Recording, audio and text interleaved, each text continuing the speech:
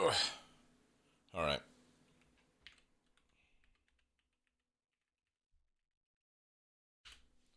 Thank you. I think it's working now. Yeah. Fuck knows, chat. Fuck knows. No idea why this was here.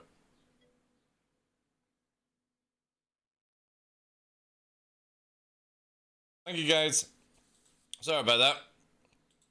Good old technical fucking issues right at the start of the stream, guys. Right at the start of the stream, you know how it is. Holy mother of gypsy danger. I don't understand how literally you you turn the stream PC off, right, after a stream, and then you turn it back on and start streaming again and it goes to fucking shit. How does it happen?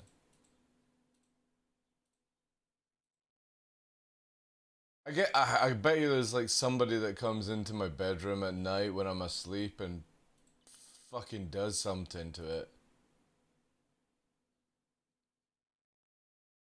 Get fucking trilled. Alright, well, I'm super stressed because of that. So I am going to go and make a brew. But yeah, everything seems to be working now. That's good. Oh. Right, I also need to reply to my mother, who is like, how did yesterday go? Ha ha, oh boy.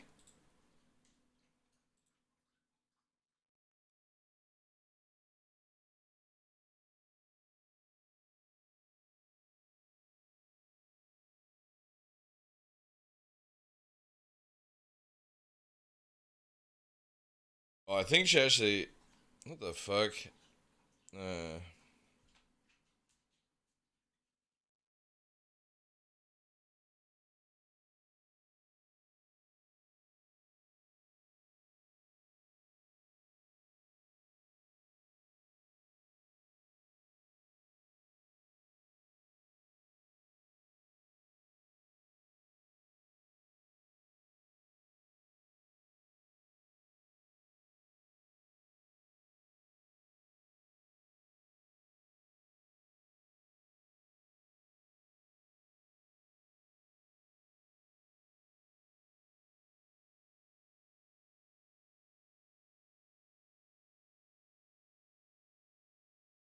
Alright.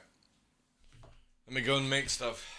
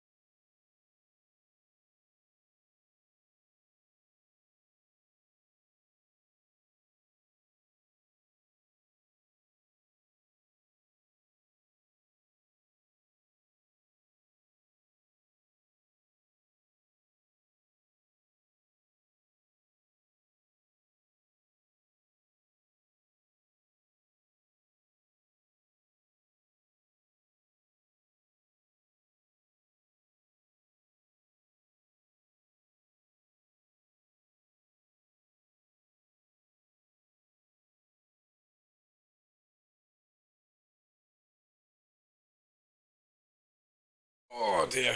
How's everyone doing anyway? Just got the kettle on just now.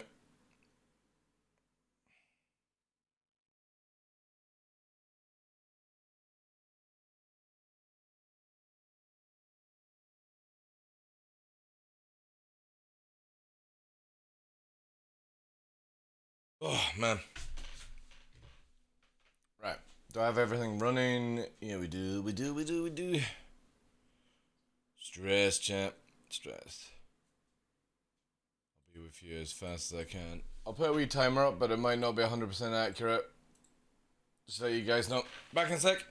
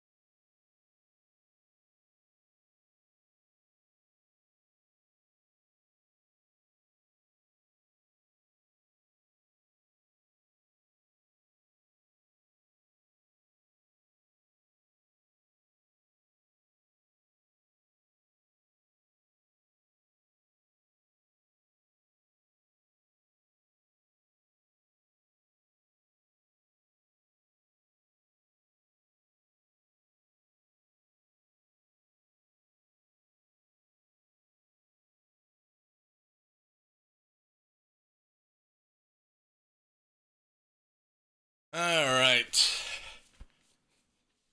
Again, I don't think that timer's going to be 100% accurate. We'll see if I can get it all done in 2 minutes.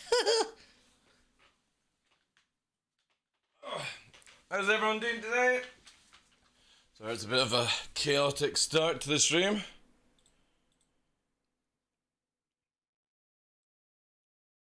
We're doing it live. We're doing it live. Oh yeah, I need OBS running on this PC.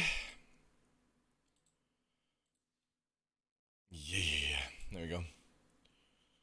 Start rebuffering.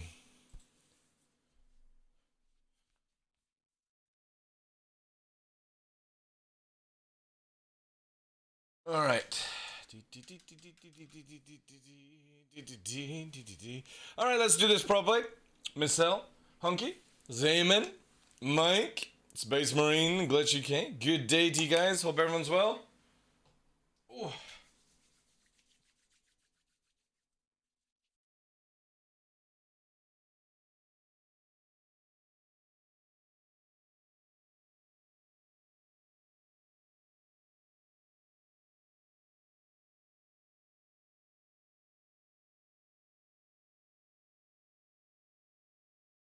All right, we can actually mark this down. Day 25. Awesome. Day 25, chat. Whew. We're doing well. Nice, guys. Alright, apart from the craziness at the beginning, but we're ready to go. I got teeth. Woo! 169 from Mike. Thank you very much, dude. Appreciate that. Let's do it.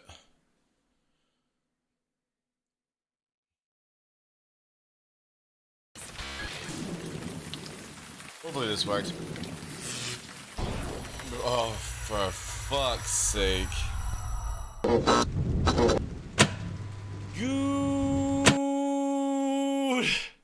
morning, ladies and gentlemen. I am your host, Michael the Dark Lawrence, and welcome to another episode of The Darkness. Today is Sunday. I can't do it. I can't do it if it's fucking nonsense, like. Sorry guys for the VOD, you can't hear what's going on just now, but Senalai is blasting 100 bits TTS to me, and he's distracting me right at the beginning. It's a long one. It's a long one. I wish you could hear it on the VOD right now. We're having a great time. Thank you, Senalai. Fuck's sake. And Anonymous, thank you very much for the 100 bits as well. Thank you. Appreciate it. Assholes. Anyway, guys, good morning to you. Ladies and gentlemen, I'm your host, Michael the Dark Lawrence. Welcome to another episode of The Darkness here on Twitch. It is Sunday. Sunday, 12th of June, 2022. We are 25 days into our 6 months challenge. It's going to be a long one. I think I might have to disable TTS at the beginning of the show because of that sound lie. Such a dickhead, man. Thank you very much for the 100 bits. That's like the worst ever timing to try and do that. Next time he starts the stream with your bot telling you proper... Yeah, I'm just going to disable it, guys. I'm literally going... The moment that scene changes, I'm going to press the pause alert button from now on. I will let it slide once, but not again. Holy crap. After hearing my... Like, so basically the stream, we put it up, and I could hear myself in an echo format, so it wasn't like where it was one-to-one hearing. It was like 2 seconds delay. And yeah, like literally it was throwing me off so much that I couldn't stream. So we quickly sorted that one out, and then suddenly it does the same thing where I can't even hear myself because the TTS is coming through. I need a button to pause alerts. I'm going to add that to the stream deck.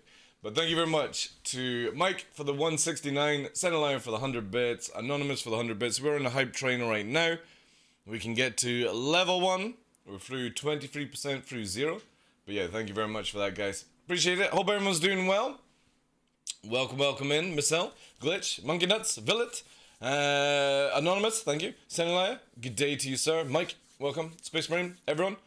Hope you're all good. I am full. Well, actually, no. That would be lying if I said I'm full of energy. I woke up today and it felt like I got hit by a feckin' train. But then we went out. Got some exercise, got some fresh air. Skipped breakfast. I'm skipping breakfast for now, and we'll get something later. Today's not going to be a very long day. We'll probably just do our normal time. Got some housework to do, stuff to do outside in the garden. Got a gentleman hopefully coming this evening to measure up my back fence to turn some of it into a back gate and all that jazz. So yeah. Salty, welcome in, Chief. Also, thank you very much to the Prime for the 13 months. Woo! How you doing today, Chief? Hey! Thank you very much, my man. Can we get some 07s and red ties? Welcome back to the Red Tie Gang. Thank you so much for that. Yesterday, thank you very much to everyone who donated, subbed, resubbed, bits, all that good stuff, and just generally being here. It was a lot of fun. Luckily, I managed to get away from eating that one chip challenge for another time. So, yes, I am very, very grateful for that. Today, we're just going to be back in the sands. So I've decided that with the footage that we got yesterday, I'm going to make a low-flying video, movie sort of thing. Ooh! Kuvok, thank you very much for the 7 months, dude. Appreciate that. Again, guys, 07's Vood Vibes, Red Ties. You know what to do. The moment somebody's generous in the stream, please return fire by being generous back and dropping the good vibes. Right, 1 minute. This is totally out of place.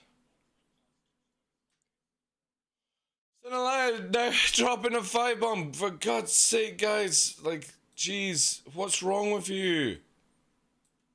Just stop with the distractions. Like, I'm trying to zen out after being stressed about the stream starting. I appreciate the love, but come on. Come on, a little bit more thought to the process. Yeah. So, thank you very much for playing gifted sub. Can we please not at the start of the show, alright? Come on. Simmer down, simmer down. Mort, thank you very much for the 3 months. I think that might be a rename or a lurker. Welcome to that. Huck, brand new sub. Writer, Zugarab, whatever that name is. Sorry if I butchered it. Penguin Place, thank you very much for the 30 months. And Track for the 2 months. Thank you so much for that, dude. Yeah, so that puts us into a level 2 hype train, 22%. Thank you very much, guys. Appreciate the love. Kuvok, Salty Space Skin, everyone for the bits, all that jazz. Right, yeah, so we obviously are recording 4K, and we're basically doing the low-flying stuff that we were doing yesterday. We're going to amp up, try and make like a good 5, 10, probably like a 10-minute video on it, with like a single song or just a single beat or something. So we will be continuing with that today. I don't know if many of the guys are going to be on. Fresh is going to Frankfurt for the bar season, so he's going to be there in a QQOP hoodie, I believe. So yeah, go in and harass him, please. You know what I mean?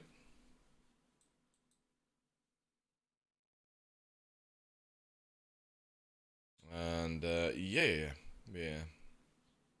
That would be fucking awesome. That would be fucking awesome. Right. I think Greg, Puppeteer, I don't know if the guys are on. We're a bit early, to be fair. So yeah. We'll do that. But yeah, the video is looking really good. Again, I absolutely love when I hit the record button on the stream PC, because it looks so... Oh, not the stream PC, the gaming PC. It looks so mint, man. And this is before I put it through Adobe processing and all that shit. It looks so good. There's no point in me showing you on stream, because again, you can only see up to like 1080p, so you're not going to see the 4K, like over 100 hertz fucking quality, because my monitor is a 175, so... And then it's like steady 60. It's really good. So looking forward to getting that cooked up, because again, I think generally with the Logan stuff, like it requires a lot more effort than I actually initially thought, because without having Arena Commander and stuff, it means getting people on location without crime stat. And then they've got to respawn, and obviously it only takes like 30 minutes to an hour. It's not that long to get people in, but it's not something I can do daily content with, if that makes any sense. So I think the idea for now, until we get like the tools to be able to do something like what I have planned with the Logan fights, is just basically maybe try and do it once a week. Right now, everyone is sort of like getting back into the swing of the game, with all the people that I was going to invite at the start. So I'm just going to let them basically chill out a bit, and we're doing it off stream and get into it. And I think that's going to be the best way. But yeah, initially I had it planned where it was going to be like every second day. It's not going to happen. It's not going to happen, ladies and gentlemen, because literally it is more effort than I initially thought. not effort to actually do it. I enjoy doing it. It's just, yeah, it's like a fucking podcast, you know. But yeah, thank you very much, guys, for all that love. I do appreciate it. And we'll be, what are we up to? Yeah, okay, so we're a level 2 hype train. Thank you, guys. It's gonna like literally tick out in 3 minutes. Appreciate the love. VOD for yesterday will most likely be tomorrow night. It goes out, and the reason for that it was nearly a 12-hour stream. It does take a long time to HD process it. I could fire it off right now, and it would be in wonderful like 480p for you, which would be kind of shit. So obviously we've got the VODs out to on YouTube. If you go to the YouTube channel on Discord, it's out to the 10th. So yeah, the 11th will be either tomorrow or the next day. It does take a long time to process 12 hours of 1440p. On YouTube. That is the downside of exporting and doing these kind of videos for you guys. Exclamation mark VODs if you're ever checking out the VODs. Basically what we're now doing is we're no longer keeping them on Twitch. So basically what we do is we run the video or the live stream, and then we leave them up for a couple of days on Twitch just to get that ad revenue, and then the moment that a streamer stops getting ad revenue, I take them off Twitch and I activate them on YouTube, because then I start getting progression on that. Obviously we're not looking to get that channel partnered or anything, but again, it's archiving it. Who knows, in the future might make a little bob off people that are interested in catching VODs and stuff. There's no music, there's only my voice and in-game sound. You'll not hear like the TTS or anything like that. It keeps it very, very kosher. And that's exclamation mark VODs, and we're going to be doing more on the shorts very shortly. But and yeah, oh, this does not look good.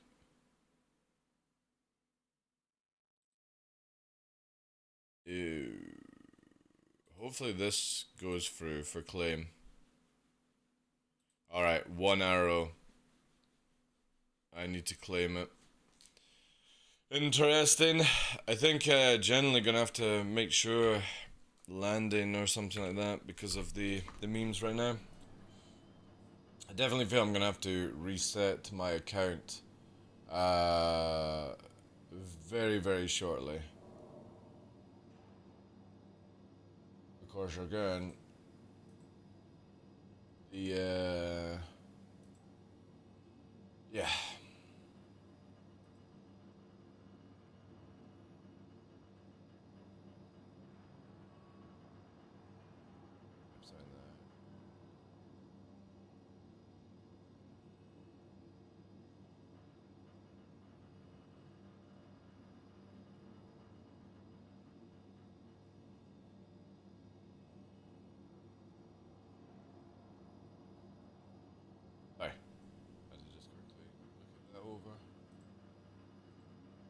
Where was I going with it?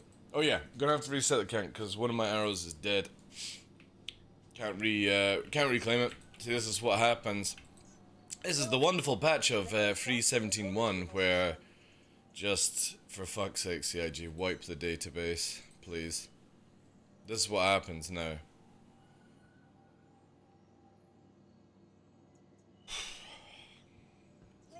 Very annoying. Very annoying when that happens, chat, and I don't want to go off and buy more arrows and all that jazz, you know what I mean? Very frustrating, and then we got a wipe, but apparently it only requires 1 wipe now, but I can guarantee if I actually do it, it will be where I'll need to do like a 24-hour or so. I might wipe tonight, and then that means the show tomorrow I can just record on the alt, and if PvP happens, they're on their own basically, because I only got mass drivers on that account, which is fan-dabby-doozy. So yeah, we'll continue off. We're literally 4 away from getting 100 goose as well. 100 goose. But yeah, looking forward to today. Let's see.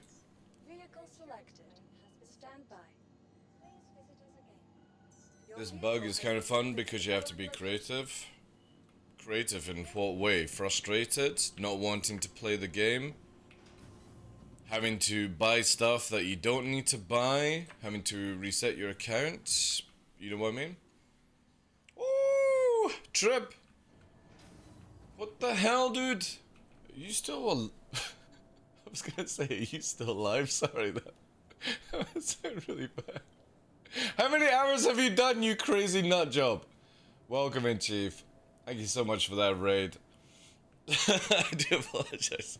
I'm very glad you're alive. I meant live. As in, live, not alive. I'm sorry. Thank you very much for that raid, dude. How was your stream? How many hours have you done this weekend, you absolute nutter, man? If you guys don't know Trip, he's this wonderful dude who has this full sim rig, pit, absolutely crazy stream setup, and I think you're planning to upgrade it even more, if I remember correctly. Awesome dude, go and check him out, guys. Click his name in chat, drop the follows, you know what to do. Appreciate the raid, guys. Welcome in. Yeah. Thank you. Double Fit, everyone coming in. Welcome. Ram, good day to you guys. I hope everyone's well. Hope you enjoyed Trip Show, guys. I appreciate the raid. We're literally starting off. We've had some horrible technical issues where sound's not working, then getting trolled by people, and yeah, I'm kind of like all out of sorts just now. But we're going down to do more recording on the sounds today, because I'm putting together a little video, short video or something like that. Hey, Razorknock, welcome and hope you're well. Thank you so much for that, dude. Appreciate it right at the start of the show. And feel free to head off, dude. I can understand that you've probably been on for a very long time. Oh, we've got a Gion Scout, guys. A Gion Scout. Oh. I don't even know if it's here for me. Man, Gion Scouts are like the worst thing to fight because of their movement. Now, we're probably ballistics. However, it kind of feels like it just smashed into a rock.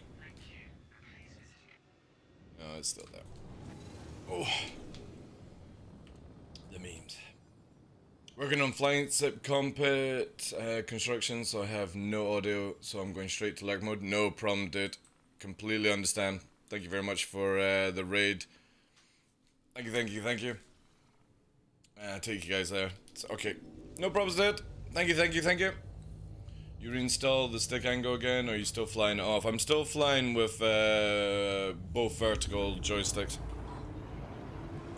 And the reason for that is, again, the left, when it's horizontal, throws your aim off in sweaty PvP on a huge scale, gremlin. So if you're just flying around and you're doing average PvP, it's absolutely fine. But when you're versing somebody that's from Arena Commander, and at a much higher level kind of gameplay, it throws you completely off for your aim. So I've been forced to go back to both vertical for now, because yeah, you just get slaughtered. You can't do the precision aiming and stuff like that. You remember the DSL, yeah. They're a really good product. Like, again, if Star Citizen ever changes where it doesn't have this weird sort of Twitch aiming system, then yeah, you know what I mean. I would instantly have that. Go over, sorry on that. I would put it back, definitely on the left. But the other thing that I do like a little bit about the verticals is that they take up less space for like movement around, if you think about it. So I can actually have things tighter to the keyboard than it was beforehand, you know. So yeah, again, it's just these type of things where for Star Citizen right now, I prefer to have the accuracy in PvP over the crazy flying that you can do, because obviously I've been using vertical joysticks for a very long time in Star Citizen, and only recently started with the horizontal stuff. So I do like the way horizontal movement is. It's just, again, it causes too many issues for one's aim. And if you're just playing the game for like average gameplay, it's really, really good. If you're just doing low flying, it's really, really good. But I do sort of combat, low flying, all these kind of things with the org and stuff, so you've got to be a little bit more resourceful and not go for the kind of fun stuff, but more what will make it better for you.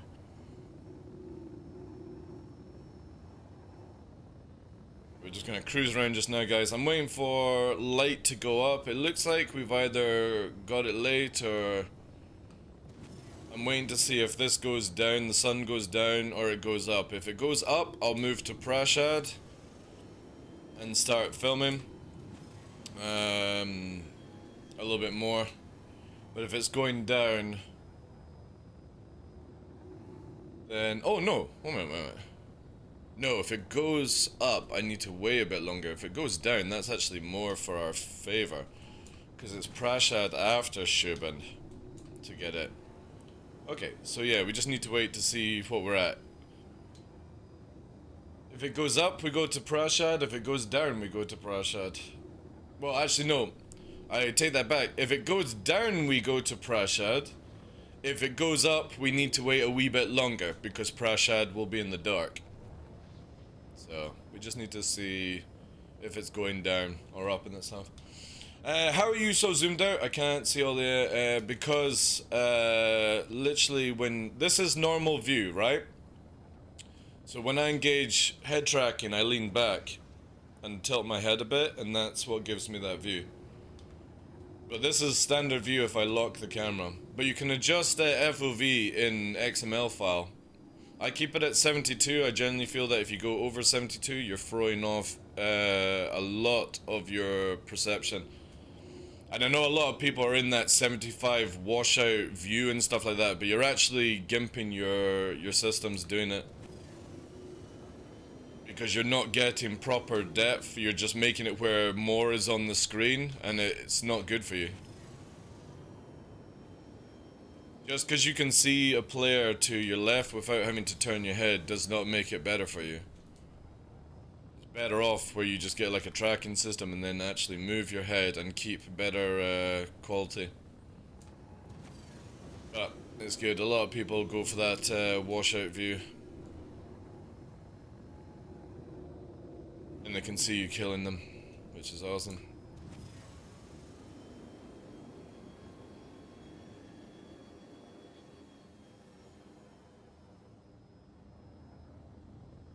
No, it doesn't. It goes to 115 actually, and then you have to go into the XML files and change it to 72, because maximum all the way to the right,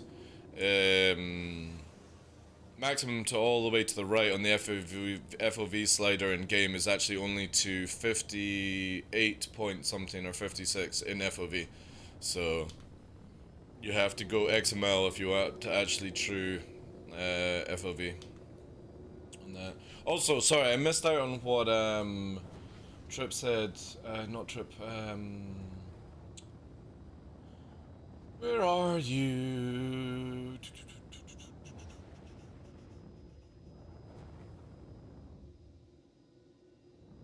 Where is it?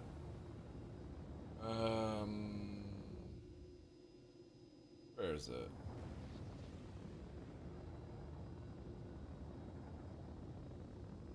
You had some really, that was it. Naylor's saying you had some really nice little flying runs yesterday. Yeah, it was really good actually, near the end. We're definitely going to go back and get filming on it. Any bounty hunters in chat? Probably. Right, so the sun is going up. So we've caught it right at the best time. Right at the best time to go straight into Prashad for filming and stuff like that. Which is going to be good, which is going to be good. We just need to sort of hang around, get a little bit juiced up, and then we can get down. Koala, good morning to you. Arrow, welcome as well. Arrow? You can look at the compass. Where is west? Yeah, you can. So I could look here and be like, it is rising in the east, so it will set in the west. Yeah. But because I hate how the compass moves, where it's moving in the opposite direction, I feel. So when you move left, I feel that the compass should move left instead of it moving right, if you know what I mean. And what I mean is like where it's, yeah. I think it should rotate differently to make it easier for you to track. I hate how when you go left, again, yeah. It's a weird one. Misfit, hey there. Good morning. One question: do you use Toby for free look, and how's the latency with it? Right. Well, here's the beautiful thing. I do use Toby, but guess what, guys? The latency in this game, or your level of brain versus movement and stuff like that, is never going to keep up with what your or when people say there's a latency issue with Toby and stuff like that. When they're like, oh, you can't move this fast. Well, I hate to tell you, most of the time it's people's brains are just overthinking things and stuff like that. So it's perfectly fine for Star Citizen, DCS World, all these things. The secret sauce to it is you bring the Toby closer to you so that it picks up and does the algorithm faster. And most people have an issue with it because they put it too far away and stuff like that. But I would say it keeps up perfectly with Tracker and all these other ones. And it's generally only somebody with gammy intelligence that says otherwise. No offense to anyone in chat. Because I've had this conversation so many times, I'm just gonna be blunt as fuck. You guys are not intelligent enough to notice. And that's the truth of it. Because it's just a placebo effect where somebody comes in with Tracker and goes, oh, I can spot the latency. No, you can't. You can't spot the latency. Your eyes are not that good. So it works perfectly fine. Tracker, Toby, whatever you want to use. There's no latency issue at all. I use this all the time, and I wouldn't be able to do what I do unless I had like major latency issue. So whenever you hear people complaining about Toby, it's just they've probably set up shit, or they have gammy fucking eyes, and they're seeing things that they want to believe in and all that jazz. Again, sorry to be blunt, I'm not talking to you directly with that one, but it's just, again, I've had this conversation so many times. And it's usually bad information that people have got about the product from somebody who is generally a fucking muppet.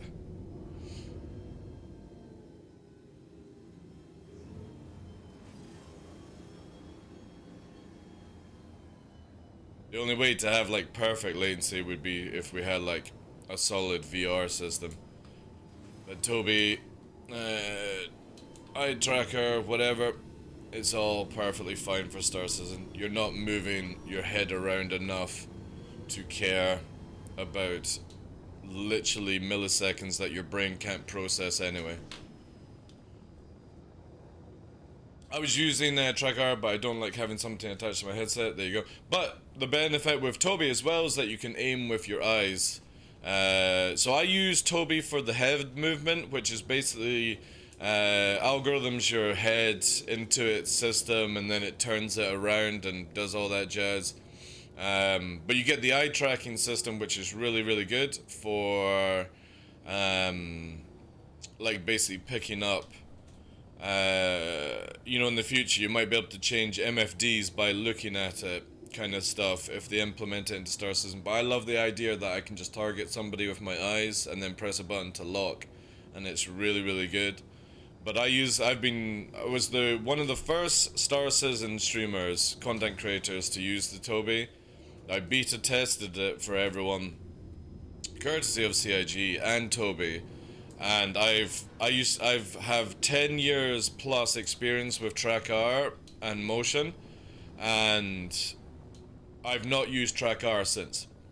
So I've gone from using a product for over 10 years to just using Toby. So when it gets me really annoyed when people are like, oh, I can totally spot the latency issues. Again, I don't say this in a patronizing way, but humans don't have the process to recognize the latency speed of the difference between these two. We literally don't have the intelligence to pick it up. It is all a placebo effect, and it's most likely because somebody has failed to dial in the settings, because you have to remember that with track R you're infrared to infrared, so that is what the process is. With Toby, it's the device IR to your eyes, the bottom of your eyes, to make the algorithm that it does. So there's always going to be a split second difference in latency from that product. The difference is we can't see it. You literally can't see it. You would have to record it and then play it back at slow things. You're never going to notice any latency unless you have your settings really shittily done, defaulted, you've not bothered to place the Toby in the right distance. So again, when I show off the Toby, bring it up here, right? You can see that's the distance of my monitor, and that's where the Toby is. The Toby is literally right in front of my face, where it can be. No, it doesn't. Sunglasses don't have an effect on it either. You can see that I've got it literally, that's arm's length from where I'm sitting. You can see it's a lot closer, and I have to actually extend and lean all the way forward to get to my monitor. And this is the biggest issue people have, is they connect it to their monitor, the monitor is too far away, and they don't get the precision of the actual device. And this is what, again, then people go, oh, my track IR is so much better. Of course it's going to be fucking better if you can't set up the actual device properly, you know? So, that's why I get a bit pissed off with people in the community, because it's just like, oh god, it really does show weak sense of intelligence with that. It's a really, really good product. Do you need it if you've got track R? No, but you're saying you would like it because you don't want to wear a headset and stuff like that, then it's perfectly fine. Again, the moment you dial it in, you will not ever notice a difference between movement in track R and Toby. And it literally is only a placebo effect where people are like, they're just wanting to find a fault with it. That's it, basically. Because I know so many people that have bought Toby, sorry, and they have the same thing where they're like, it's absolutely flawless, you know? You don't notice the latency in video games.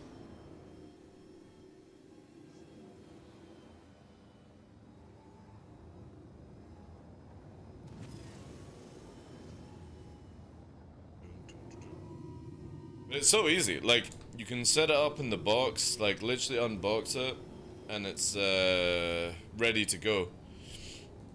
Ready to go. Alright guys, we have a Constellation Andromeda chasing after us. Wowzers. Why do people bounty hunt players in a connie? Like, it just seems so strange. It's like that hammerhead yesterday, you know? If you're not able to catch up with me, you know, say for example you're coming after a bounty and you seen it moving really fast across the sands on Daymar, and you can't keep up with it, you have to take into account that has to be a fighter. And if you are in a connie, you're not going to be able to kill a fighter that's moving at high speed. You know what I mean? It just becomes such a silly process for anyone to consider. So hopefully this connie has decided, right, this is moving way too fast. There is no way I can catch up with it, you know? And again, I can't be, like, I can kill a connie. Even if it's got like one gunner, I can do a lot of things. I just don't want to sit behind it whilst it reverse strafes and it does all these memes. It's just meh. Hey Flo, welcome in. What have I told you? Both Duke and I are using homemade track clips with open source. Yeah, exactly. You can, again, you can do it that way. But again, as I said, Puppeteer, what I feel is worth for the Toby system, and even though I'm saying this as a partner of Toby, and you can get a massive 8% discount from my my code, is The future with Toby will be as if CIG allow it, I can change MFDs with my eyes. You ain't gonna be able to do that with a $15 tracking clip, you know what I mean? Or a tracker. You're going to have to hold a button to go into some sort of free look and then do it that way. Whilst, like the targeting with Toby, I can literally basically go, so here, I can go like that and target, look. And then you can see that I'm not looking at it, because if you move away, it lights up, right? So when I'm not looking at it, it doesn't light up the red target. I look at it, it highlights, and then I target.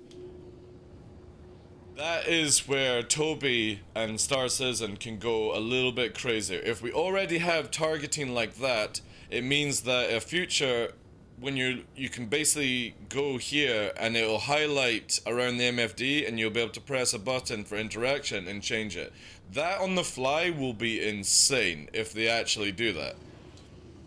And that's where you'll see everyone moving away from using stuff. Now, I do know that people, they use tracker for head movement, and then they use Toby for tracking targets and stuff like that. And it's just sort of like, you're going to spend fucking, you know, free $400 on 2 systems when one system perfectly does it fine. Again, it's just people badly setting up or not spending the time to actually dial in everything. But then the weird thing is they'll spend that time doing it for Track R, but they won't do it for Toby. It's bonkers, man. It really is. Again, everyone that I knows who uses Toby primary has a great time with it. Most people are not fucking high synapsing anyway. Enough to require high precision movement, or, you know, again, VR would be better for that kind of stuff. The screen size limits are why I'm hesitant on trying the Toby. There is no screen size. I've literally just pointed out. It does not matter about the screen size. Mac Delta. I literally just showed on stream. Let's try and keep up, guys, okay? I don't have the Toby on my monitor. It's literally within arm's distance on a device, so just mount it and you can have as big a monitor as you fucking want, because it's just programmed for a small space, and then I just make it where in-game moves 2 to 1. So wherever I move my head 1 in real life, it moves 2 in-game. There you go. That's how you get around a Toby system. Just literally bring the Toby closer to you. And not stick it to the bottom of your monitor, if you have that option. Again, there's plenty of ways to mount it. So there's nothing to do with screen size. I, like, literally, what's his name? Nubifier is using it on a 65 to 80 inch screen. Works flawlessly. Because he did the same thing as I've done, and that's where I got the idea from. Was literally, he brought the Toby system to close to him, and then you just set it up around that, and it does it, you know? Yeah, exactly. People are using it on G9s, 60, 80 inch fucking TV monitors, and it works flawlessly.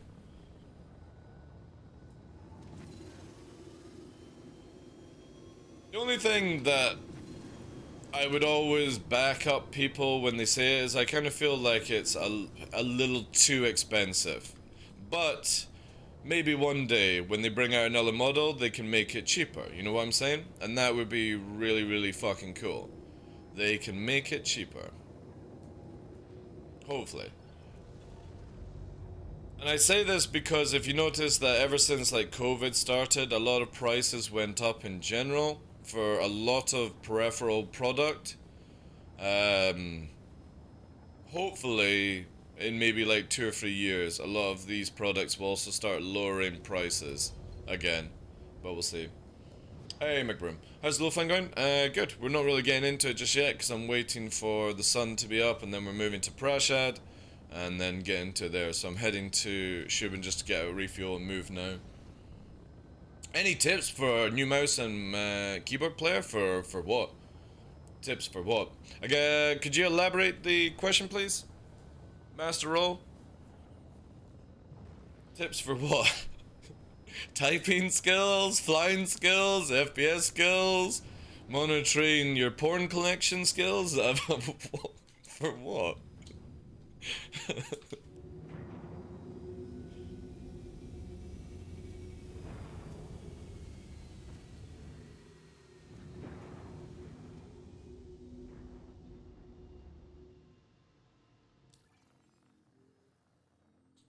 Thank you for all the follows coming in as well, guys. Appreciate it.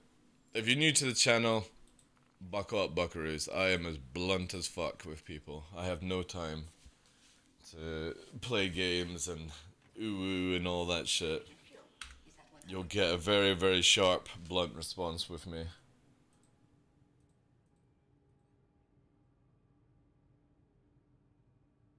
Yeah. Ooh.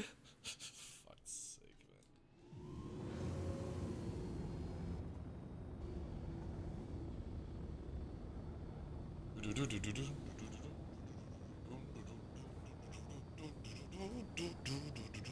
Thanks for the info. You're very welcome, dude. Sorry if it came across a little blunt. Like I said, guys, I don't bullshit people here. I don't have time to make, you know, soft responses for people. When you do it every day, it gets to the stage where you just gotta get the facts out. And if people accept it, they accept it. If they don't accept it, they don't accept it. You know what I mean? Alright, hopefully this will be in the sun now. If not, a few minutes off. Nothing wrong with being blunt. Again, people take it, you know what I mean? They can take it wrongly, where they're like, oh my god, that guy's such an asshole. Yeah, it's like, not trying to be. It's just, yeah, you know what I mean?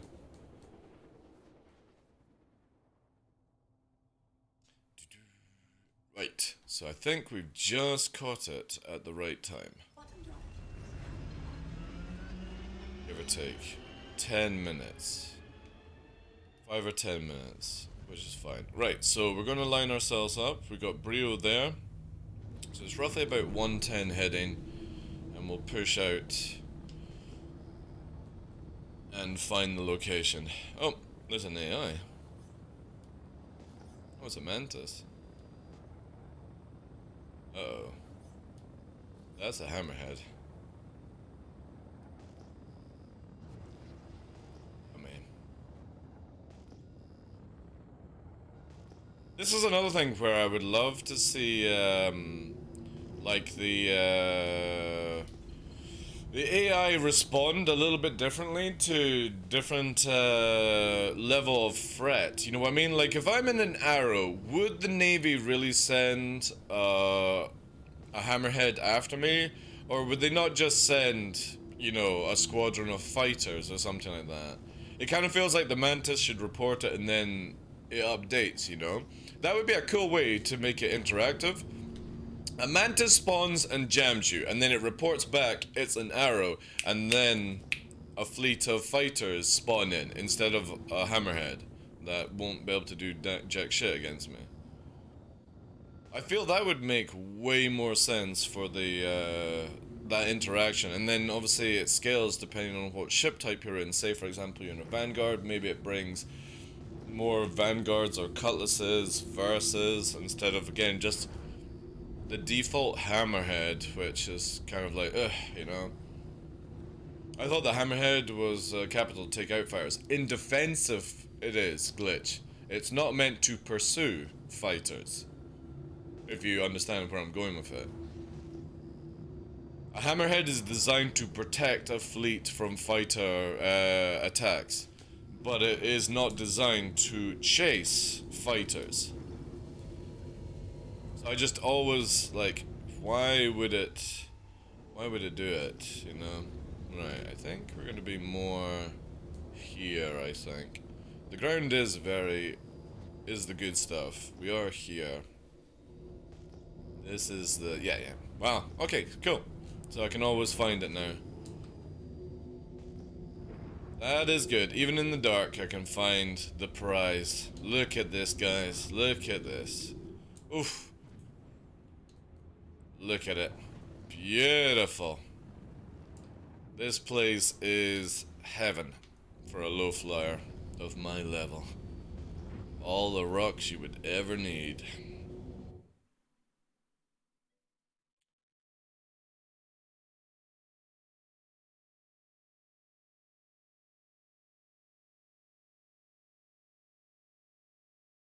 Fucking hate CIG. I fucking hate CIG when this happens. Fuck you and your shitty servers. This fucking company, alright? Imagine 30k on live, like, it's almost like nobody fixes shit at times. Blech. Bye bye, server, yeah. I thought, I know you are a Verpal guy, but VKB seems a bit more accessible in Australia. Thoughts? VKB are fine, dude. VKB are fine. There's a lot of people in the community that use VKB as like a middle ground and a high ground. For me, I just didn't like the way VKB's like I like their grips, their sticks. I just don't like the bases. I think the bases are their weakest element with it. Maybe they're going to improve it and bring it better. But yeah, for me, Verpal, it's not so much the grips that I enjoy from Verpal, it's the base that a stick connects to. Inside that base has some of the best shit that you can get. So, yeah, you know. But again, yeah, very good. Use code Zero State if you're going to buy VKB stuff. You'll get a discount and you'll support Zero State. I think like there's one for Burks as well, but I can't remember if it's Captain Burks or it's just Burks for his code. But yeah, Zero State. Just use Zero State's one for the time being. But yeah, definitely do it.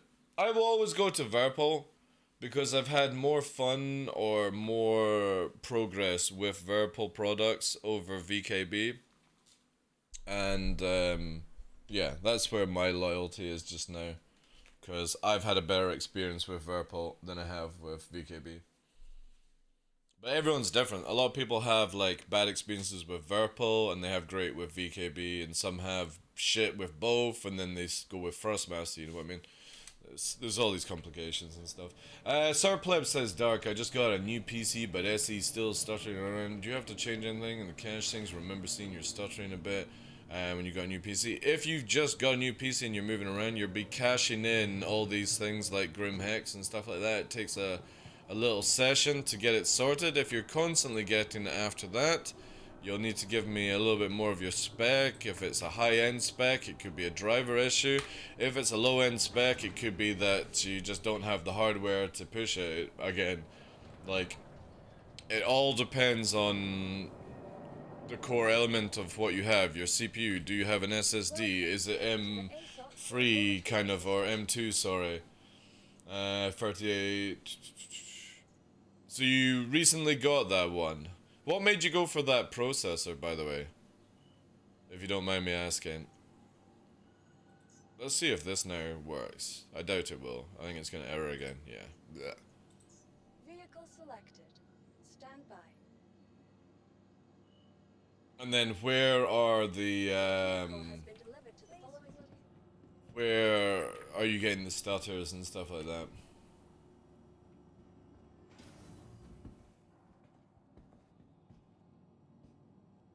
Deactivating cores in BIOS solved all stutter issues. You shouldn't be having to fucking turn shit off in the BIOS to sort out a video game issue.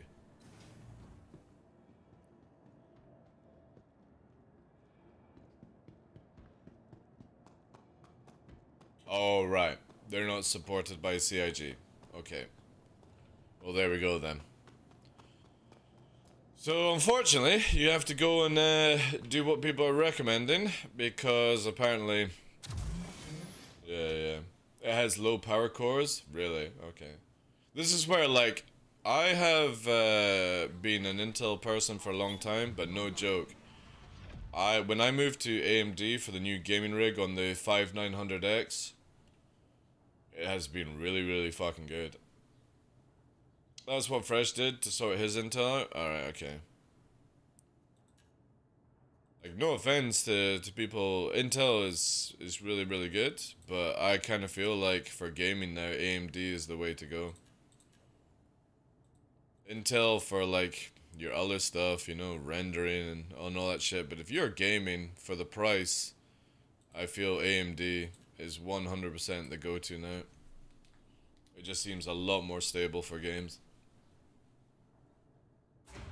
Hopefully they fix that. So yeah, as everyone said, Sir Pleb, go into your BIOS and however you disable the E-cores will solve your issue, apparently. There we go. Landing gear raised. It's really good for Star Citizen, but it's also shit for other games. It's Nailer, apparently. So, yeah, I mean, if you're buying a PC purely for Star Citizen, awesome. But, you also have to look at that new gen stuff is coming out at the end of this year, so I just wouldn't spend that money on that CPU when there might be stuff better at the end of the year. You know what I mean? AMD has been really, really good, actually. I've had zero issues with this 5900X. And isn't it better than the 5800 for other things, Puppeteer? If I remember you talking about it. It was like one of the main things that you said put me off the 5800X 3D. Quantum dot is now off.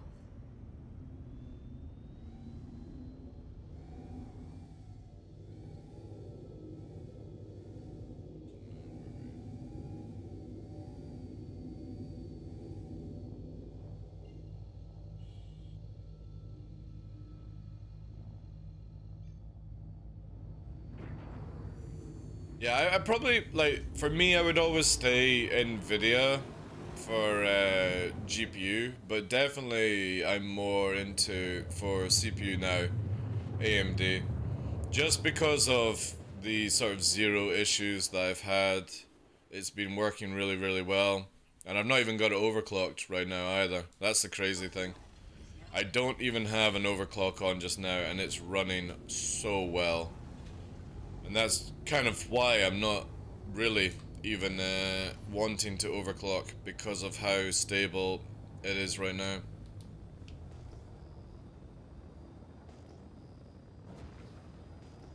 Alright, Miss L. Take care on the drive. Yeah, AMD definitely for CPU has been really, really good. I couldn't comment on GPU though. No idea. I will, because I've always had a really good result with MSI NVIDIA, I will always just keep buying those versions until I get a fault with one of them. They're also, their RMA is really, really good service. And Intel are bringing out new GPUs which are going to be really, really good for streaming as well. Like, you basically put it in a streaming rig kind of thing. I don't know what it's going to be like for gaming, but for streaming, it is insane. The new Intel GPUs coming out this year. I will hopefully try and upgrade my 2080 Ti to one of these and sell the 2080 Ti, because it's just for a stream PC, so it'd be awesome to have that extra stuff. I think it's much of some games favor AMD, some NVIDIA. Yeah, probably. You know what I mean? What I like about the AMD stuff is that you really get bang for buck, if you know what I mean. I kind of feel like sometimes with Intel, you're sort of paying a little bit for the name, if you know what I mean.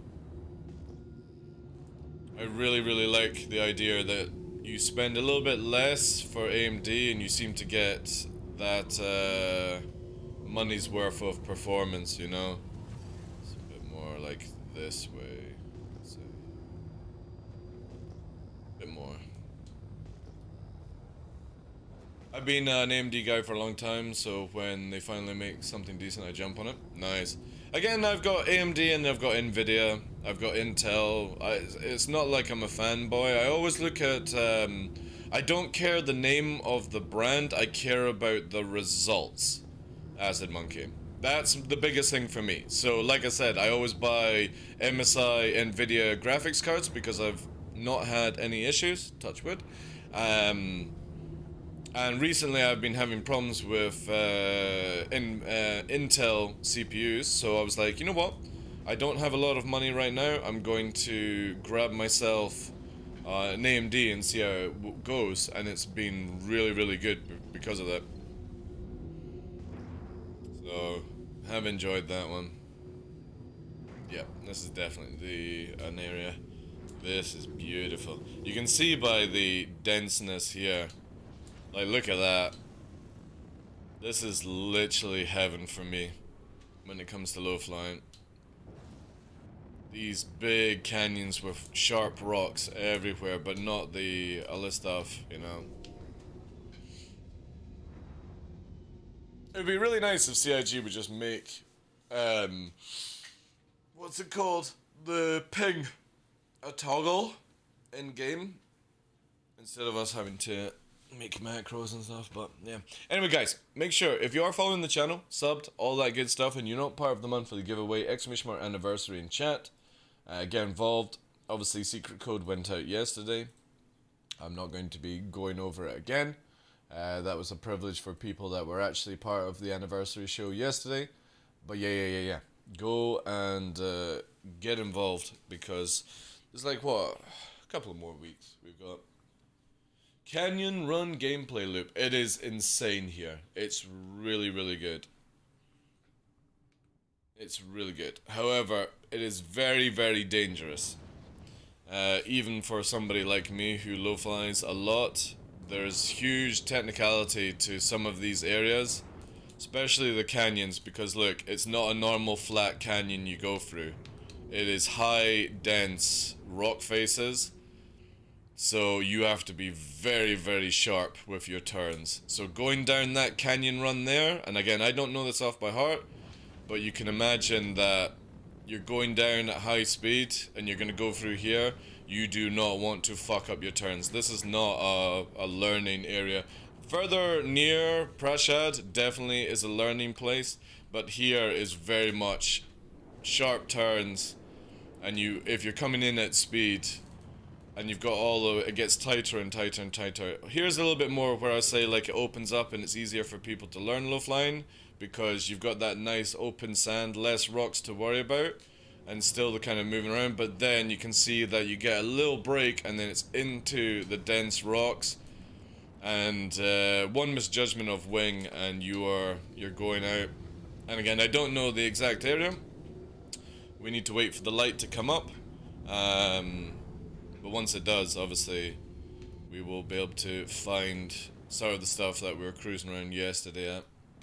Yeah, it's good stuff. We got the video from yesterday, flying around, but again, you can see here, it's not often you find canyon walls that are clustered in rock face, and it's on the bottom, high density, like, turns as well, where it's just not a hard flying kind of zone unless you're going really, really slow.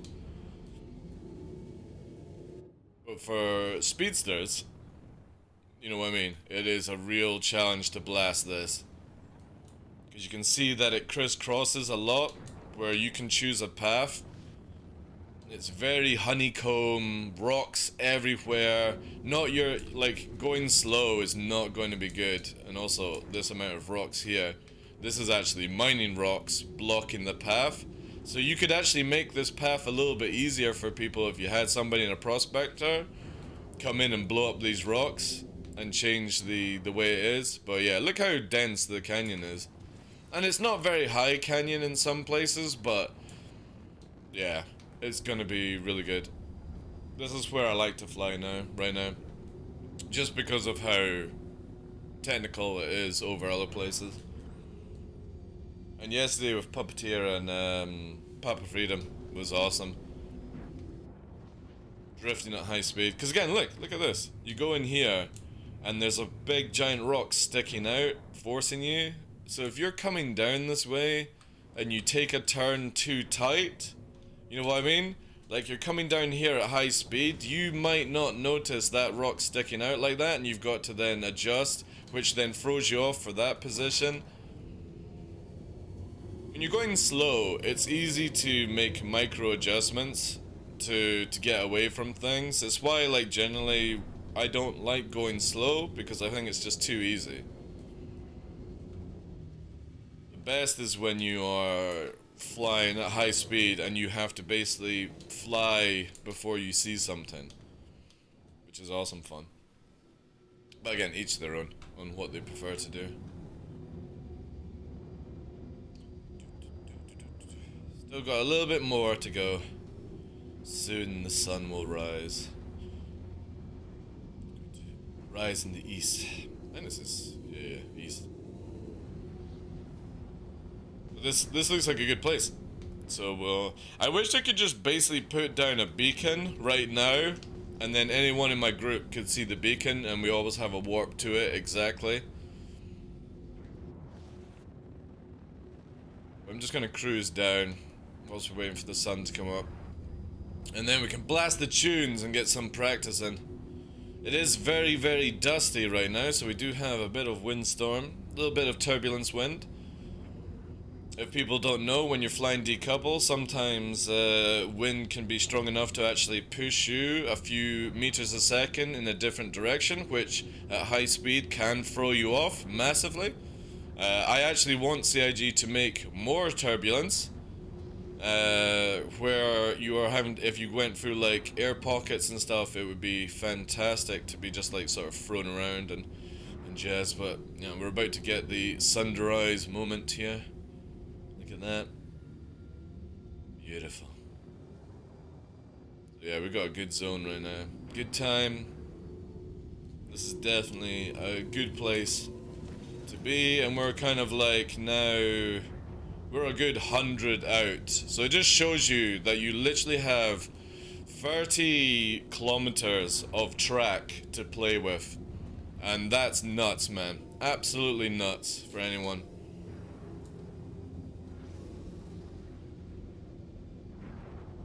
Again, just placing a beacon at the start of the track and at the end of the track would be so good to stay within a parameter, but hopefully CIG adds that in one day. We really, really need to have it where I can be like, right guys, this is where you start, this is where you end. When you end, you turn around, you go back to the start, and it would really, really help groups.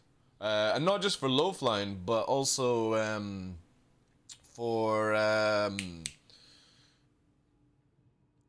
for people doing like ops and stuff like that. Say for example, you had an outpost, a player outpost, and you were attacking it.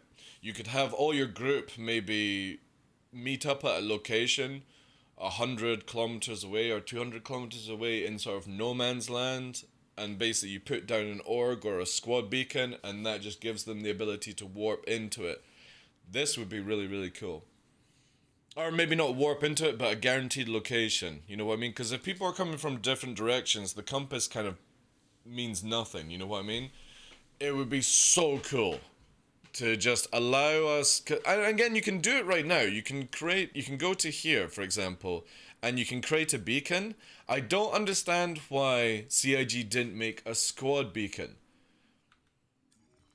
when they're doing all this. You know what I mean? Where you just basically go... This is where the squad meets up, and just make it where the squad leader can place it, or something like that. Or you can delegate somebody to be beacon producer or something.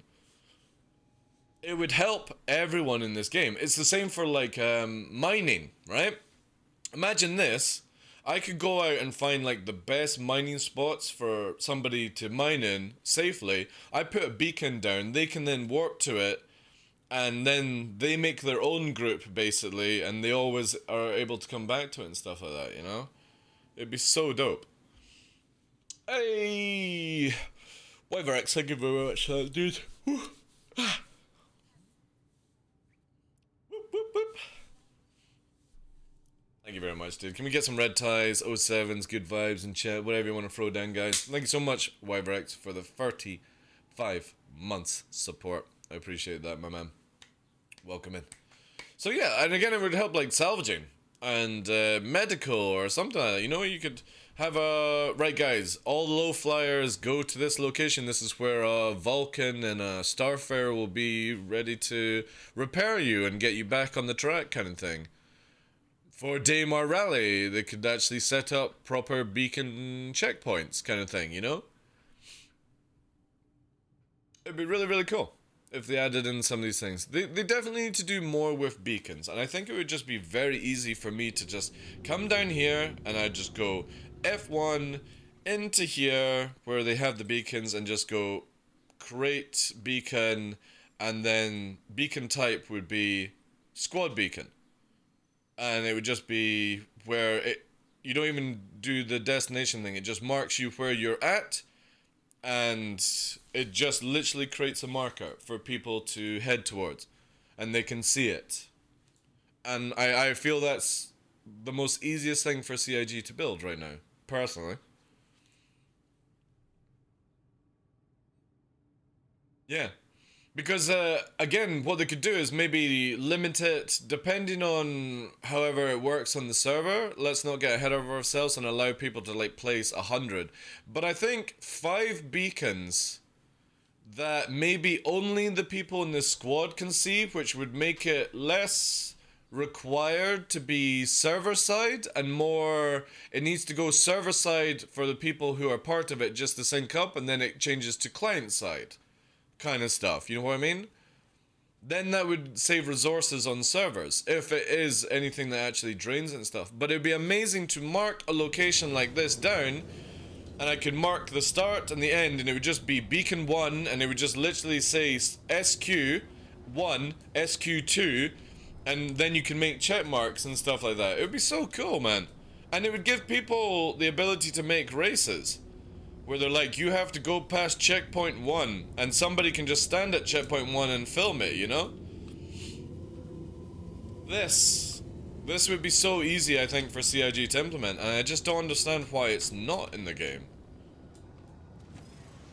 Why is it not? When you can create medical beacons to bait people in, why can't you just make a squad beacon to let people know where to go, you know?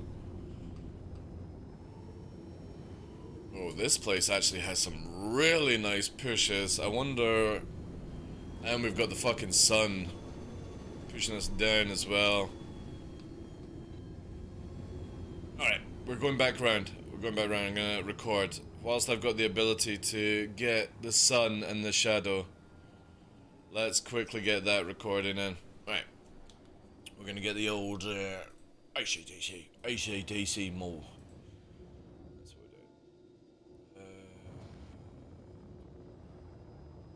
Yeah, this one. Alright, let's get the recording on. It's this one, isn't it? Start recording. No, that's replay. Alright. Gotta remember it's the right one. Alright, guys. Let's get some footage. Lucky the thing doesn't see anything, you know?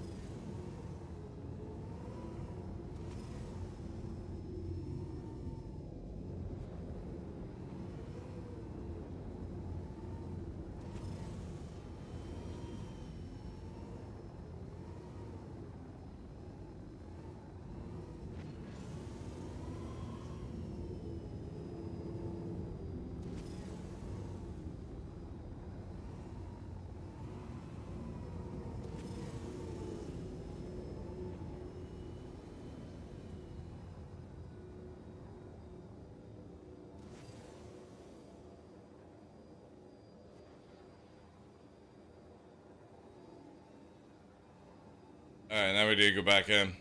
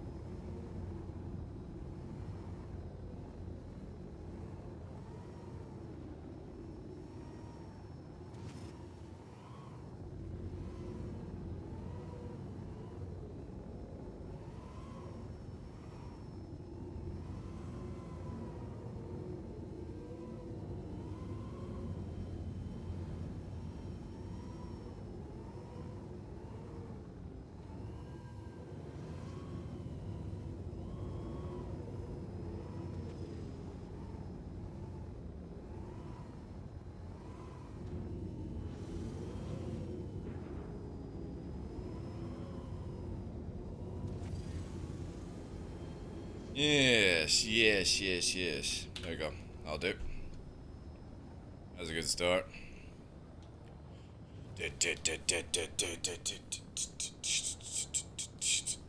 Maybe an idea wasn't thought of sagey. Well, it should be, really. That's a bit of change of that one.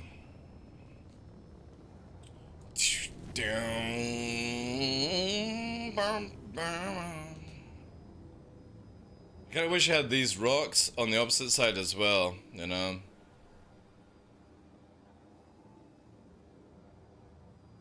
This is a good area.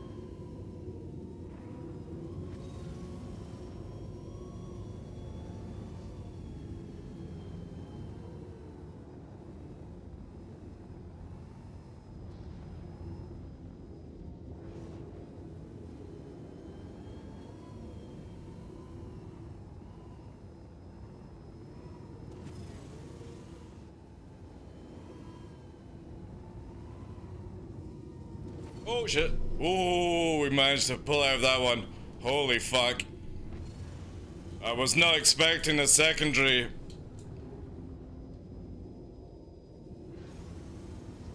Whew. That was spicy.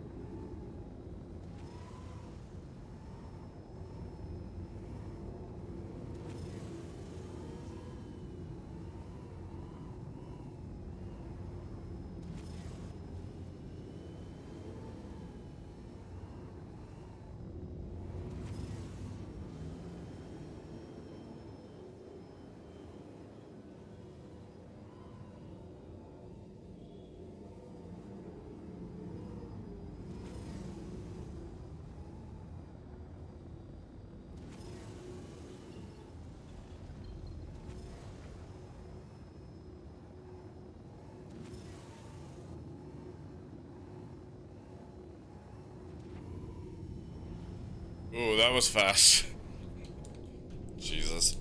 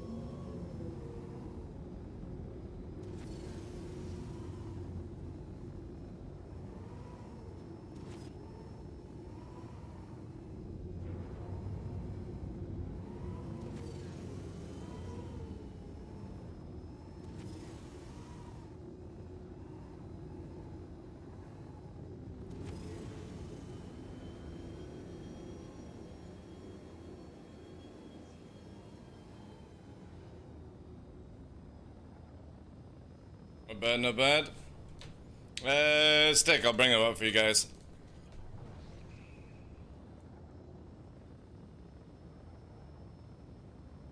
Alright guys, I'm concentrating as much time as I can for recording. We're still full recording all this to help out.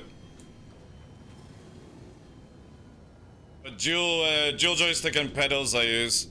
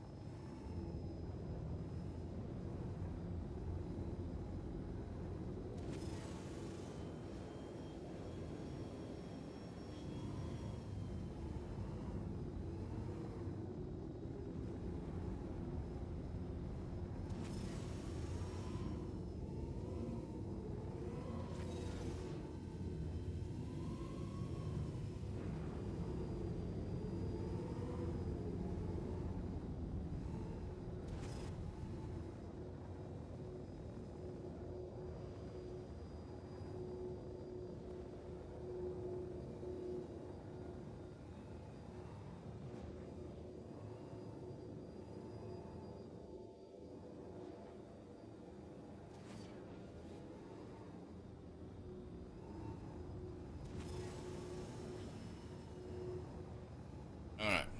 Good, good, good. Got a lot of different sort of like textures and stuff. Let me quickly catch up with chat quickly here. Any advice again into sticks? Practice. That's it. There is no secret sauce. There's no magic curves. It is just literally you. You gotta do it. I'll be on it. Okay. I do okay with VODS, but I have a nice analog and throw as well. Yeah.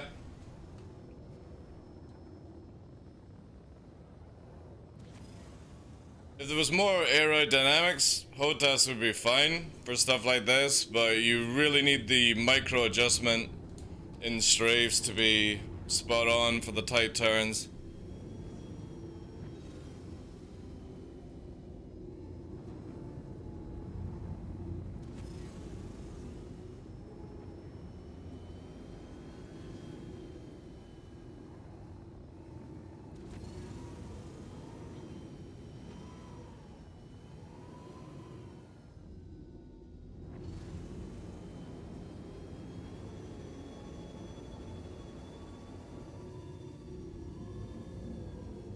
Oh, we're dead.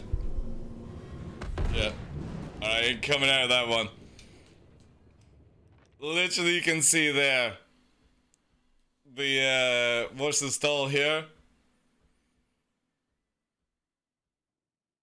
So as a dump, we have nothing in the afterburner. Now, because I knew that was gonna crash, I could have probably just ejected and survived if we had parachute and stuff. There was enough time for me to react that way, but again, there's no point. We literally went into a maneuver and I hadn't cross-checked my afterburner at that stage. So as we're pushing into like ridiculous speeds to go down and then up, we needed to we needed at least 25% of afterburner to make that one. With no uplift, ain't coming out of that one, sadly. But that's the joys of it. Hopefully we've got a marker now to find back, but we've got a bit of light left. Unfortunately, because I've only got one arrow available, because the other one won't respawn. But we did get a shit ton of footage on that one, which is really good. And it's mainly just for the shadows. I wasn't really pushing anything like low or anything. I just wanted the shadows for the actual video and stuff to go through.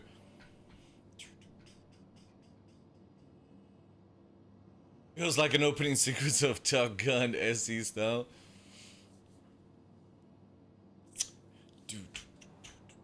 So satisfying to watch. Thank you very much, guys. Appreciate it. Sorry if I'm massively missing out on chat, but I'm basically recording to make a video for this location, and yeah. Whilst I have sunlight, because we're about to lose sunlight again, sadly. So, got to do this as much as possible, and then we can just chill out.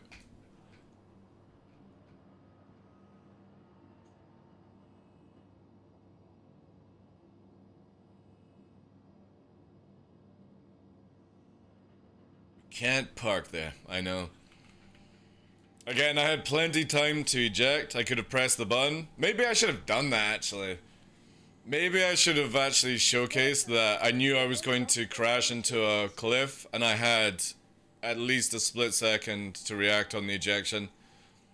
My finger was actually sitting on the button, but I was like, I'm just gonna fly through the air and then die anyway. Why take too long?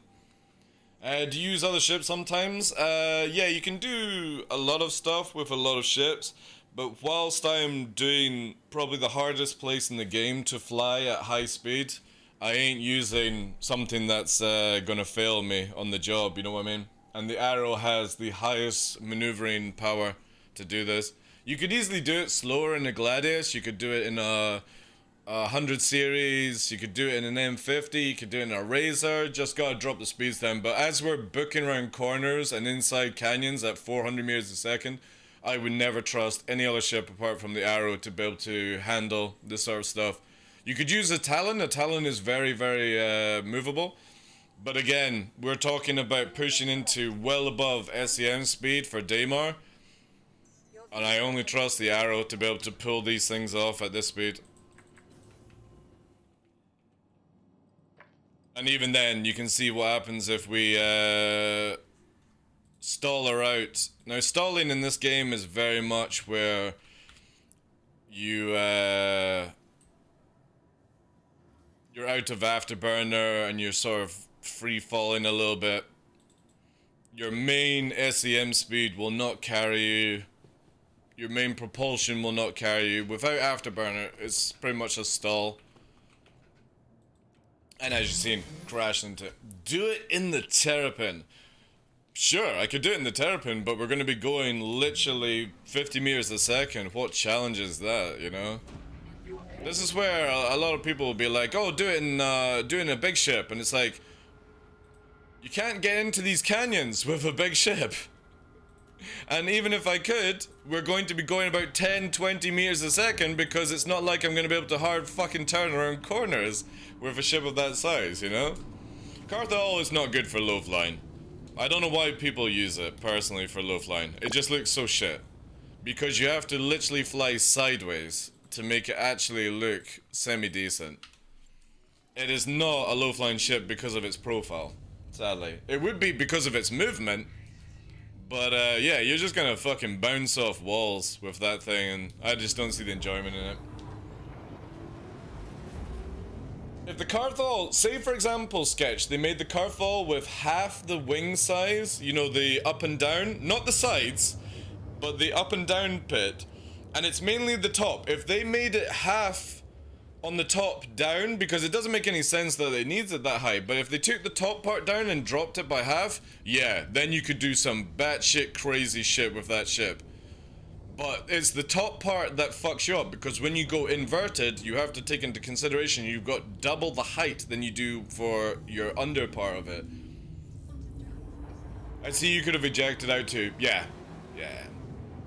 I knew, I mean, I literally said we're not coming out of this one, and my hand was literally over the eject button, but it was like, I'm gonna eject, you guys are gonna see that I can safely eject, and then I'm gonna fly through the air like fucking, what's his name? The Hoff in his cheesy movie, and yeah, or his cheesy music video. I just didn't see the point in actually doing it. But like, no joke, if we actually had parachutes, I would definitely eject more if I had parachutes. Because I would love to showcase surviving like that. I think it would be so cool, man. Like, literally, you're going around a corner, it's like, oh shit, you have a split second to react, and you manage to pull out and eject out of it safely. You know, like in the first Independence Day, you know, when he pulls the chute at the back of the fighter, and then he ejects over the canyon as his plane goes into the wall, and the alien ship sort of bounces up over it. That's what I'm talking about. That would be so sick to pull off, you know? Ridiculous amount of money wasted, but the cool effect would be, yeah, we gotta see it, you know? Now, if you're ever coming here, guys, this is the easier place that I was talking about. So I'll quickly go down just to show you guys. What I'm doing is very, very technical, very hard, but here, for beginners, is perfect. The rocks are not as dense, and you've got way more opening turns to do big sweeps. You've got lovely areas to get into the habit of drifting, and then you come into here, and you can see here, it's not as dense, it's not as tight, it doesn't have the jagged rocks, so this allows you to get that smooth motion going. And then obviously where we're heading, it starts getting technical, more technical, more technical, more technical, and then this is where you need batshit fucking reactions to do this area. But it's so worth it, where you start off in this area and you progress, and then the moment the night goes down, go to Shubin and just get your twitch movement done properly, and then again keep progressing in these two areas on Daymar, and eventually you head out to this place that we're flying at, and it's just insane flying. And doing it as a group is even better, but I'm not doing, like, normally I would come in and be like, hey guys, anyone want to fly with me kind of stuff, but today it's all about recording the technical stuff, so I'm literally only bringing in with people that I know will pull these corners. Cause this ain't no joke. This ain't no joke flying here. But if you can do this at high speed, at like 400 meters a second, yeah, you got insane reaction speed, I feel. See how more technical it's starting to get the further we go out? Look at the density of the rocks now. So when you had it where you could fly around and it was more open space, now look at the technicality of actually getting in. You're having to shift the weight around. And again with the canyons here, it's a lot easier, but you can see now we're starting to get rock faces everywhere. It starts to get worse and worse and worse, but you can see rocks are starting to stick out edges. So instead of you being able to just cruise lightly when you're doing fast speeds, and again if you're going slower, but look at that, you can see there's like literally 19 rocks that my head managed to calculate of certain depth if you don't take turns right. And here with a straight, it's not just blasting the straights at low height. You've got to think into consideration that when you're going around the corner here, say if I had gone tight there, you're having to go up through, and when you dip here, you're like left or right, left or right. Here is going to be a hard left. So if we're moving at 400 meters a second, I would literally have microseconds of time to be like, is this the right way I should go? Or is this going to be a dead end and go fucking face plant into a wall, you know? It does happen. Sometimes this game throws you off where you go around a corner thinking it's going to be amazing and you go 400 meters a second straight into a wall. Because you're like, oh, it's going to be open, it's going to be fine. It's like, nah, it's not. It's not. So when you have crisscross location like this, it makes it so much more fun for high-speed pilots. Because they're like, if I go this way, you know, and we're going to go and see the wall that I crashed into. So as we were flying around here and we did the dip, you can see here that literally when I was going over whatever I was doing beforehand, you would see it in the VOD. Look at the wall. So I think I actually went over here and we went, yeah, this is where we went. So we came over high with afterburner, no afterburner, or it was actually that one there, this one. And you see in the VOD that as I'm coming here, this is where it's technical. I couldn't turn left and I can't slow down, and because of no afterburner, we came up like this. And this is where, around about here, I was 100%, about here, I was 100% certain I was going to crash into the wall. This is where I could have ejected at this point, traveling about 300-400. And if I just had 5-10% more afterburner, I could have literally spun her to go for invert through here, and as seen now, my line would have been absolutely fine. A little bit more technical into this area, but you know what I mean? It would be really, really insane. Ooh! Oh my god, it's Miss Gabby's. I have not seen you in a while. How are you doing today, lovely? Welcome in. How was your stream? How's things? Thank you so much for that raid. That's very generous of you. Thank you, thank you, thank you. Thank you for coming in, guys. Hope everyone's doing well. Willy the Pooh. Willy the Pooh. Alright. That's a good name. That's a good name. I like that one. Architect, welcome in. Welcome in, guys. Silent Archer, thank you very much for dropping the emotes, guys. It means a lot to content creators when you join in with their raid. Widowmaker, what's up? Double Fett, good day, guys. Spam it all. Feel free to spam. If you got ads, I do apologize. That's Twitch, not me. We are the gifts. We are doing pretty hardcore flying right now, guys. Trying to film for a new desert video. And this place is the mother of skill checks and stuff like that. Hey, Miss Gabs, thank you very much for that raid, dude. Welcome in, guys. Jack, Survival, Angel. I'm just gonna say, because I don't know how to say the other one. Us as well. Thank you very much, guys. Appreciate it. Exclamation mark anniversary, guys. If it's your first time here on the stream, my name is Michael TheDarkLaw, partner streaming here on Twitch and YouTube. We primarily play Star Citizen every day. We're trying to do a 6-month every day challenge. Don't know why. Just doing it. And we do a lot of low flying and combat on atmosphere, Daymar. And today we're sort of possibly fighting. We'll see with that. But we have a location now in Daymar, which is high skill ceiling for high speed flying. And we're trying to film as much as we can before we run out of light. So if I miss anyone in chat, I do apologize. But again, normally we're not filming on the channel and stuff like that. Guy spammer, I'm banning you. And my guys, if you've not checked out Miss Gabby's, please do. All you have to do now in Twitch is click somebody's name and then press the follow button. Go and check out her content. She streams a lot earlier, more in sort of the NA late time and stuff like that. And exactly as I was just about to say, because of the time period, please, Miss Gabby's, go and get some food. Thank you very much for that raid, and have a wonderful night. Good sleep, all that good stuff. Can we get some vibes in chat, please? Thank you so much, guys. And if anyone else in the channel needs to go as well, do not feel that you have to stay a part of the raid. You know, drop in, drop out, do whatever you need to do, guys. Help, help, I'm being impressed. That's on Miss Gabby, not me.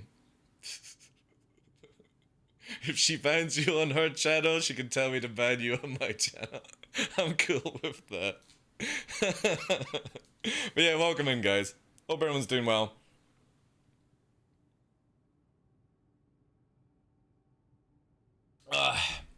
Unfortunately, we just literally crashed and burned. Silly me doing silly turns without enough afterburner to pull out of it. But yeah, we're about to start recording again. So please feel to get your chat in just now before I completely ignore you. Because unfortunately, there's no way in hell I can read chat and do this at the same time. This is going to get very, very technical. And if you are somebody that gets like motion sickness, my suggestion is, if you're still wanting to watch, when you start feeling motion sickness, look to the left of your screen, look to the right, and this clears up your eyes a lot faster. And you don't miss things and stuff like that. But I do understand if you start feeling a little bit queasy. It gets very, very spinny at times. Again, thank you very much to Miss Gabs for the raid. Wonderful lady here on Twitch. Thank you, thank you, thank you. Is going to dominate wherever ration is implemented. No. I got no plans for race. I'm a what do they call it these days? Free rider, free runner. Somebody that does their own shit, basically. I don't like being dictated into a course. Or just turn the shit off, it's a problem. Or just turn the shit off, if it's a problem. What do you mean, Widowmaker? Hey, Puppeteer, thank you very much for the gifted sub to Miss Gabs. I appreciate that, dude. In SC, I get sick when I get a 30k. I know. We were doing a really good run. Or we just got to the location, actually, I should say, and then it 30k'd, which was a big pain in the ass. Right, anyway. Let's get the tunes blasting. We're instantly going to go for this one. It's a guaranteed where it's got to be. Oh, this one. This one. Alright. Let's hope for the best, guys. Let's get the recording on. Oh, fun and games.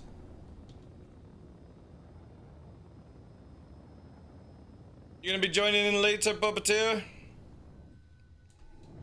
Alright, we need to blast past this location to begin with. So this is not your typical low flying, this is more, I don't know, batshit crazy flying, if you want to call it. We need to go very, very, very, very, very fast. So right now we're at 600 meters a second, not your average low flying speed.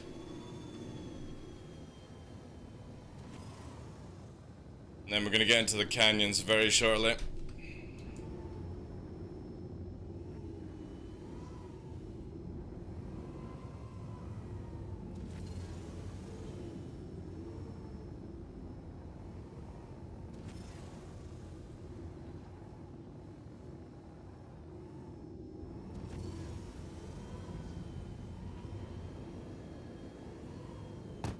Oh, that was a close one.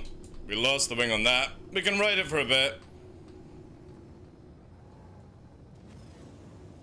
That was definitely on me though. That was too sharp. But we're trying to get faster and faster, and I can't do long turns if I want to do it, sadly. This is where, like, Pup, if you're not wanting to play, can you become a beacon for me? That would be really, really good. Yeah, I can't maintain speed, sadly. We'll need to go and quickly repair. See what I mean? There we go. We got a good bit of the shadows coming in, but yeah, I can't keep pushing the speeds unless I've got the other wing. And this is the fun part. If we want to go faster and lower and faster and all that crazy stuff, we will have to watch these turns. That was a full shear off as well. If we had made it, it's only like a few pixels as well. If we had actually made it, it would have been fucking sick.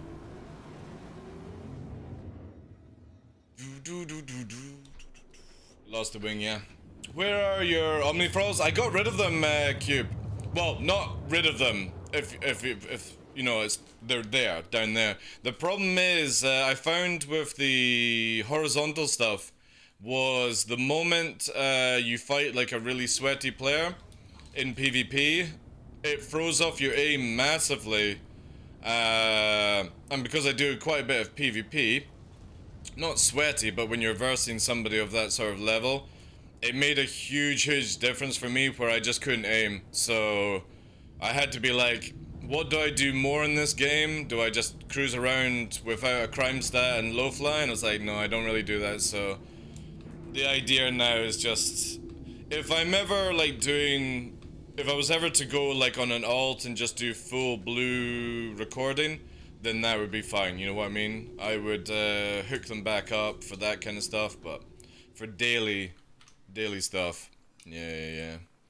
We went back. And I'm actually quite glad because I'm a partner with Monster. I'm on their new rail system, and you can see here with the thing, like, you can see how much closer I have to be towards the keyboard one when you're in horizontal mode. If I was in the the vertical mode, if I was in horizontal, you need to move these boxes out to about here so it actually works, and then the keyboard on the mouse, sorry, has to then move further out as well. And it just, yeah, it doesn't, it kind of sucks, to be honest, you know what I mean? Goes against trained muscle memory? No. With the horizontal bars, what you don't actually notice is you need to move your, when you move your hand to the left, you're actually moving a good quarter or 25% more of movement on the actual base joystick, and you don't realize it. So you need to change your curves in game for it. And the problem with that is you can only put saturation to 1, which is fair enough, right? But again, like it kind of gives you this weird fake saturation movement, and yeah, it throws your aim off. Now I'm a very much one-to-one user for joysticks, so basically wherever my hands move in real life is what is moved in the game, basically. I don't have saturation, so saturation, if people don't understand, is basically if you go to like 0.5 saturation, you're technically moving. When you move your hand once in real life, you're moving it 2 in game, basically. It gives you fake reactions, so to speak. Which is good for a lot of people, don't get me wrong. But the most common thing is to use one-to-one, because then it's more built onto your own arms, muscle memory, all that kind of stuff, reactions. And this is why I use the heavier springs with Verpal, because literally it is solid to move this stuff. Good workout though, really good workout. But yeah, again, the horizontal Z extension from Verpal and the Omni one that you would get with VKB would do the same effect. You are moving your strafes too much and you don't realize you're actually doing it, and because you can't go higher than 1 in this game for saturation, to make a sort of like a, not a dampening effect, but more of a stiffening effect on your stick, yeah, I just didn't like it. So that's the main excuse. And then obviously with the pedals as well, I use pedals for yaw because again I fly very much like a jet fighter. All these things were just massively making a cocktail of didn't know what to do, you know. So if I was just purposely flying around, I would have double Z extensions, easy. But with PvP and combat, yeah, it was bad. I couldn't even aim properly on an NPC most of the time, you know? You could, but I'm very much somebody that doesn't like to do that, Slim. You know what I mean? I don't want to purposely set up controls for a system that, you know what I mean? I'm just on the left, right. So here's the thing: when I had them left and the right, my aiming on NPCs was bad, and when I went to just left, my aiming on PvP was bad. So I was basically like, yeah, I'm just gonna go back to verticals basically. And again, this is like for further end of the level of combat and flying and stuff like that. I just need the more precision that you get. If you're just chilling out doing NPCs and stuff like that, obviously you can dial in your settings, but I've always been somebody, when I play the game, I don't have curves, I don't have saturations. I only have a little bit of dead zone for the movement with my hands, and I build muscle memory around that stuff. So I don't want to go into a software, sadly, sim, and start making things that I've never been comfortable with in games, you know what I mean?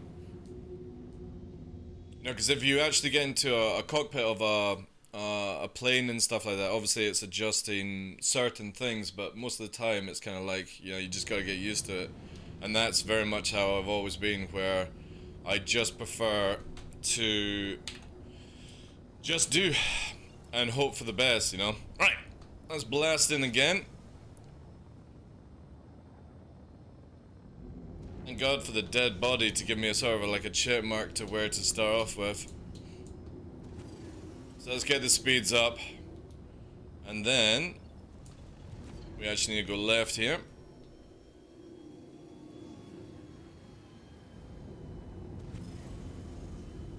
What was the code? The secret code? It was yesterday. You had to be here for the anniversary, dude. It was only for the 11th. I'm gonna give it out. If you patiently want to go through the VOD, you might be able to find it, but tomorrow it'll be off Twitch, because I put all my VODs on YouTube now. Exclamation mark VODs.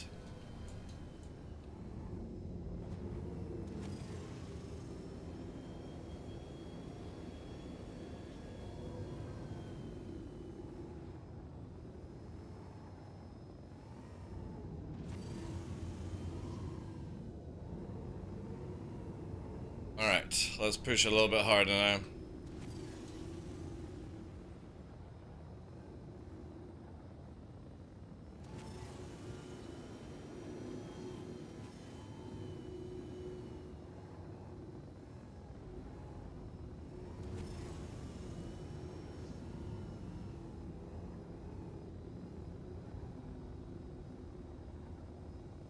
Keep that nice little 500 meters a second going. Again, we're not doing the slow flying. We're pretty much cruising at high speed, or trying to stay within a Mach range. And then go through the canyons. However, I seem to have lost the canyons. Oh no, here we go, here we go. We're a little bit off.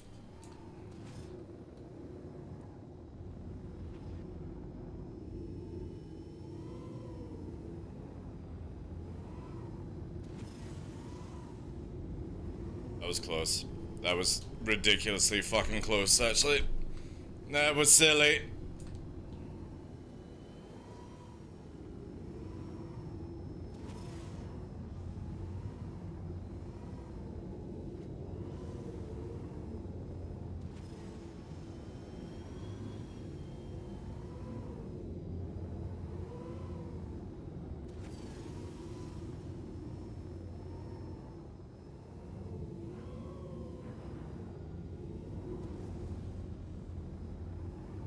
How did it feel?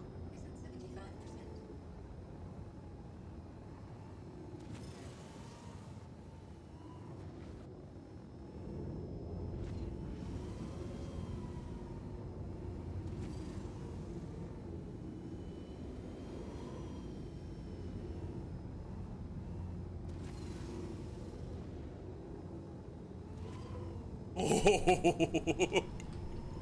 That was again. I'm doing stupid shit right now. Very stupid shit. I'm literally running on vapor on AB all the time.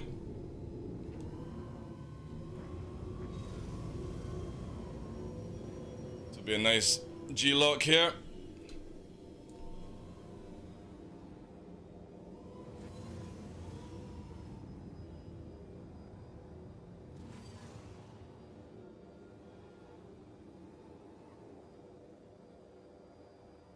gonna have to release this lock a little bit.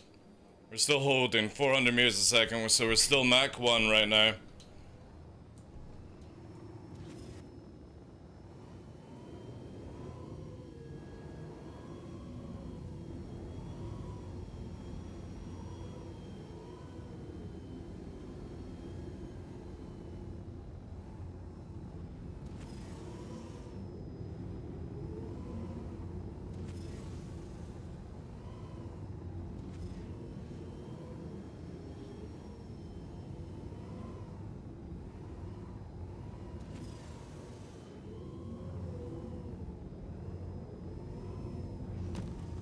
Ooh, we lost that tail fin on that time. Ooh, nearly lost the wing. Nearly lost the wing. Alright, let's get that patched up now. Again, we literally need to have it where we've got everything intact, or it just becomes a fucking mess. It's like Top Gun shit. It's so I'm gonna explain the difficulty with it. So in Star Citizen, when you're in atmosphere, there's actually like 2 modes you can be in. When you're under or in combat speed, which is SEM speed, so basically under like the bar here, when you're under red, yaw allows you to pivot your ship a lot easier. It's why a lot of low flyers will go decouple and they'll spend a lot of their time yawing around corners and stuff. It gives that sort of drifting effect that looks really cool. The moment we go over that speed in atmosphere, it basically changes into a sort of jet fighter-ish kind of movement where yaw creates flight lag, and it's the same effect that we actually have in real life when we're flying at high speed, where planes, say you're on a commercial plane, they can't really yaw to do these turns. They can when they're coming in slower or they're in a straight line, but you'll notice that when you're on a commercial plane, they'll sort of go up into a bank and they'll slowly turn around, because again, they can't just yaw round. And you can see it very much here, right? So I'm going to lock the SEM speed down now. I've only lost the tail fin, but we're at the limit of SEM speed here, and when I just yaw, you can see that we are literally able to turn around, okay? And we're holding about 175 meters a second. I'm not pushing it too hard, but we actually have the ability to yaw round. Now, if I head, because obviously I want to get to shipping and get repaired, if I take it off and we start getting up to over into the red, see how it pushes back? And then the faster we go, it pushes even more. But I'm pretty sure, again, because I've lost the tail fin, it breaks the flight model, and it will allow me to yaw. Yeah, it allows me to yaw way more than what the ship should be able to do without. So let me quickly get repaired, and then I'll be able to show you exactly what you'll see. You'll see the juddery, like vibing back basically, and that's what's called as flight lag, where your plane, your jet, your ship, whatever you want to call it, not even in Star Citizen, but like DCS World or anything like that, would cause you to basically feel like you're lagging out. And this is where a lot of the stuff we have in Star Citizen is shit. And the reason for it is, again, if you break off a wing and you break off the other wing on an arrow, it starts to behave completely different than what it's meant to do. So now that we've actually got that tail fin back, the game should hopefully do what I've said. So as we fly here, and we're going to quickly afterburn to get up to speed. So we're now cruising roughly about 500 meters a second, and if I yaw, see it now doing it? See how much less I have the ability to yaw. And this is because the ship is intact. Whenever something breaks off a ship in this game, it breaks the flight model. And a lot of people don't realize this. So when you have people flying around in space with their wings disconnected, they're not really actually flying well. They're using broken systems. So this is why I will always, when I'm low flying, try and repair and not just fly around with one wing or two missing wings or one broken tail fin, because when you see somebody low flying and they go, oh, I've just broken a tail wing, they've massively altered the flight system within ships, where you start able to yawn more than what CIG are intending. And this is something that hopefully will happen in the new flight model, where the moment somebody loses a wing, somebody loses a tail fin, you are going to be dominated in how you can actually do, you know? And it's going to be amazing. Because again, when people are flying around in space, atmosphere, missing wings and stuff, it breaks the flight model so much, and people don't understand. They're like, holy shit, I'm amazing. And you're not actually amazing. You're literally breaking into a different rule of things, and we've had this for a long time now. So if you're ever wanting to know the extent of your skill, don't take damage. Don't lose a wing. Don't lose a tail fin and go, that will do. You know what I mean? Because it breaks the flight model completely in atmosphere. And again, if you take off the two tails, you take off the two wings on an arrow, it literally behaves like a little alien ship. It does shit that you wouldn't believe it did. It can literally yaw and strafe in any direction at high speed. It's bonkers. It's why if you're ever fighting somebody in a Vandal ship and they lose a wing, it instantly goes into turbo mode for some reason. And that, you know? And this is why, like, generally when we're fighting in atmosphere as a group organization, stuff like that, I will always send my guys to go and get repaired, because I don't like it when they're like, oh yeah, that was fucking awesome, and it's like, no, you had both your wings off, you're in this weird governing thing, you weren't flying well at all. Like, if I lose a wing in PvP, I'm getting the fuck out of there, because it can have a nasty effect to you and stuff. People won 6 competition with both wings on Avenger. Exactly, because they were breaking it. This is where, again, I don't think they should have got that. You know what I mean? They were breaking wings off the Avenger Titan to not only fit through the holes better, but it changes the flight model, which makes it faster in atmosphere. And CIG were like, alright guys, well done, you did it in a fucking bonkers time, but everyone else that had wings who actually completed it without taking damage were like a minute later, and it's because they weren't cheating. Again, this just proves my point that a lot of the developers at CIG or, you know, staff just don't know their game at all. And hopefully the new flight model will fix this. And then we'll stop seeing the cheese, we'll stop seeing the tricording, we'll stop seeing people purposely break off their wings on like a 300 Eyes series and go batshit crazy, you know? You're gonna buy a Banu Defender, it's really cool actually. It's one of the fastest ships in the straight line in atmosphere. It doesn't turn that well, it's like a Saber.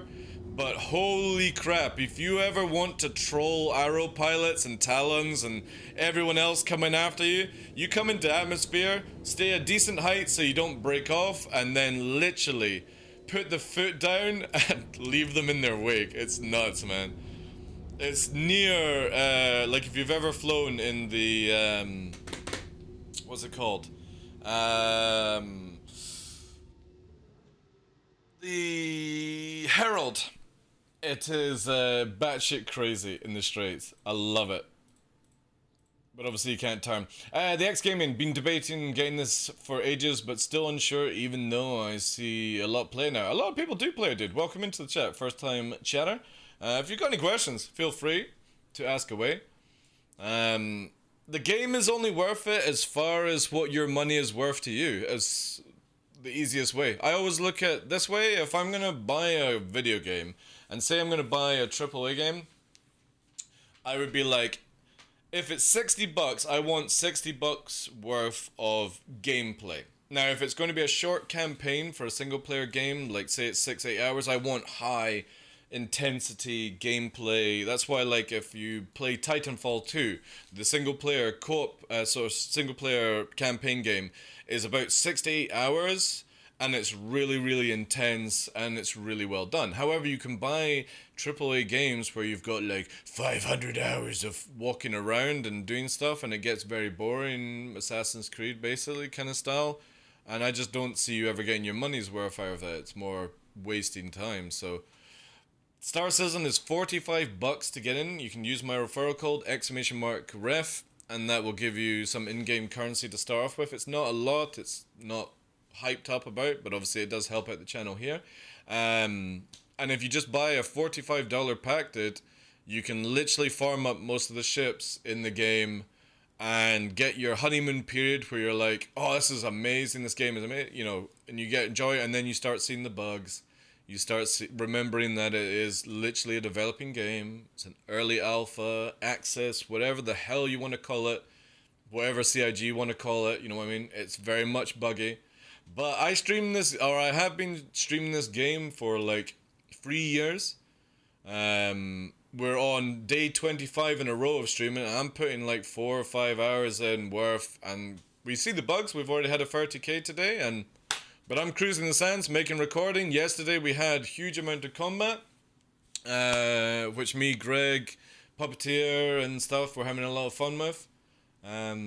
So find people, cool people to think. I mean, a lot of the content creators are very open where they'll bring like their communities into play. I'm a little bit different. I don't do that because I like to keep a relationship of you guys are looking for the glass, and that is it. You're not coming in to sample the goods, so to speak. The Defender can do a lot. It's really good. I think it's going to be one of probably the top fighters to use in Pyro purely because of its fuel mechanics for quantuming. It'll be really good. Sorry, chat.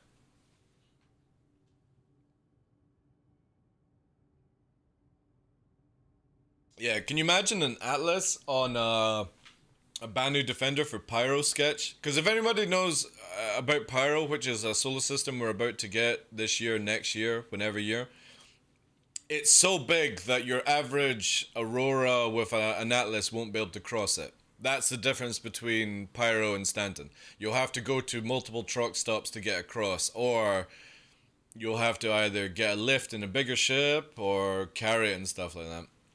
So I see the Defender being actually a really good one for that, because you'll be able to put an Atlas on it and I'm pretty sure across the whole solar system, you know what I mean? Pyro low flying is going to be a religious experience. It's going to be where you need to, like, you're not going to be able to low fly by yourself, Architect. I don't think you're going to be able to. You're going to need people to come refuel, repair, you know what I mean? Maybe have spare ships kind of thing, because it's so big, that solar system, that it's not just I'm going to get an arrow and jump from Grim Hex to, you know, Daymar or Selin Yella kind of thing, or you know what I mean? So it might be that the best location to low fly in Pyro might be a place where you actually have to get an 890 with multiple arrows and a med bay and stuff like that, and do it that way, which I think will be cool actually, because again, it's a very big system. So anyway, I'm gonna, for you guys just now, I'm gonna get rid of the goose in the top left because we're not really doing any PvP. Yeah, I'm looking forward to Pyro. I think a lot of people have the wrong impression of Pyro, where they think they're just going to go in like they do in Stanton, but they don't realize that everyone's going to be white, as in white markers for neutral. Because everyone sees people blue, red, and sometimes you see NPCs as white in Stanton. Everyone will be white because there's no law.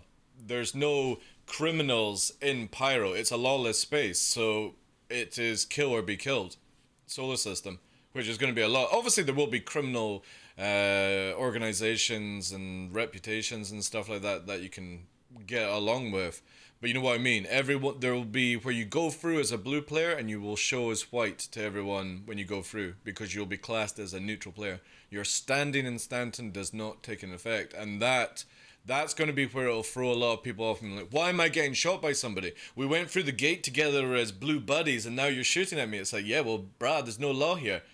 You know? Now I can take your shit and I can't get into prison for it. You know what I mean? This is going to be the best thing about Pyro, is people are going to turn on each other and snap each other. And it's going to go crazy. I can't wait for it. Your best friend may turn on you just for a quick fucking UEC bang, you know? It is gonna take a turn into a death race, yeah. I know, it's gonna be cool, man. I'm looking forward to it. But there's generally, I would say, there's a good 40% of the Star Citizen community think they're just gonna go in and start printing screens, you know? And that will be the case, but I think a lot of people are gonna turn on each other the moment you don't go to jail, you don't get a crime stat. You know what I mean? Somebody that's like, oh, I'm not really into PvP because I don't like the jail system, but I'm very much into PvP when I don't go to jail. You know what I mean? It's like when comrades are down at Jump Town, everyone turns on each other.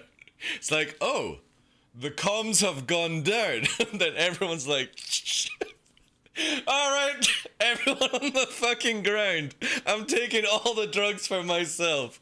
And people start mowing each other down. It's insane. The moment that you can't get a crime stat, people just snap. They snap and turn on each other. And that's going to be a constant thing in Pyro, where you're going to have to assume everyone that you meet that's not in your party or on comms, even a viewer, is coming for you. And you've got to be very, very careful.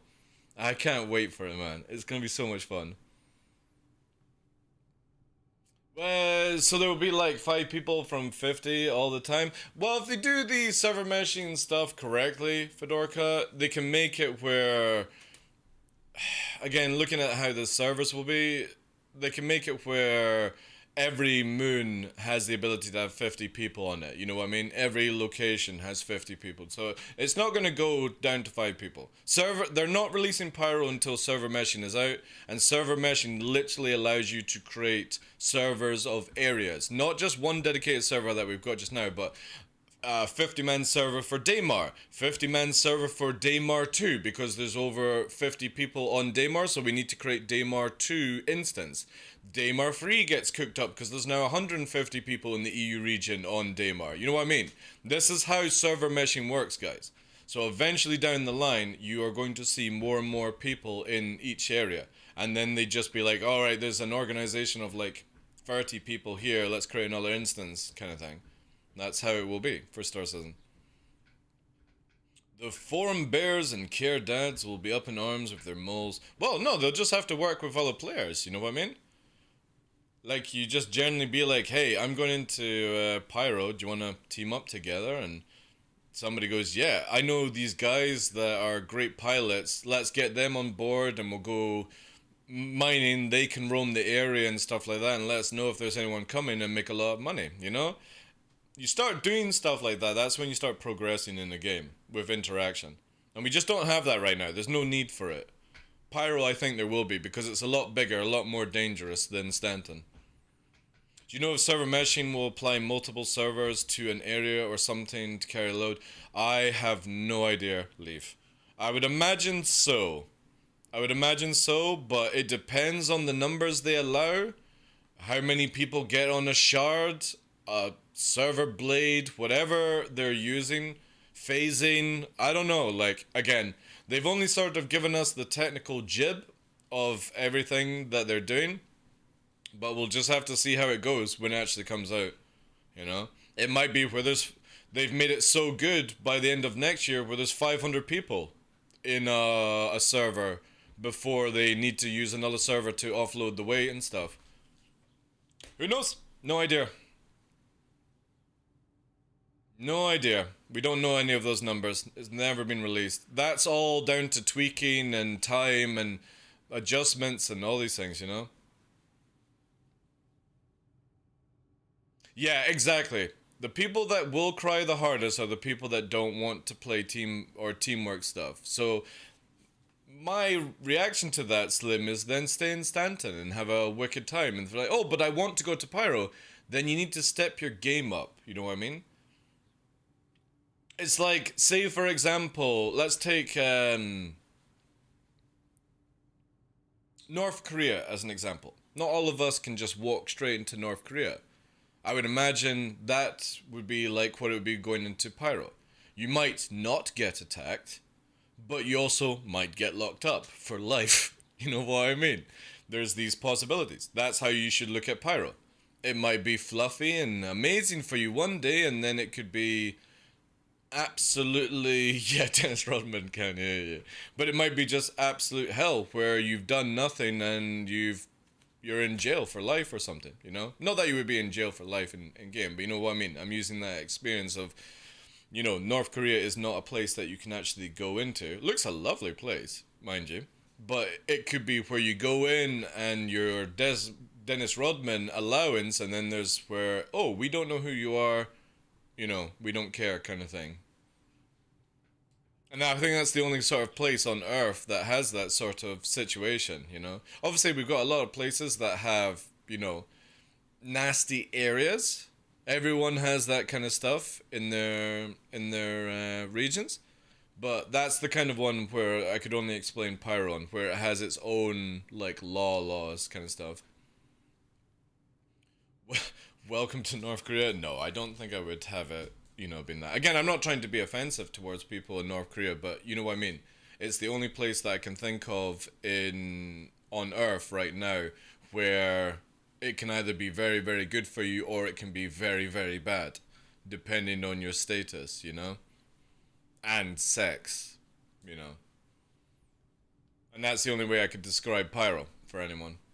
Lawless, or it has its own laws that are outside of the normal law system, you know.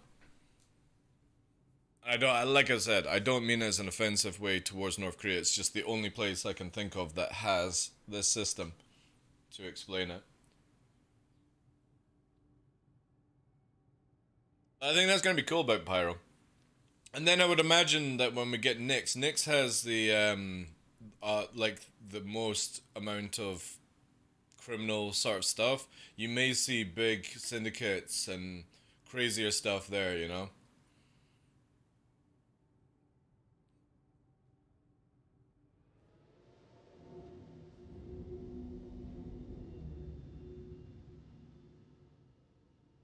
Oh yeah, I know that's what you're trying to go with it, Skyrim, but I'm trying to do it for people that you have to understand that you go from Stanton, which would be like world, you go to Pyro, it's going to be like if you went to North Korea.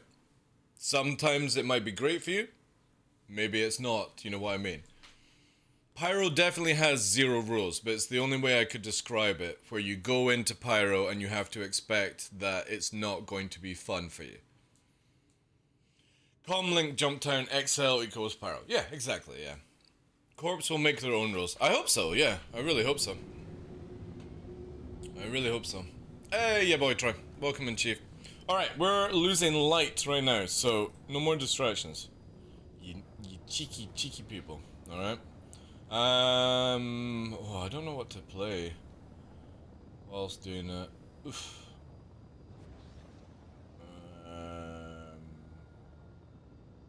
We'll just leave AC/DC on for this. Right, let's get some more recording going. I need to try and maybe find some more sharp canyons. Yeah, this will do over here. Yes, this is it. So we'll do this track. I'm gonna do it opposite from the sun so we get some shadows as we're flying away. Oh, actually no. Would we get shadows? Yeah, we should. Yeah. So there, we're like 75 out. Yeah, this will do. That line or that line? This line back the way. That'll do. So how playable do you think SE will be on the race for pure PvEers? Oh, a huge amount of content, Leaf. Huge amount of content. Again, you could go into Pyro system, and if you're really, really smart, you could probably never see PvP in your life. You know what I mean? Because it happens in EVE Online. You get a lot of people who are very, very smart. They just want to do PvE and they avoid all conflict and stuff like that, and they do it. So yeah, plenty for players to do, dude. Never feel that you're not going to be able to go to a location. When I say just be careful when you go to Pyro, is again, like I said, players will turn on players that you may have thought were friendly to you in Stanton. They might not be friendly to you in Pyro because there are no rules. No rule place means people can experience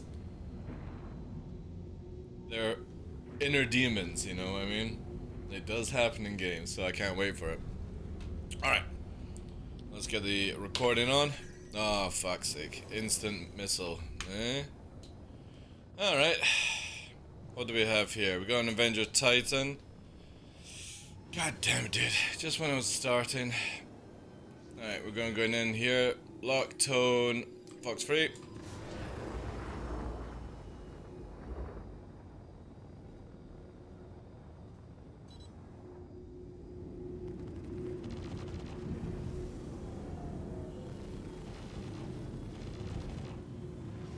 Push more into the slot now. We got the zone. And we're in the good spot. Charge up and we'll sit here. Target destroyed. If I did. Good fight. Right, that puts us to 97. There we go. Right, recover. Let's get our IB back up. Lost more light with that. God damn it.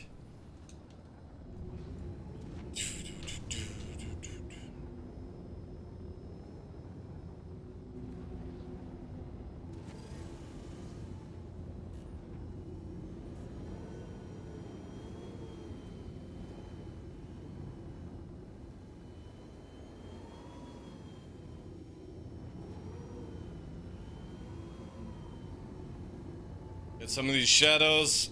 This is what I want.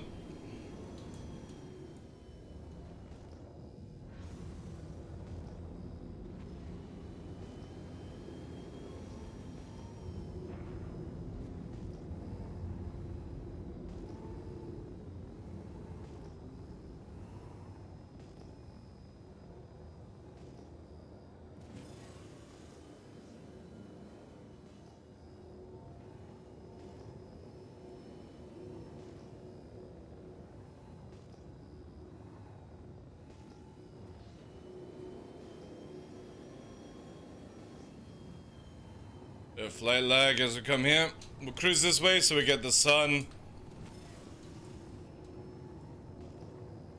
Literally just using the scanner right now to memorize.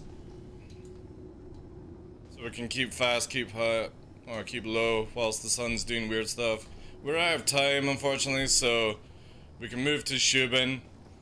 The sun will be back up very shortly, in the next like 5 minutes.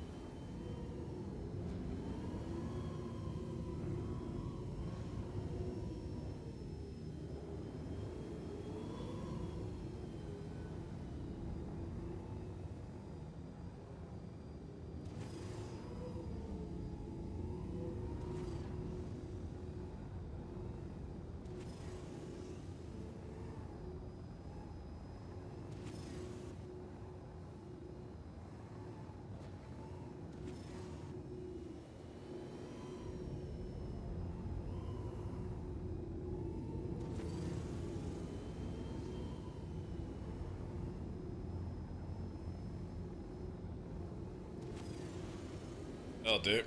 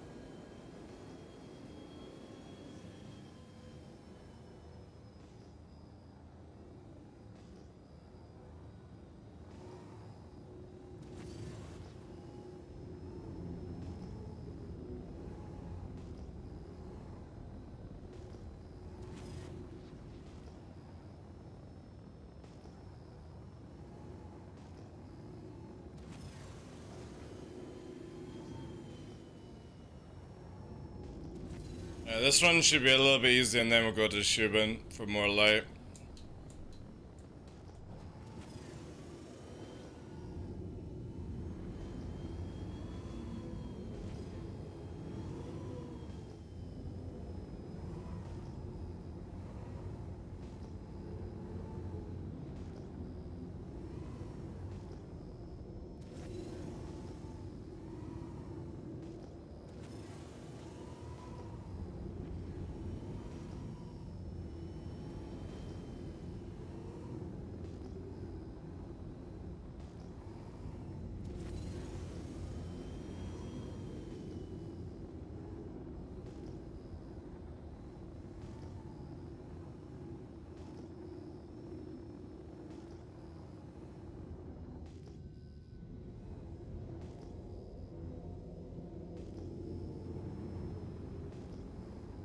Oh shit, we got incoming chat. Vegetating, bearing. Safe, is it not? Let's bring it to the light a little bit here. Alright, cancel the record on that one. Oh, that's a shame. I don't want to do low when I've got inbound. Let's go in for it. I think it's maybe gone for its wreck actually. 22 up. 12 now. Let's put a 4 into it. Fox free.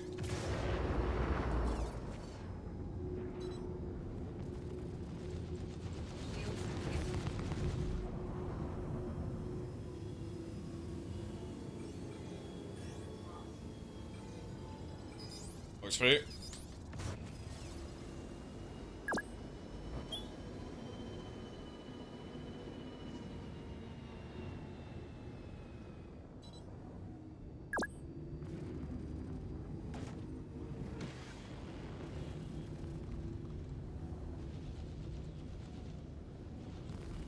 Flying backwards.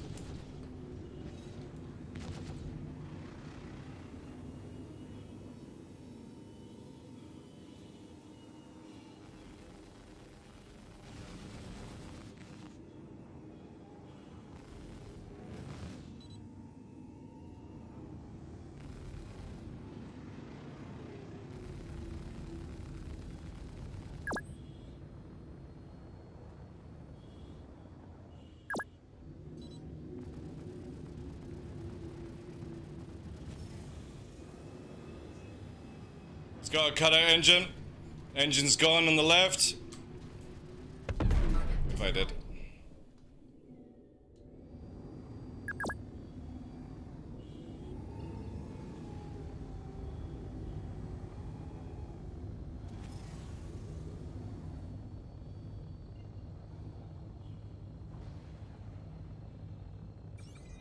We got that.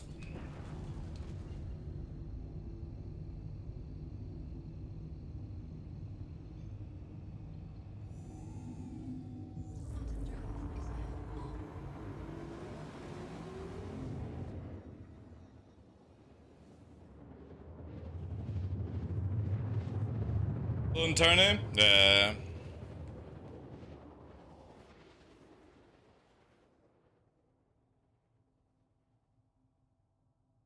Bottom drive is now off.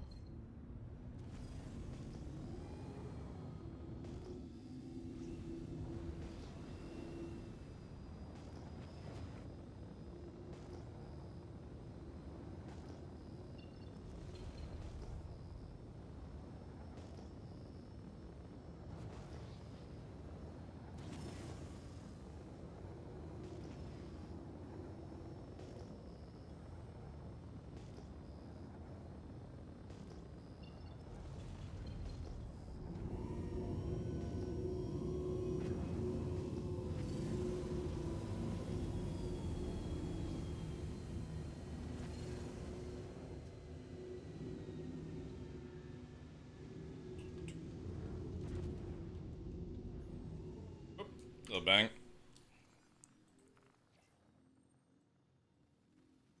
Quickly get that fixed. Can you make the goose? Yeah. Fuel is at 100%.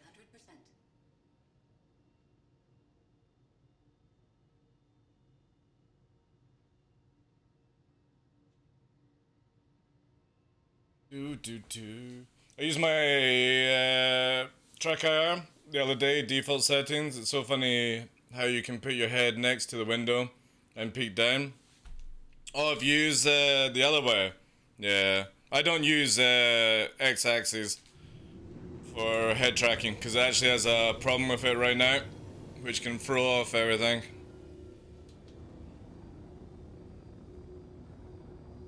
Let's head east. We got the sun coming up.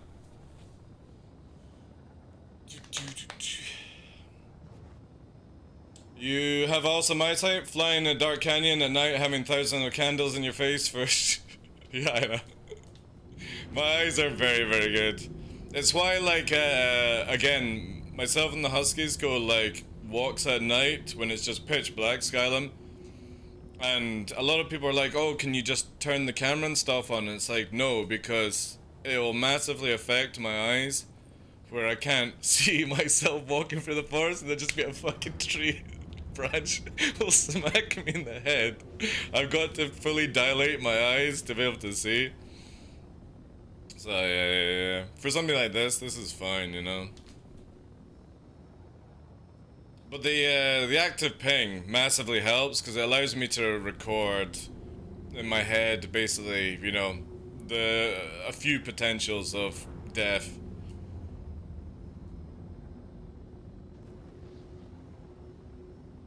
But I would love it if we had like a night vision kind of system. What's up? How's things? You coming to cruise? Sorted the mistake from yesterday. Good to go, yeah. Nice, nice.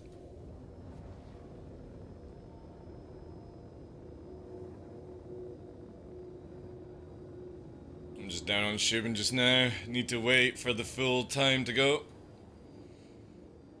However, it's cool, man. I love how you can literally just go to Shubin, and then the moment it gets dark on Shubin, you go to Prashad, and then repeat. You don't need to go anywhere else now. It's only like a few minutes of time.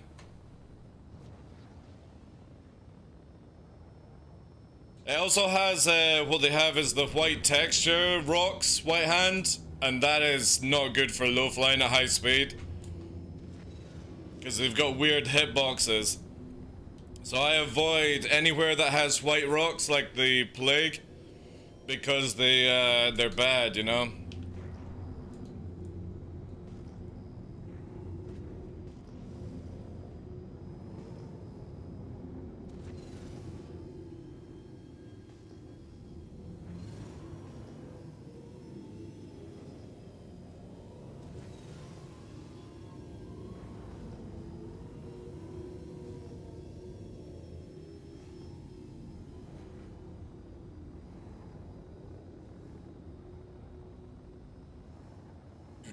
And that's why the active ping is so good.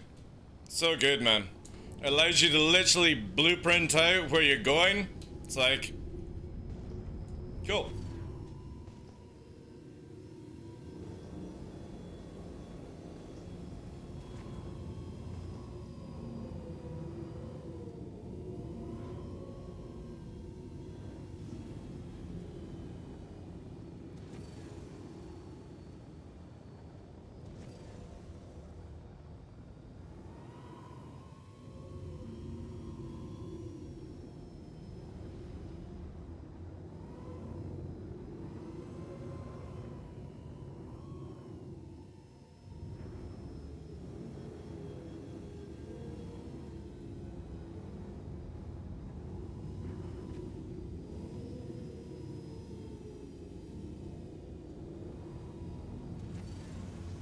This place is a lot more dunny, so you can just cruise on through, basically.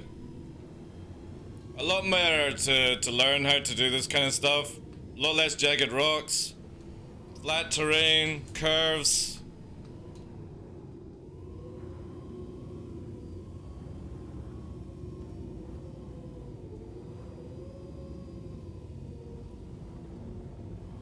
A lot more yawing, basically.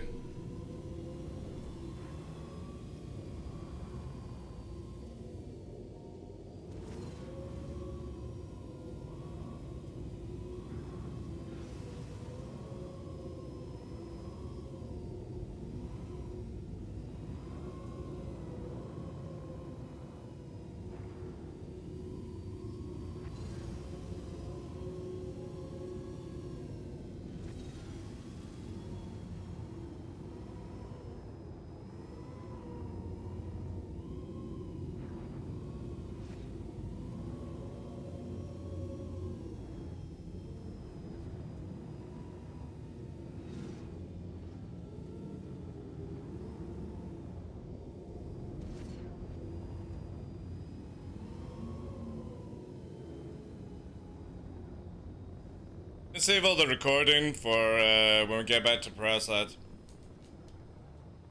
Yeah, the problem is, like, there's just no place for a criminal to base at Herson, or I would spread out more. This is where, like, Kraken and stuff is gonna be so much cooler in the future, you know? So much cooler.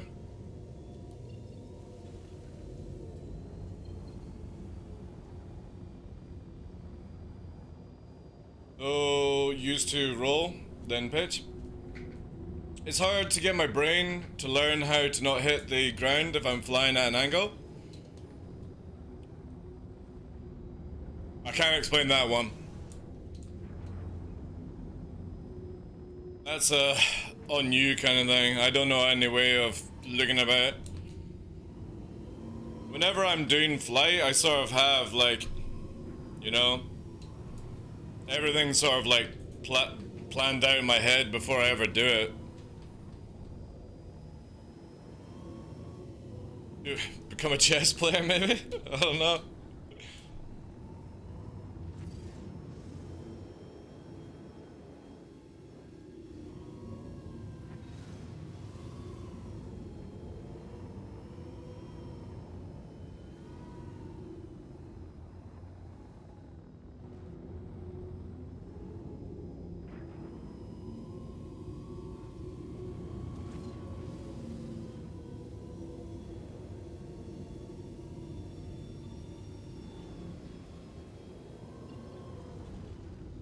Where should be? I think that should be. Oh, actually, no, that's gonna be Eagle Flats. Yeah, yeah. That's where we need to go.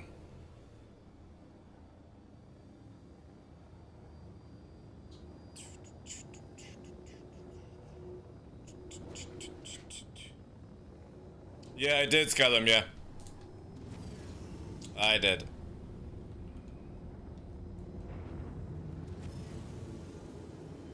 I need more jet fighter control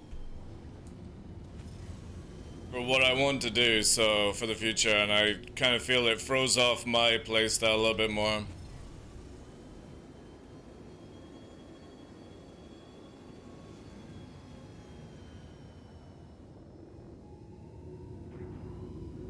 Yeah, the dust is intense, man.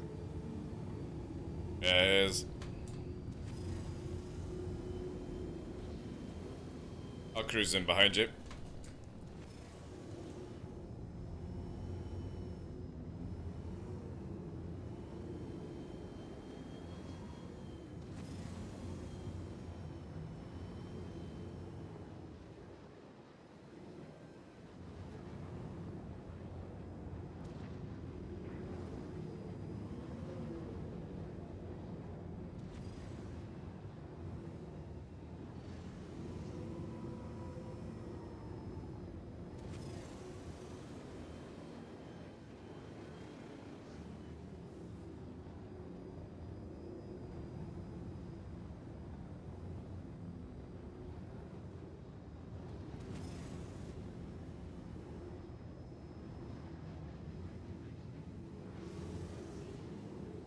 Ah, nice, nice. You're learning. Good, good, good. Instead of trying to push that corner, which you would fail at, you went high. Yep, yep. We need to go banking way to the left or head east right now because we're heading into White Rocks, which is going to be very, very bad. Copy. On your right? To my right? Yeah, I'm on your right. Not you, fuck's sake. You muffet. Pushing left.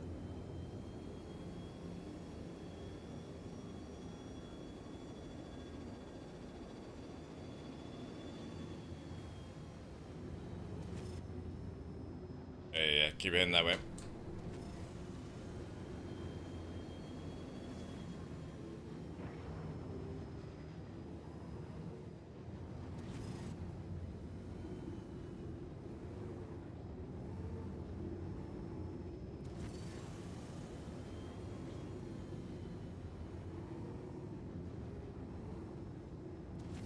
Ooh. Which wing, which wing? No, no, no, no. Good run, dude. Good run. Puppeteer's on mouse and keyboard, by the way, guys. And it's a different ball game to go fast as fuck through canyons with mouse and keyboard. So he's just starting to get used to it, you know?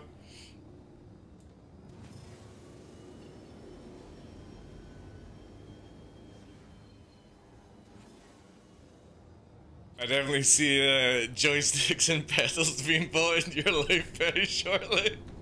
Yeah, very shortly, yeah.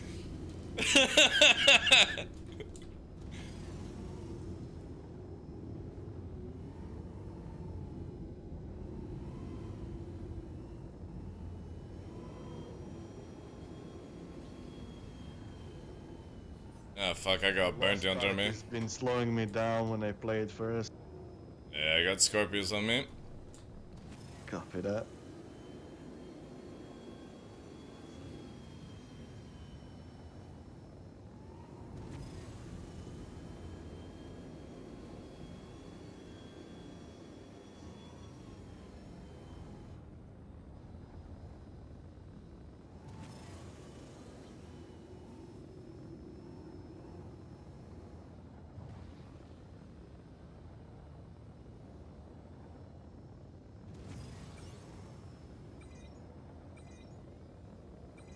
Ah, I forgot to rearm. Bollocks.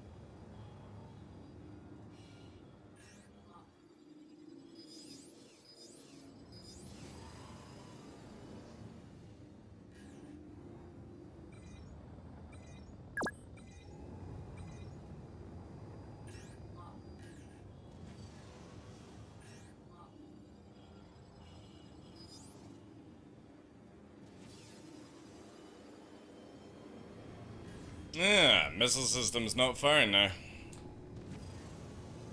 Jeez.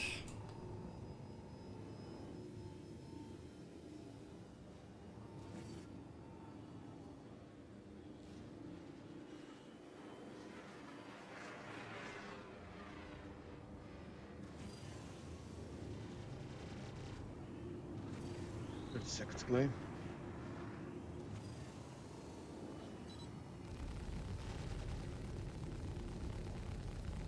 Does the MFD show a gunner? Negative, he's mine.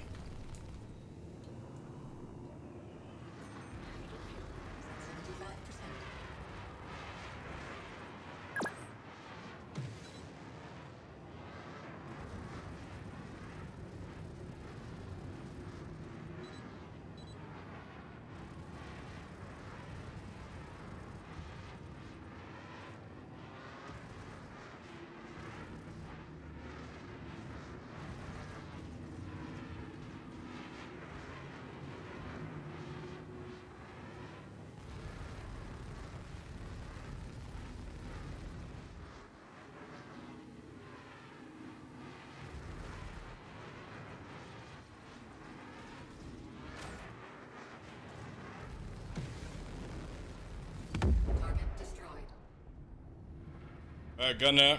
It's a piece of shit ship. Scorpion's down.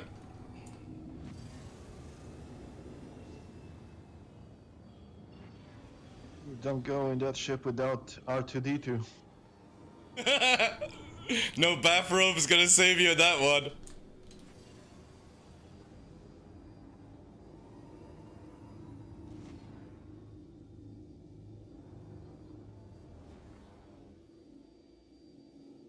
Woo! I guess it. GG! GG's!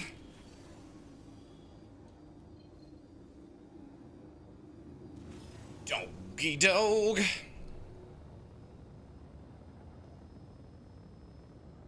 You should throw force evading. This is not the fight you want to take. Feed the goose. Feed the goose.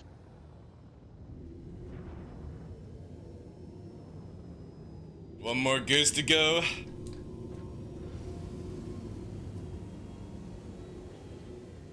Oh yeah, I need to check this out.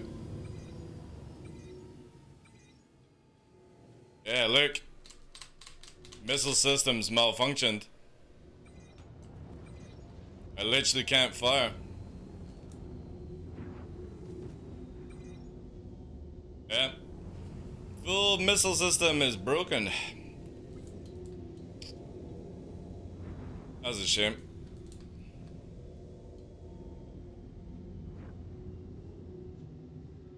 Hey, is it Black Angle? Thank you for that, dude. Welcome in.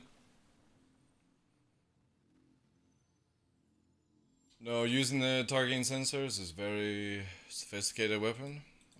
Let's see if this fixes it. Again, that was really annoying. Missile system just would not work in that fight. Is that 100%? You have an shoot your wires.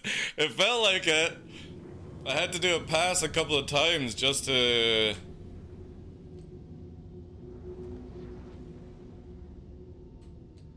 Yeah, I'm dead. Alright, I'm gonna have to blow the ship up. I'll be back in a sec. Love it. Wee.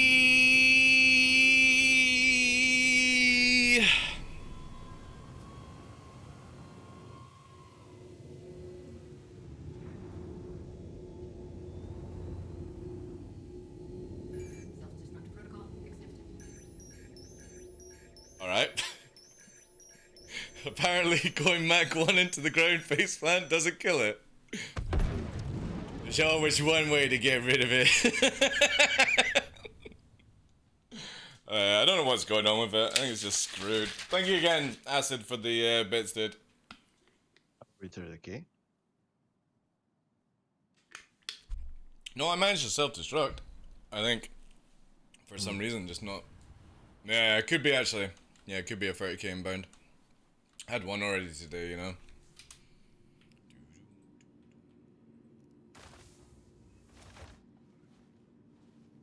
Yeah.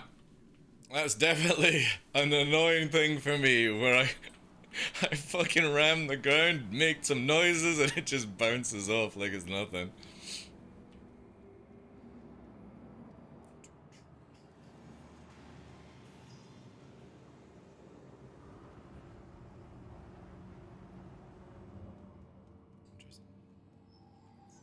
Welcome. Hey Ash, how you doing, sir? Retrieval system.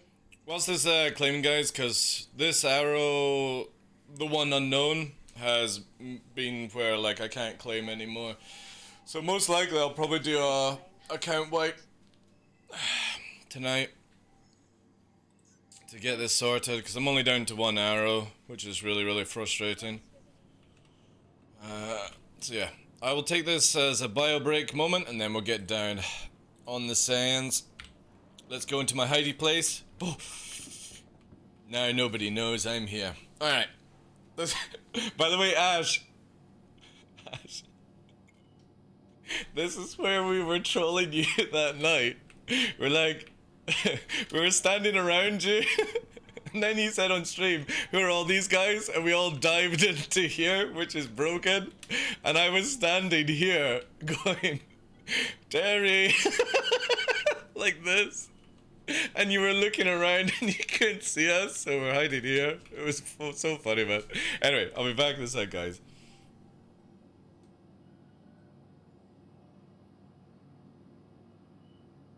Thank you very much, Acid. Back in the back, guys.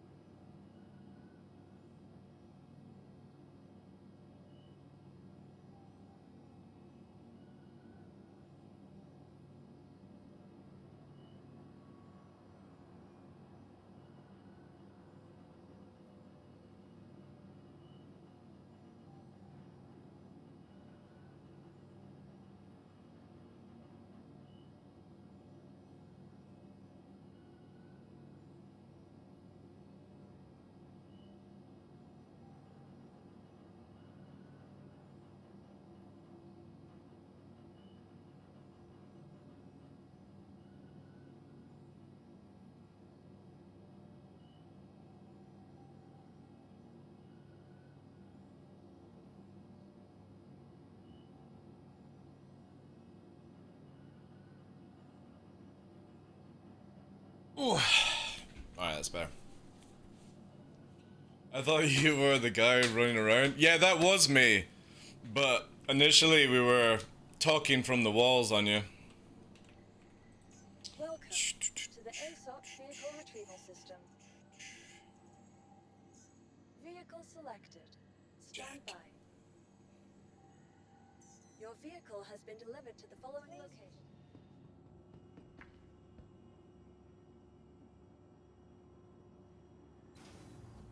Oh, sell it and rebuy it?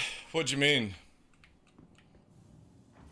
I think what I'm actually going to do is buy another arrow. So when I wipe White Hand, I'm actually gonna buy another like arrow with credit off the website. Because here's the weird thing. I'm only having issues with these ships that I've bought in game. Like the M50, I don't own an M50, it's actually bought in game and it's causing problems. The arrow that's broken might be the one that's purchased and the one that bought in game, but I'm gonna buy another arrow off the website with credit that I've got. So when I wipe that I've got 2 purchased, because I'm wanting to see if basically bought ones don't bug right now. Which is a bit of a pain workaround, but you know what I mean? Like, I prefer to have 3 arrows than any other ship right now. Because I use it all the time for everything. They do bug, do they? Alright. Now therefore... interesting. Yeah, but you're duping. You have the ability to reclaim them, surely, right?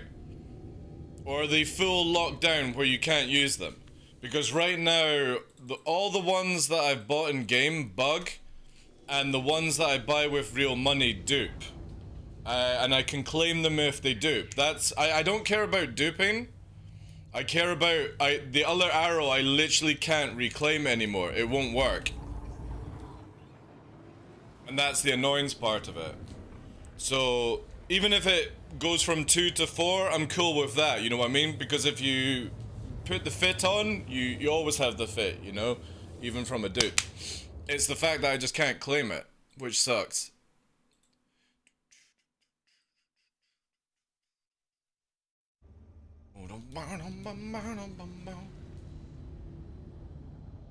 Usually can only claim the ship with the highest number on it. What do you mean? Highest number? Then there is a bug where you have nothing but purchase ships and a UEC. There's a lot of bugs right now in the database, sadly. It is very frustrating, actually. Very frustrating, guys. But you know what is not frustrating? Exclamation mark anniversary in chat. And get part of our monthly giveaway courtesy of CIG.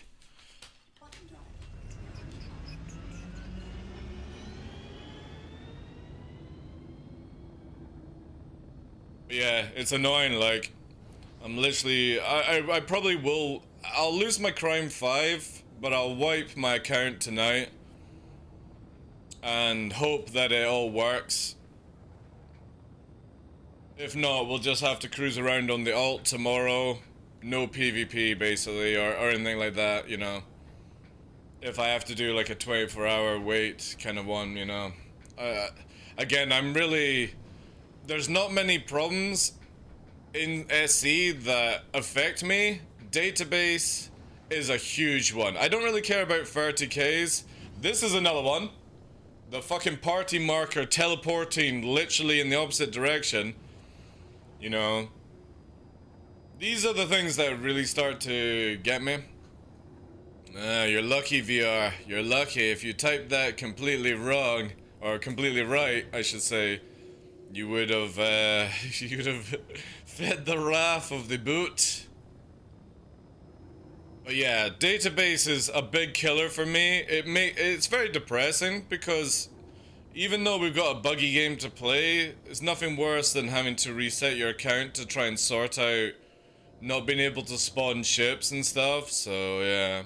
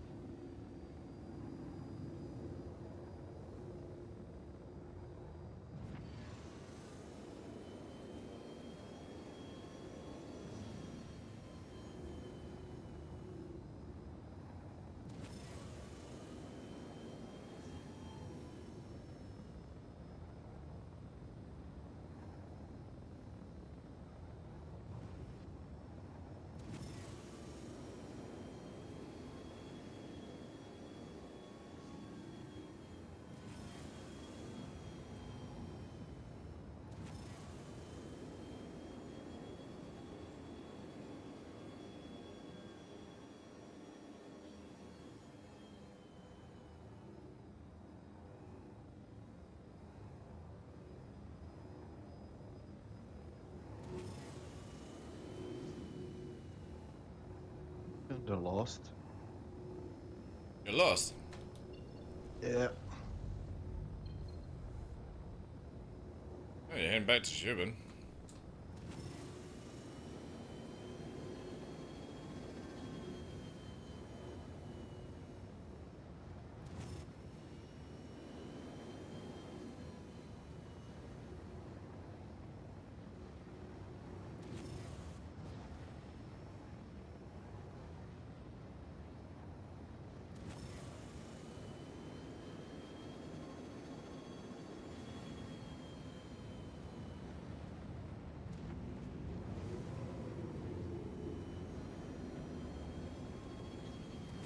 Here we go.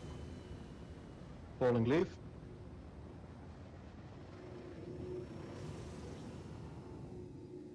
Not meant to be that high, but okay.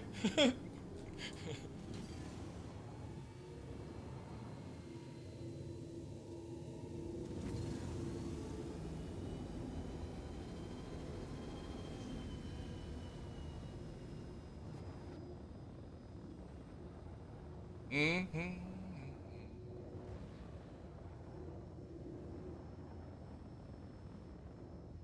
Hey Greg, how you doing? You went to see Top Gun? Nice, so I guess you'll be in the mood for flying then today.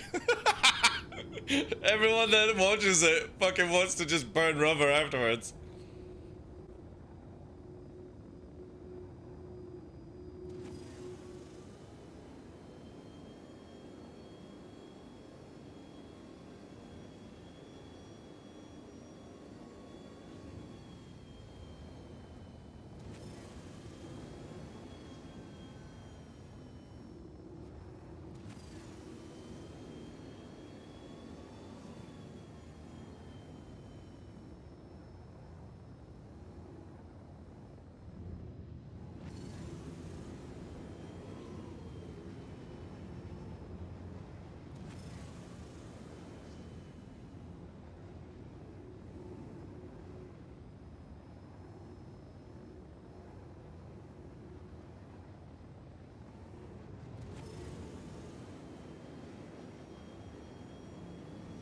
No afterburner. Go over.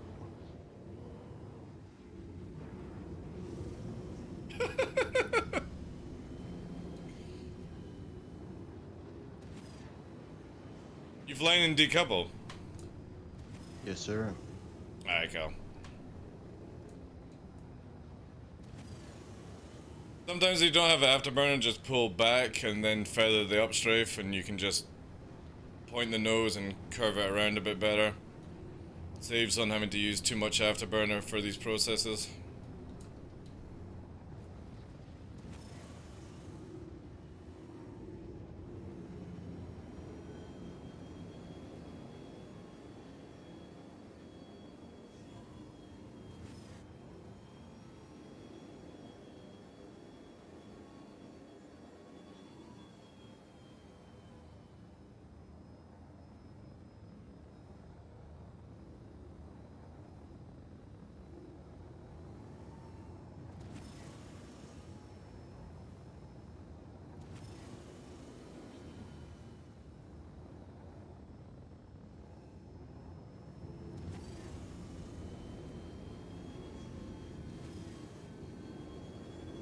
Lost the way.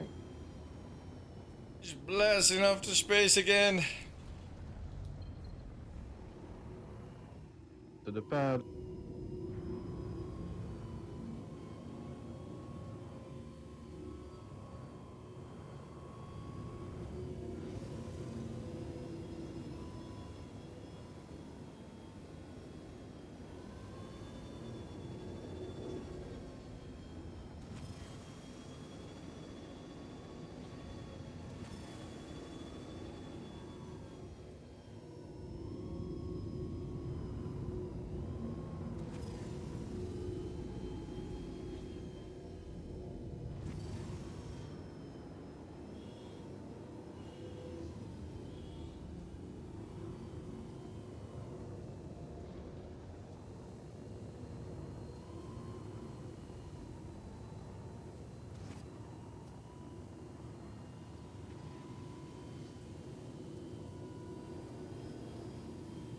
Gonna take a small break. Lunch is I ready. did. Wish you don't get rammed then. Oh, you're blue, never mind. Oh yeah.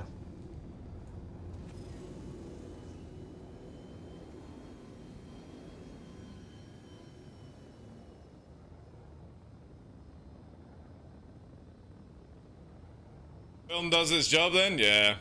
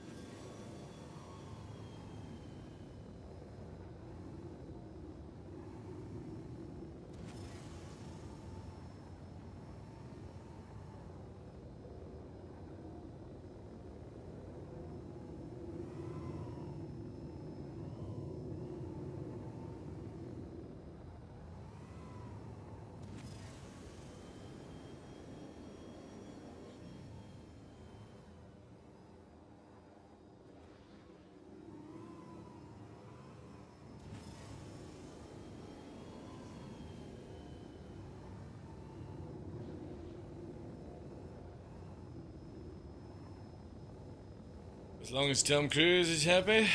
I don't think they'll make another Top Gun. I don't think they would be stupid enough to do it. I've not seen it myself, so I don't know if they leave it open to do any more, but yeah, I think that would be a mistake.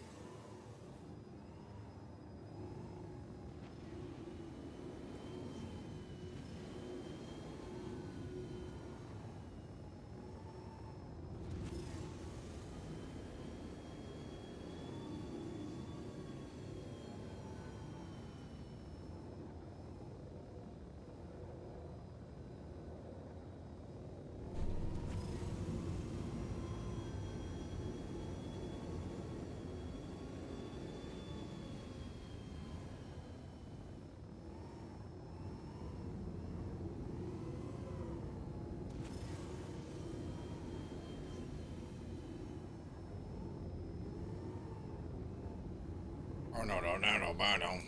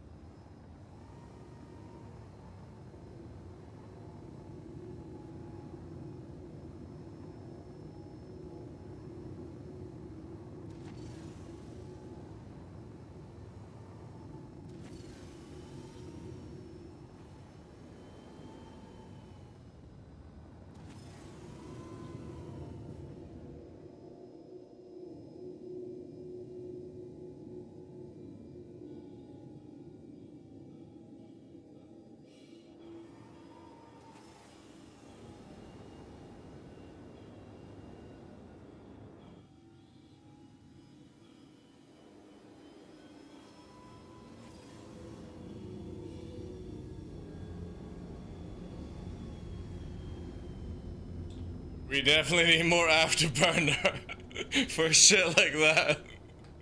We definitely need more afterburner for that. That is fucking bonkers, like.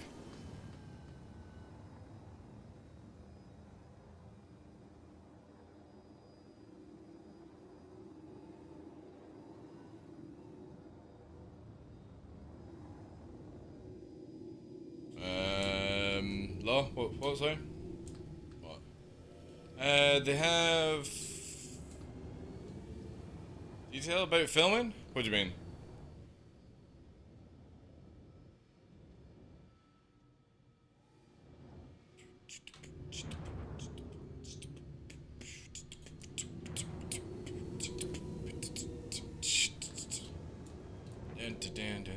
Break out the rats! Where it says mostly down to 220 and blaming the oof. Alright. Alright. Bye-bye.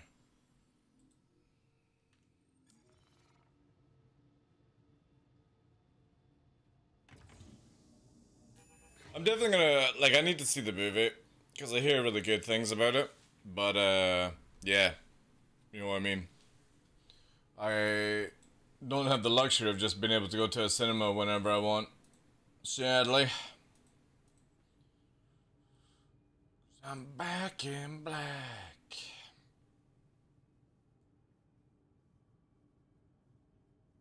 God, man. AC/DC is so good. So good. I'm trying to think of what else to listen to. I quite fancy something new today.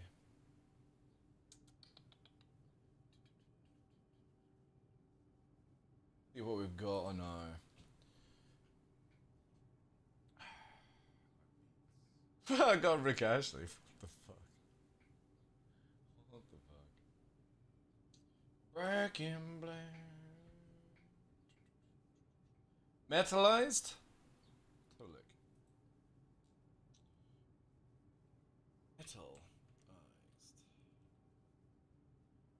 Metalized. Is it the album or is it a band?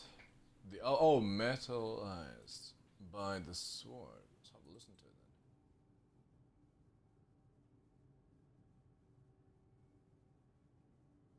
then. Ooh, that's a spicy wagagumi.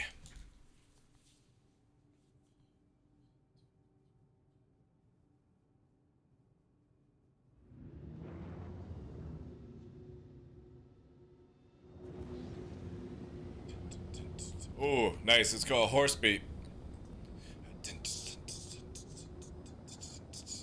Yeah. I like that. This gives me the tempo I need.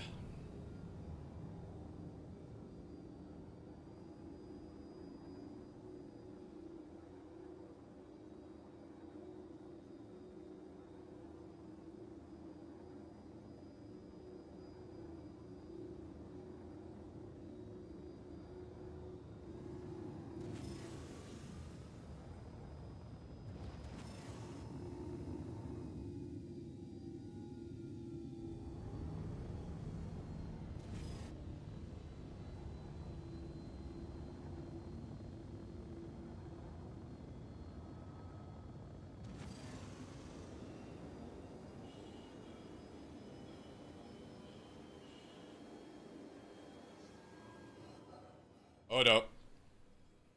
We caught it too late. Yeah. Caught it too late. We caught that one too late. Would have been fine. But it literally pinched a wee bit too high. I wasn't expecting the pinch. So basically when it narrows down, there's like this small window where you can just quickly reverse it. But it pinched too close. So I should have let off a little bit of afterburner, and then it would have been fine. But yeah, it pinched too hard, and we instantly blacked out because of it. We were almost at the level where it could have worked out, but yeah. Would have laughed so hard if it bonked off the ground. I think that was just generally, like, either desync or something going on, you know?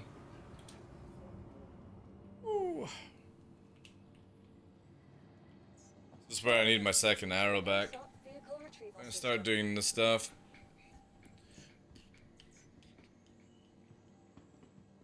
But we're wasting time just now because still waiting for Prashad to come back up. I just need a collection of arrows.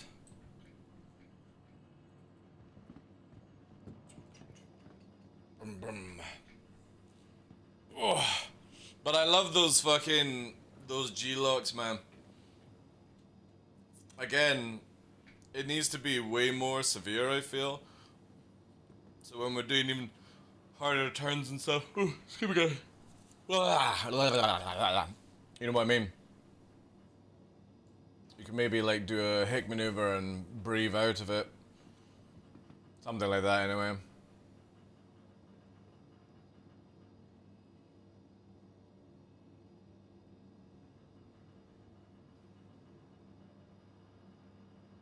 Oh, really? Yeah, but it's not a dupe, though. That's the thing, though, Sumo. These are not dupes. This one is bought with real money, and this one's bought in game. They're not dupes. I own one arrow, and in the database I've bought an arrow in game, and it's the ones that I buy in game that fuck up. Everything that I buy with money and credit on the website don't have any issues. You know what I mean? Because again, I only have one M50 that I bought in game, and see how it's destroyed and it's duped, so you can't claim it. It does this process. But I actually own an arrow and I bought an arrow in game, and it's the arrow in game that's broken. And it's not duped. Didn't blacking out and redding out used to be a lot easier to do before? Yeah. There's a new blackout red out system coming, Naruto, so it's going to be way more cooler in a bit. They're adding in new blackouts and red out numbers and stuff, so you're going to see people stop flying around like fucking satellites in the atmosphere. There'll be more flying like what I'm doing just now. That's why I practice jet fighting instead of doing the arena commander stuff for atmosphere, because eventually down the line you're going to have to fly how I fly in atmosphere and not like a fucking space satellite like people do just now. You will stall, you will black out, you will red out, you will be unconscious the more G's you're into and all that shit if you don't release it and all that stuff. This is coming. The new flight model will bring in control surfaces, aerodynamics, all these things. We'll hopefully get the new blackout redout system this year. It'll still mean that you could probably tri-chord and do stupid Gs. You're just going to be out cold if you try and do it. So you'll see a massive change to Arena Commander players. The way they play just now. They won't be able to do the shit they're doing just now. They'll have to actually dogfight instead of this fucking nose-to-nose bullshit because they'll just push too many Gs and black out. And then the real skill will be flying, aiming, and managing the G lock. And that will show real skill. Where you're pushing the elements like we used to. Remember how, like, when you got into serious PvP back in the day in Star Citizen, you'd be like, I can't see shit, but I can see the guy in front of me, and I can see the pip, and I'm going to win this fight. If I go any faster, I'm going to literally pass out and lose. And there was that real element of, holy fuck, we're riding the line, you know? But I can see enough, exactly as Togger said, you know? I can do this, chat! I can do it! And then you'd be like, alright, no, I'm fucking down. But you don't have that anymore. You have this shit. Look at this, right? You know, you have 15 Gs, 20 Gs, oh yes, fucking 20 Gs, and you know what I mean, it's so stupid. I'm pushing 9 Gs and blacking out double the speed on atmosphere, whilst you're able to do 20 Gs in fucking space, like it's nothing, you know. And this is again why you have this weird combat system right now in Star Citizen, because everyone's just allowed to go batshit fucking crazy, and it fucking ruins the game, man. Because again, going back to previous patches we had, G-locking was a skill, and top tier pilots would ride throttling the edge, as Togarov has said, you know, where you're like, oh, this is it, one more second, it's like, shit, I gotta bail out, it's too much, I'm blacking out, you know. And the other pilot would be like, alright, I'm gonna do it, and then they're blacked out and you just see them start spinning, you know. Because right now, when you black out, you don't have any controls, right? You just basically go unconscious. They used to have it where it felt like the pilot just like slammed the fucking throttle or stuff, and the ship would just like spin or come to a halt or something like that. And that's all gone, so I'm looking forward to this stuff when it comes back, man. It's gonna be really cool. Because again, I feel that the ship should be very agile, should be very powerful, very fast, all that stuff. Like modern day fighters, basically. Where the only element is the pilot that holds it back. And that would be the cool thing of the game. Let us do the 20 Gs, just don't make it where you can do 20 Gs for 5 seconds. Make it where you can only do it 1 second. And if you don't release the lock and actually do a maneuver to get out of it, the moment you try to do it again, you're going for a fucking snooze. You know? This would be insane. This would make atmosphere combat ridiculously challenging, because again, when people are doing this at 18 Gs, 20 Gs, look how long it takes to black out. I am pumping 15 G downward spiral right now, and nothing. And then I just let off the upstrafe, and it's gone. It's like, fucking boring, man. Absolutely boring. So I am looking forward to when, again, Gs actually matter and you just don't push a ship unless you know how to recover. And this means that it can also be where if you get people into proper, like, tactical locks, you can basically advantage on them. So again, I talk about radius fighting, where basically we're now at 400 meters a second. We're riding that lovely 8G train right now as we go around. And we're keeping it tight. Like, okay, I'm going to use my, I'm going to reverse out of it, right? Back into the G-lock, because again, this is how it should be. You're not able to just keep pushing those turns. See how I'm constantly locking up? It doesn't do this in space. So let's look at this as the target zone, right? We're into the target zone.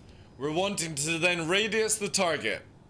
And by radius means I want to stay in speed, but I want to stay within the parameters, you know, to actually stay within the zone. And you can see here that I'm sitting about 2-3 kilometers, going fast as fuck, and I'm able to hold the G-lock and keep moving at 350 meters a second. So I'm still doing Mach 1. Coming in, letting off, because again, we're coming back into the zone. But you see, this is called radius fighting. And it allows me to stay within the area, but keep fast, keep out, and we're blacking out. And I'm basically riding it. However, if I just go... See what I mean? There we go. I've blacked out. And then I've moved away again, you know?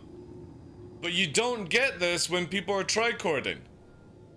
So this is how it should be, what I'm doing just now. I'm pushing insane amount of G's round a tight corner at high speed, but the moment you do it in space or Arena Commander, nothing fucking happens to you. It's stupid, it's bad mechanics. So I'm looking forward to when they actually get the proper G's back again. Because again, it used to happen in space. And then it just suddenly stopped for some reason. So either it broke and then CIG didn't have time for it, but it needs to get back to the stage where G's are an important thing to think about. Your fuel, your damage, the wings, aerodynamics, everything. All this cheese needs to be taken from the game. Because it's just sad. It really is sad that everyone fucking abuses it. Including myself. And it's just, it's shitty flying. You know? It's very, very shitty flying. The moment you start abusing all these things.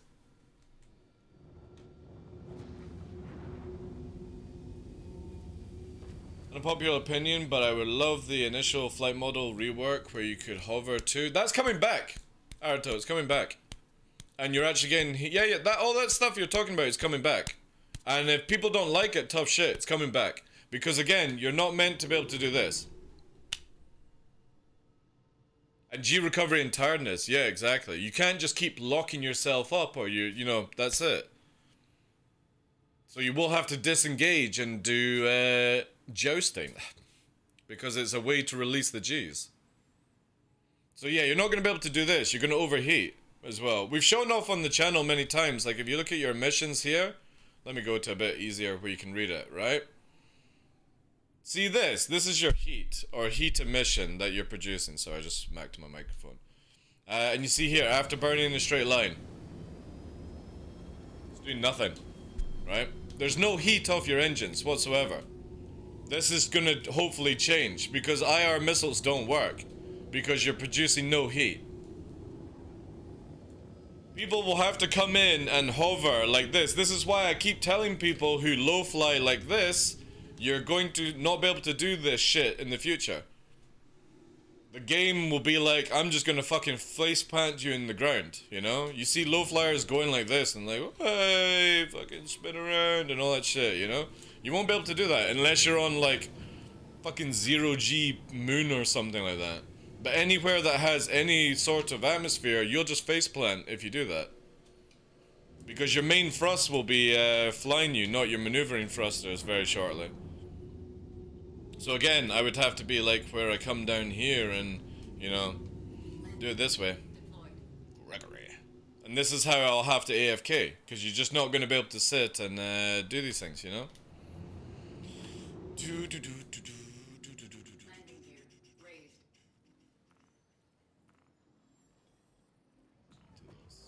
Afternoon.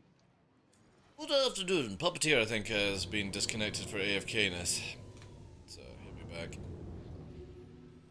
Why drones or AI ships would be vastly superior fighters? Exactly. You know that the F-16, the F-22, the F-35, anything like 5th gen-ish fighter, you know that the only limitation these things have to our general knowledge is the pilot that sits inside them. Take away the pilot, like you said, Sketch. Take away the pilot and make it where these planes are AI driven or drone driven. I would love to see what their capabilities are. Because they're nuts. They're absolutely nuts in real life. And again, most of the time it is the pilot, well, I should say not most of the time, it is all the time where the pilot starts pushing 9Gs. So again, we're going to go into a 9G bank. We're doing 8Gs because I'm not going to afterburner. I can't be bothered up strafing either. So we're saying at 6Gs right now. If this was you even on a low moon and you're doing this, right? The average human can't take what I'm doing just now. You would start to black out, you need to go into the Hick maneuver and stuff like that. Star System's cool because we're trained ex-UEE military, so 6Gs should be, you know, doable. Then we apply Afterburner. And you can see here, going up into the 9G bracket, there's barely anything as well. The moment you apply Upthrust, the G system kicks in, and this is not how Gs work, you know? 9Gs is 9Gs, you know? It's either a positive or it's a negative G. But it's not, oh, the G will only kick in when you start, you know, applying Upthrust. Again, doesn't do that. So whilst we have really cool kind of G-locking ability in atmosphere, so let's G-lock ourselves up and show you here. We'll go into a spin now, decouple off so we drift. There we go. We're starting to ride the train, the gravy train, right? You see it here, we're riding that edge line. We used to have this in Star Citizen all the time, where sometimes combat was in this format, right? Where we would actually PvP like this. Now this is riding the train. If somebody afterburners now, or strafes wrongly, they black out. And I'm traveling at Mach 1 right now, and I'm not afterburning because I'm wanting to release it, but again, we're going to push again. We're riding, we're releasing. This, you never see this in combat anymore. And it used to be amazing in Arena Commander, where you would see top tier pilots riding the train. And they would be forcing the blackout, and they would force somebody who wasn't as skilled as them to black out, and then they would dog on them. And we don't have this anymore. We don't have spin outs. You don't see people in space just sort of having a wee nap as they're floating around to be shot. And it'd be so sick, dude. It'd be so sick. I can't wait to see the revised G system. I want it where people have to think about their speed and their movement and everything like that whilst going around corners, even in space. Planes, then future is VR. Oh, I would imagine that is actually how you're going to see planes in the future. I genuinely believe what they'll do is put some sort of remote controlled android kind of like figure that will sit in the seat, and basically obviously like you don't have to have the controls like that, but you know what I mean. It'll be like basically a pilot body sat in the pilot chair where it can look around, and the guy is just sitting VR in a fucking truck, you know, completely fine, because it's a lot cheaper to build systems like that where VR is used, and you know, drone piloting is more important, because again it's easier to get somebody into that scenario than it is to get them where they're G trained and everything, because you don't need to be G trained. You just need to basically know that, alright, I can't go past 16 Gs without my wings ripping off, or whatever the maths is behind certain planes. I'm not familiar with them, so I don't know, you know? And that's where I genuinely see fighter pilots in the future. There won't be somebody that goes up in a jet. It'll be a drone. Yay for challenge. Ship to spawn when I landed to sell, hadn't I? Yeah.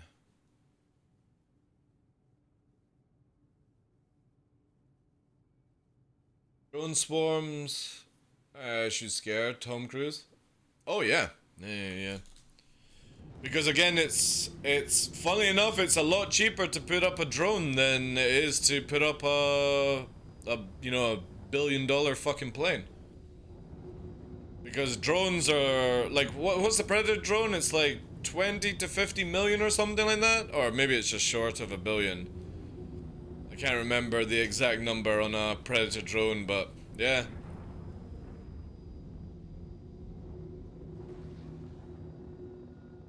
Yeah. Reason I got one was they can be spawned at Plan B. Nice. You can also get the Pisces now spawns at Platinum Bay, which is good. I think the Talon should be removed from Platinum Bay, personally. It should only be snub fighters. For a Predator. Is it only 100 mil? Holy shit. But There you go, yeah. 35, I think that was $1 billion. Yeah, like yeah, the fifth gens are usually in the billion mark for one plane. So yeah, look at that. Like, look how many drones you can get, and you can stick fucking Tubby the Dorito Kid behind the seat of it. Somebody with massive fucking health issues can be a hardcore pilot instead of sitting in a G tolerance environment. I can be Tom Cruise. Yeah, exactly. Yeah. Saying there's a chance. There is a chance, yeah. Well, funny enough, like it means that older generation pilots who maybe are forced out of the military because of, you know, being able to, health issues or whatever like that, can literally sit and become hardcore pilots again. And they don't even need to get out of their boxer shorts. Drones are doing awesome in Ukraine as we speak, yeah. Someone's bombing. You know what I mean? I know, I know. Excuse me, sir, just let me fucking hook up my laptop and HOTAS. I'll be in on flight in a second, you know? Sitting in your fucking bed with a laptop and joystick. The scary thing is, though, in like 20 years, that will be a thing. Oh, 100%. I want to do it. I want to be that guy.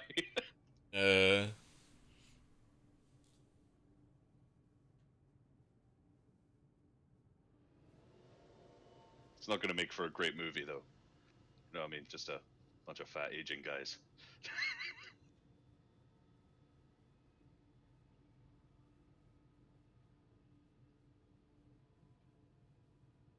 Yeah, that's true. But saying that, have you seen the movie Stealth? Where it's got the AI fighter in it and stuff like that? I have not. It's really good. It's got that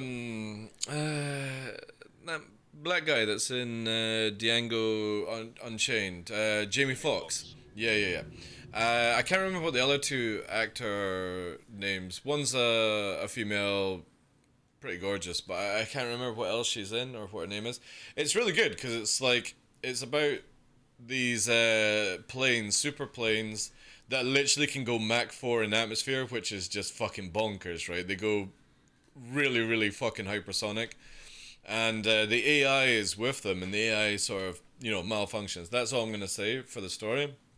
But it's a really, really cool scenario watching humans verse something that just can outclass you by just thinking, basically. Nice. I'll check it out. Top Gun 7 map. AI always comes after us, though. Like, it's always trying to terrorize us. I know, because it's a great... There's a bunch of burgers. All the... You know? Yeah, it's the same with, like, Terminator. It's like, you probably don't ever have to worry about AI at all, you know, but it's like, we want to make sure that you're always scared of robots and cyborgs and AI. They are coming for us. We are going to be their butt plugs eventually, and it's like, probably never going to happen, you know? Only a mad idiot would create no parameters for these things. Hey, Space 99, how you doing, Chief? Top Gun 7 Mav has diabetes. Don't worry, sir. I can do it with one arm. Incoming. That's me. Should announce Almost approaching. number 100. Yeah, no. Almost 100. Requesting permission to make that reality. I'm not sure, like. I'm pretty sure Pop might win that one. No, because I'll fire my missiles and run. I'll get him eventually. Aye, but missiles didn't work on arrows, like. And you got too close for missiles switching to guns. I like how they both say anvil underscore arrow. I think that is definitely how it should always be. I hate the names. I want it where when you're chasing after somebody, you're like, is that my bounty, or is it just some random dude you're about to annihilate? That's someday, right? Yeah. Ship names and stuff. If the guy's on a Carrick, we take the Carrick, boys. Exactly. But I mean, eventually down the line, you're going to be able to name your arrow and stuff, so. Ooh. Stealth was entertaining. Yeah, I mean, it's not like a good movie compared to like Top Gun or Iron Eagle, but it's got, you know, it's got a good story.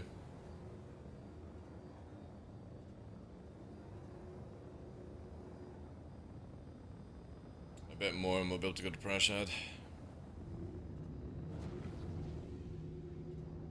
Sometimes movies just have to be fun, yeah. Sundial, whatever. Like. Well, it's again, there's ways of doing it, dude. It's the same shit. Sun will rise in the east and set in the west in this game.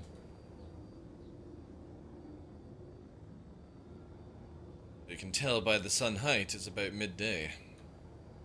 Or maybe about 1 or 2 o'clock in the afternoon, depending on where they have it. David Attenborough and the Queen, and they put the sundial in one of the royal gardens under a fucking tree. She turns to the cameraman and goes, "Did we think of that?" And just think someone's gonna die for this. Yes, let's put a sundial underground. That'll tell us where the fucking time is.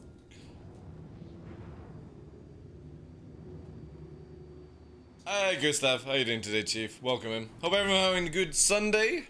I'll try and say that a little bit better. Hope everyone's having a good Sunday. Went a little bit too Scottish on that one. Super hungry, like. Super hungry. I don't know what I'm gonna have for my only meal today, though. Can't really decide. Joe Rogan the other day talking about AI, and he laughed it off as almost impossible. Well, again, like, I don't think we're ever gonna get like the Matrix and Terminator and any jazz like that. I have a higher suspicion we'll kill ourselves as humanity before any killer robot comes after us or abducted by an alien species. Because again, when you have people are like, oh my god, I hope aliens don't attack in my lifetime, it's like, why would they? Generally, when you actually look at Earth and humanity, what do we actually offer? For any advanced species that comes across the stars to come to Earth, really, what do they get out of Earth? There's nothing rare here that anyone would give a shit about. And literally, why would yeah, we make good sundials and some wooden shacks. And it's the same with like advanced AI robots. Why would they stay here? What purpose would they get from Earth and us? Water? Dude, like, again, I'm pretty sure if an alien species is traveling across the black stars, everything like that, I'm pretty sure they know how to make water out of thin air. You know what I mean? It's not something that is that fucking technical to do. We literally can put a plastic canopy out and have the sun turn, you know, heat into water and all that shit. So we might have a vast amount of water, sure. And I know which movie you're referencing, because that's that, what, Attack on LA or something like that. That's a good alien movie, actually. I really like that one.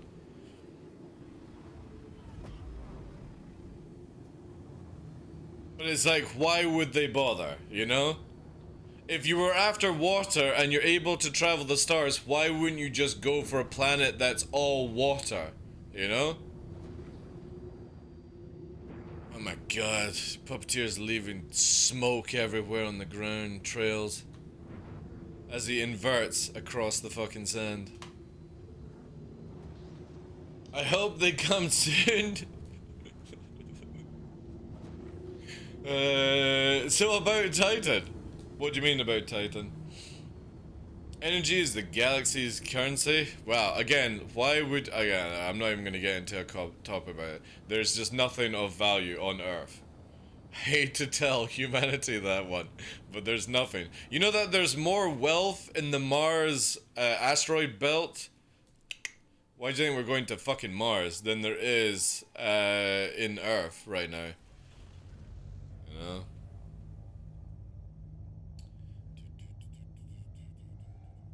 And where are you, Prashad?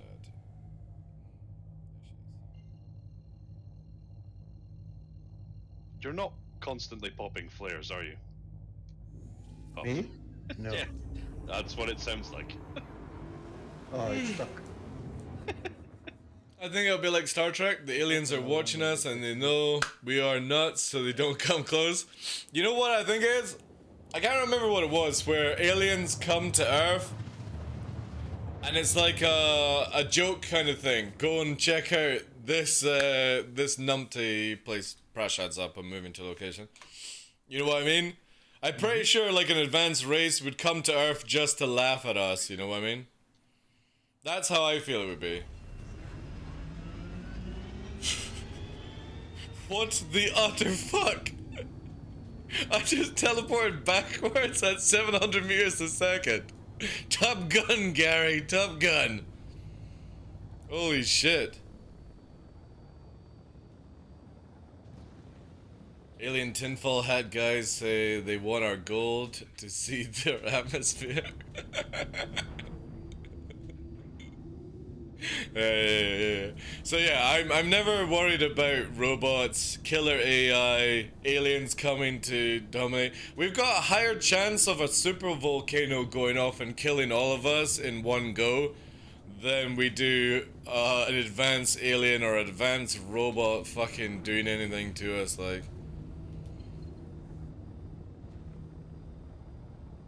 Personally, if aliens exist, I think the dark force theory is more likely to be right. Yeah, we'll go to the internet and say all this toxicity needs to get purged. Yeah. Target the furries first. I'm just getting on the furries, alright? I'm just getting on the furries before anyone in chat dresses up like a wolf or a leprechaun and goes out and has fun. I'm not saying don't go out and have fun, alright? Yellowstone is 600,000 years overdue.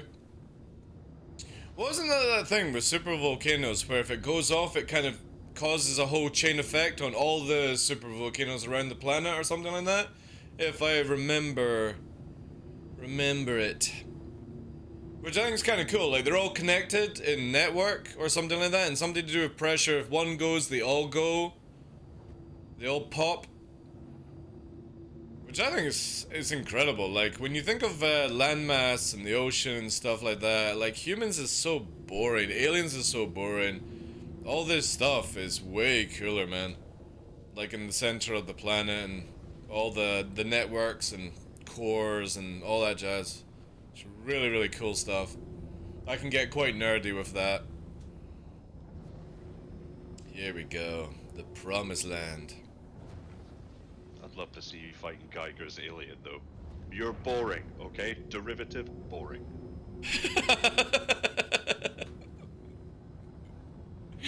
I'm not fighting you, I'd rather fight a super volcano because it's more appealing to me. More of a challenge than your alien laser guns.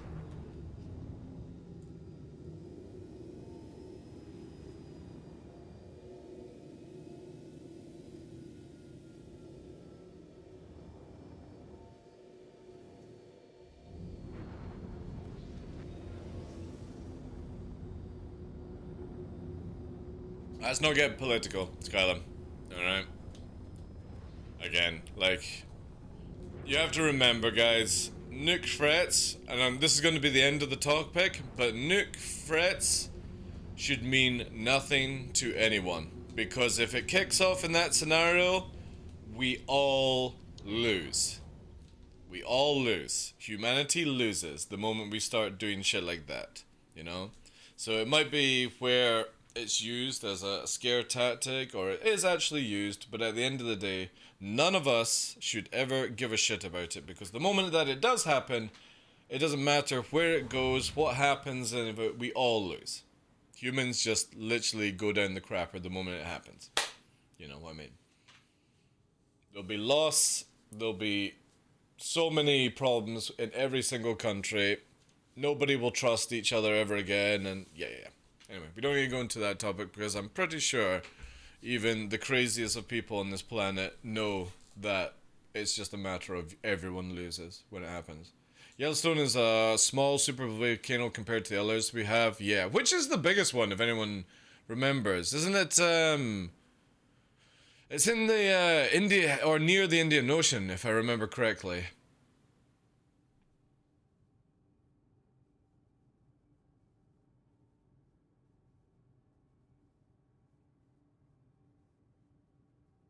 Oh, you live near the super volcano. Nice, nice, nice. I would love to go to Yellowstone. I think it's so beautiful, and I fucking love what you guys have done by reintroducing wolves there, and it sorted out your fucking eco problems. Like, obviously this is like 15, 20 years of sorting out. But yeah, I think we're about to 30k, by the way. Oh no, somebody's calling me to find my location. Yeah, I posted something in chat, so maybe.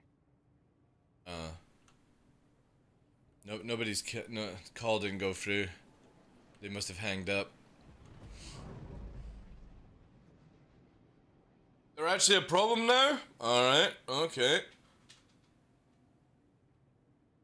Did you let them go a bit too crazy? Hey Darla, I wanted to ask which thing you got to hold your keyboard and rail system. For some reasons your code did not work. For what, Black Death? So code TDL does not work on the Monster Tech website. It doesn't work. Yeah, the keyboard system's not been sold yet. I literally have a prototype and stuff. Yeah, it does not work. Alright. I'll let them know. Obviously it's Sunday. Probably won't be able to get back, you know? Yeah, well, it's the perks of it.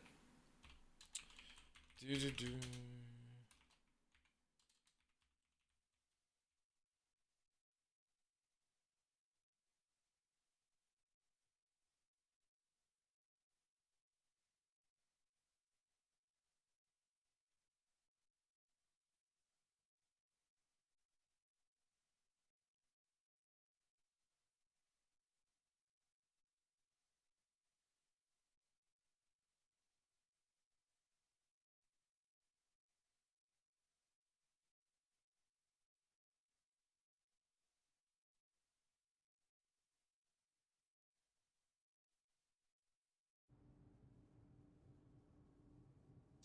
No. No, it's mine. Contact.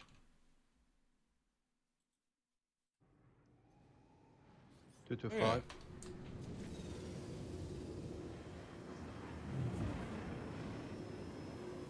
It's coming from me. Oh, he's just about to get beamed. Your height.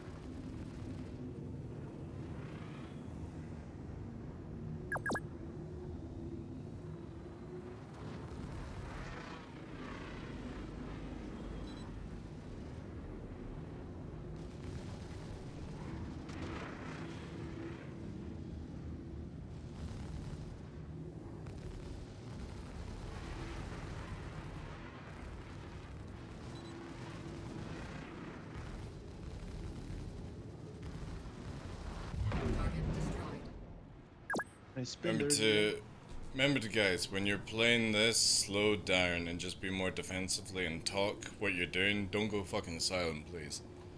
Like if he's chasing after you, tell us your shields, what you're planning to do, all that shit. Fucking guessing game shouldn't take like an hour to 3 versus 1, like.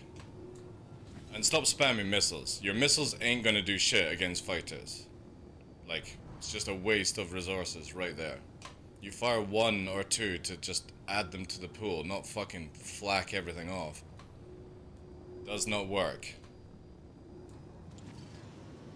Roger, roger. But yeah, communicate more. And if you are not being shot at, for the love of fucking God, go decouple and just beam and stop flying too fucking close. And keep your afterburner ready to go for chasing. Oh, yeah. That's 100 there. Oh, that's 100 goose. Yes, 100 gooses. But yeah, more communication. This is something I'm gonna drum into everyone. If you are the one that's being shot at, fucking rap. Open your mics. Don't push the talk. Just get it done. Like, we literally got my shields are down, then you didn't say anything about re-engaging or anything after that.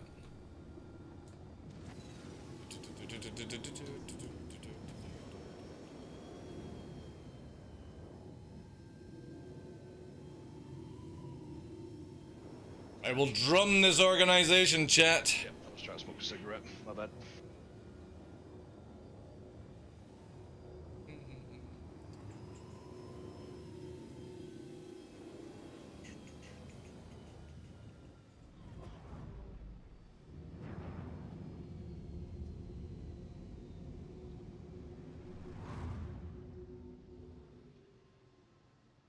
Gonna go for missiles. He hit my ally a couple of times as well.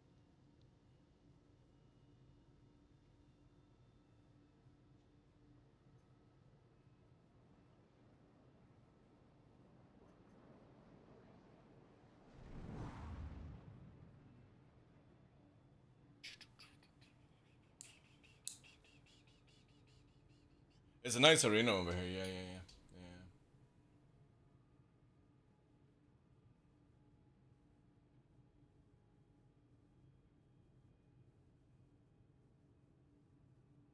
And a bio break as well. Oh, look at Gladius, man. Gladius have like this crazy ability of regaining that shield pretty fast, like, and by not going very far, which is very, very interesting.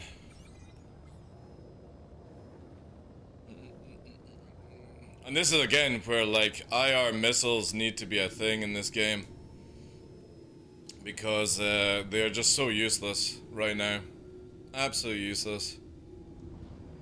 Not even worth firing at somebody. Cross section's the same. You can't counter them off, but they just won't hit you if you're small. You just dodge.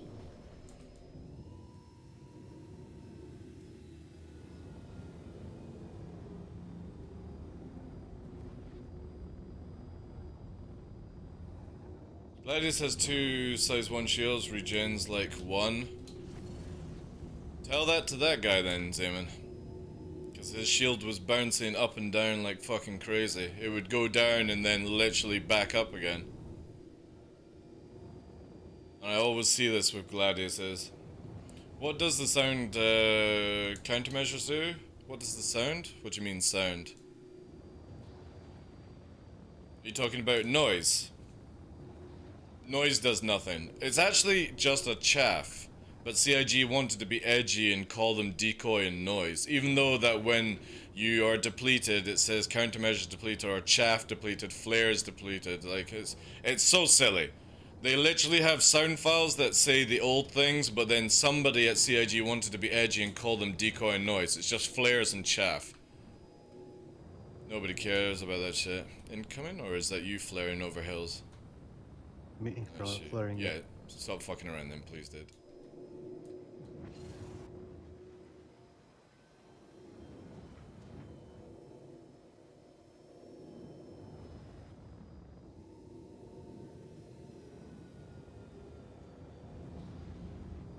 Yeah, it doesn't do anything in the game right now. But it's technically just a chaff launcher. But for some reason CIG... I don't know. I don't know why it's broken, personally. It was working in 3.16. So I don't understand when things just suddenly stop working, you know?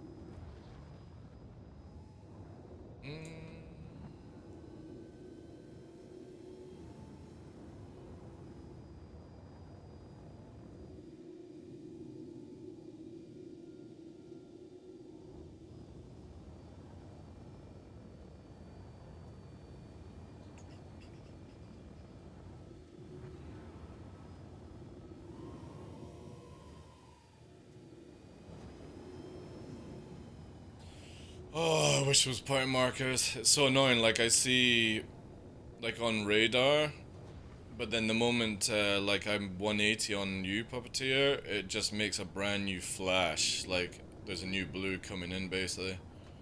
Like a white small flash, then it disappears Yeah. from the main thing. Yeah, it always does that, yeah.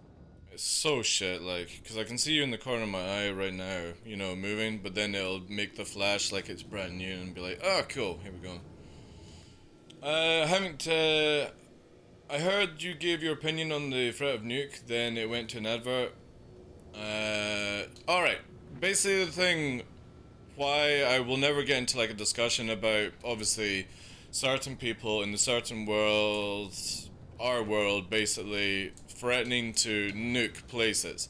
And my response is that nobody should ever give a shit about it. Because the moment that any country does it, we all lose. And that's my opinion on it. Everyone loses. The moment that it happens, humanity just loses because of it. So I generally feel that even the craziest of humans, the moment that you do something like that, that's it. You know, you could be no longer classed as human as far as I'm concerned.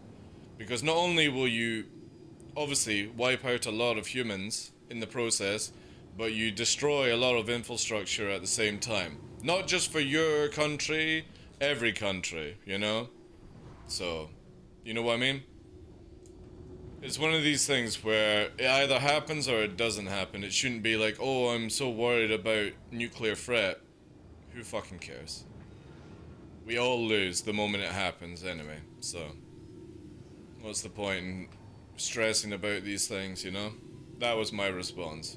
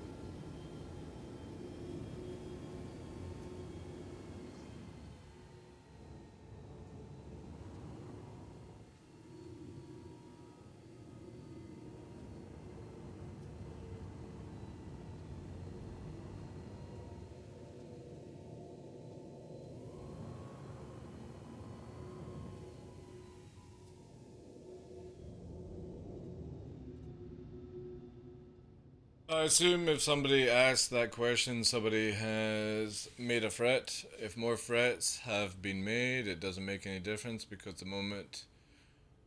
well, it's not so much just about Ukraine, dude. It's about every place, you know what I mean?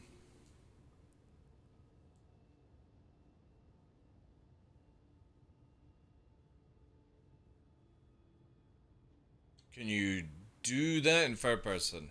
Probably if I put enough time into it. But, yeah, you're never gonna see that. Yeah, I don't do third person. If I want to play a third person game, I'd go and play like War Thunder or something like that, you know? I like being in the pilot chair. It gives me more immersion. Third person just looks like this. You know what I mean? You don't get to see any of the drifting. It's just like, you know what I mean? Like, let me just check. I'm in even fucking in decouple. I can't even see radar. You know, it's like, we'll go to this view. You know. And then we'll do like this view. It's like, it just looks so shit. It genuinely looks so shit. You can't see where you're going. You just got a fucking cross section always in front of you. You know? Ooh, third person. Amazing. Your adjustment is completely off, you know?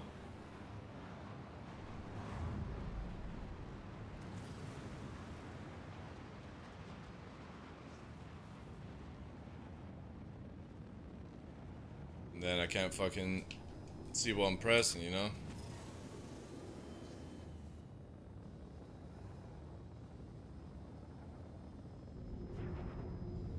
You need music to fly in third person. Again, it just looks so unathletic. Because the cameras are so bad, you know? That's why you need somebody... This is the best way to see somebody third person, right? So if I chase after Greg and I go into decouple, and I'm literally just going to film Greg, I'm not going to try and do any advanced flying, I do this. This is how you show what it looks like. So you basically go into no HUD mode in third person, and sit on somebody's ass, and that's how much better it looks in third person, right? When you're not the one doing it, you know?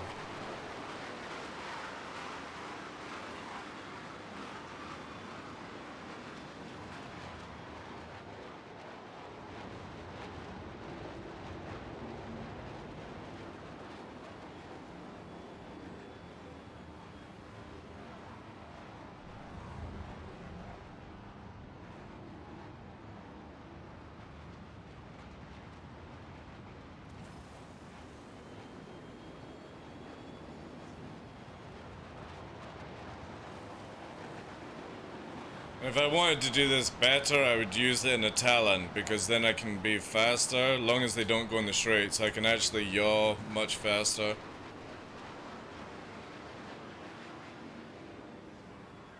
I'll go behind Pop, actually, so I can actually see more. Try and lock your speeds down, guys. Like, if you... Solo is like for powering, or, you know what I mean. But what you're doing just now is better if you lock down to like 300 meters a second and stay together.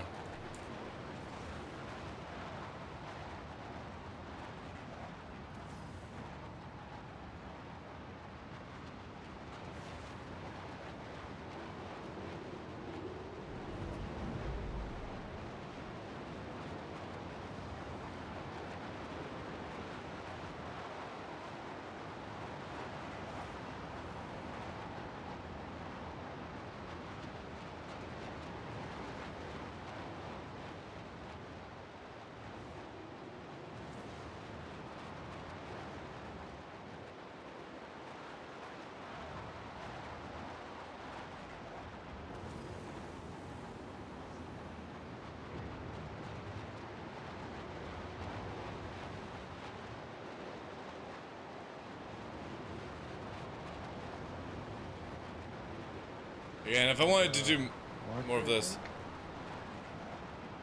What's that? Put a blue marker, or maybe it was a Yeah, Titan coming in. Everyone just do a Fox. Just each do a missile. He's going for me. Fox 3.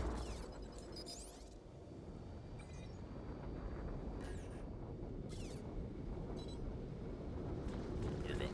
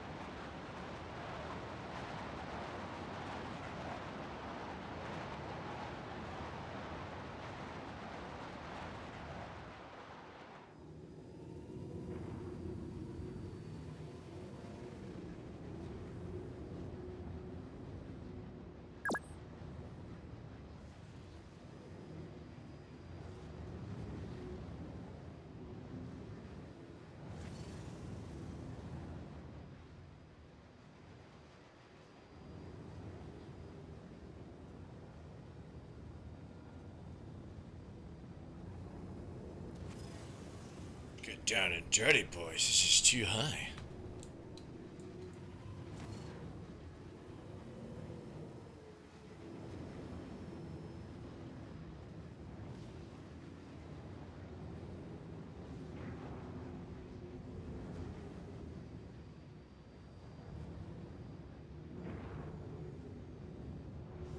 Would you have the lock on it? It's a little bit higher than 300. I can try and reduce it a little bit more. It's just tell me the number. Hydrogen fuel is at 50%. Right, we're on 303 now.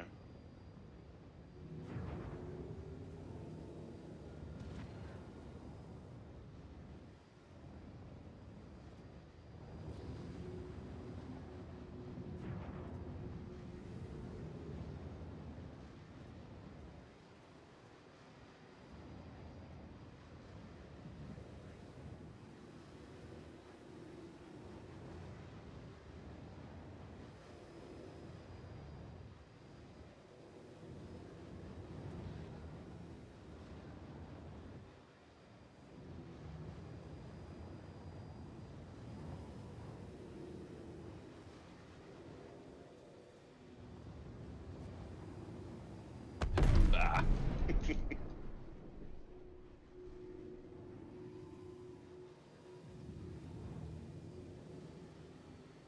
Your sex popped in. Stay within 300? Just give me your speed and I can match it quite easily.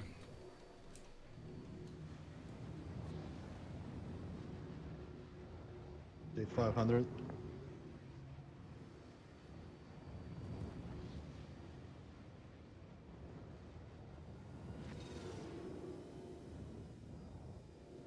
Turning left.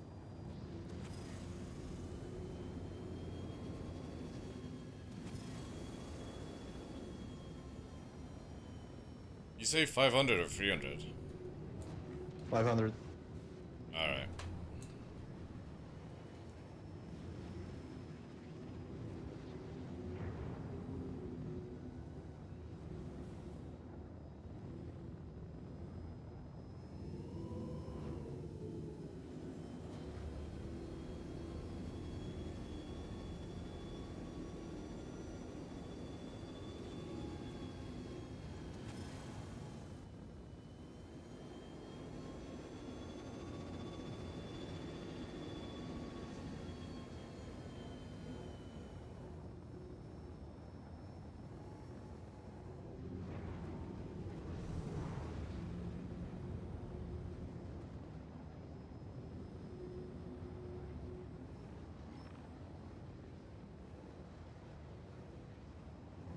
Constantly Turning calling around. me.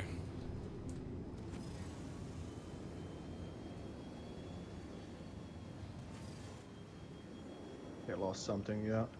Yeah. We can get it repaired Bailing then. it since they're calling, yeah. Who's calling? If they're calling you, I'm gonna bail to get Yeah, myself yeah, sorted. yeah. I'll go because I'm on 50% fuel as well.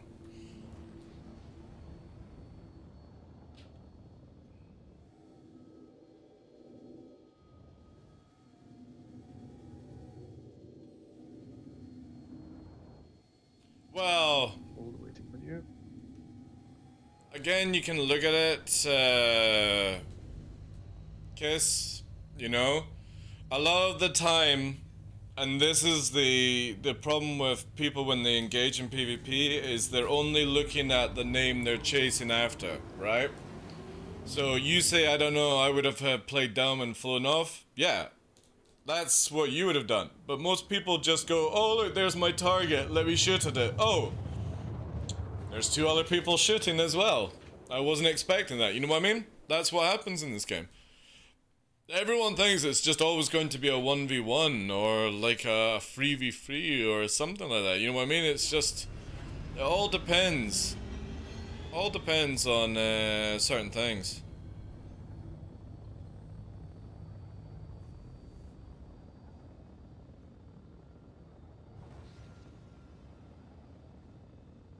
Tunnel vision, pretty much, yeah, exactly.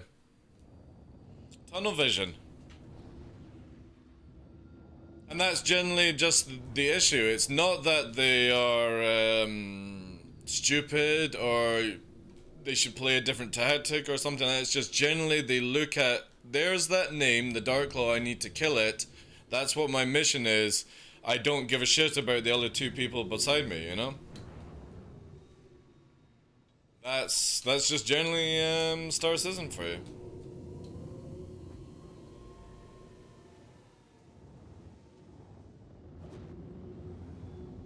And it only takes a few times before the Titan pilot realizes, okay, I know a little bit more to do and stuff like that. It's just a learning curve. Unfortunately, there just isn't any like tutorial for players to get into Star Citizen. It's very much a trial by fire environment. So, I mean, you could say the Titan was very ballsy, or it had, it was mad, or it was an idiot, or anything like that. You could put it into so many different categories, and it's none of them. It's just literally, I see the name I need to kill, that's it. Sometimes they don't even know that it's a PvP mission. They think it's an NPC they're hunting, sadly. Because again, the game doesn't tell you the difference. Doesn't tell you the difference. It just says like ERT and stuff like that, or this is, you know what I mean? Like, some people just don't realize that they're fighting or they're chasing after a player. Hey Titan, how you doing today, Chief? And that's SCs for you, you know? Well, no, what? I mean, I don't think anyone would report it as, oh my god, this AI is too difficult. I think generally the moment that you get engaged, you realize you're not fighting an NPC arrow. You know, there will be that instant realization, shit, this is a player. You know what I mean? I'm gonna quickly go for a bio break. Copy that. You know what I mean? It'll just be like that. I don't really know if I'm fighting a player or an NPC.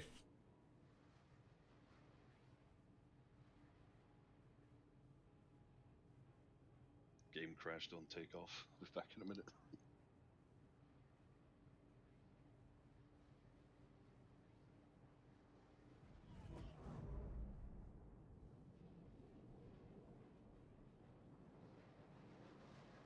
Oh, Greg, you're using dual sticks, right?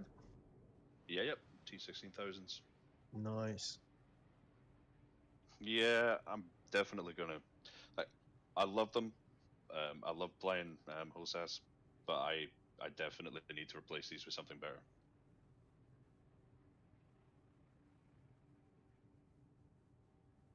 Just not enough buttons.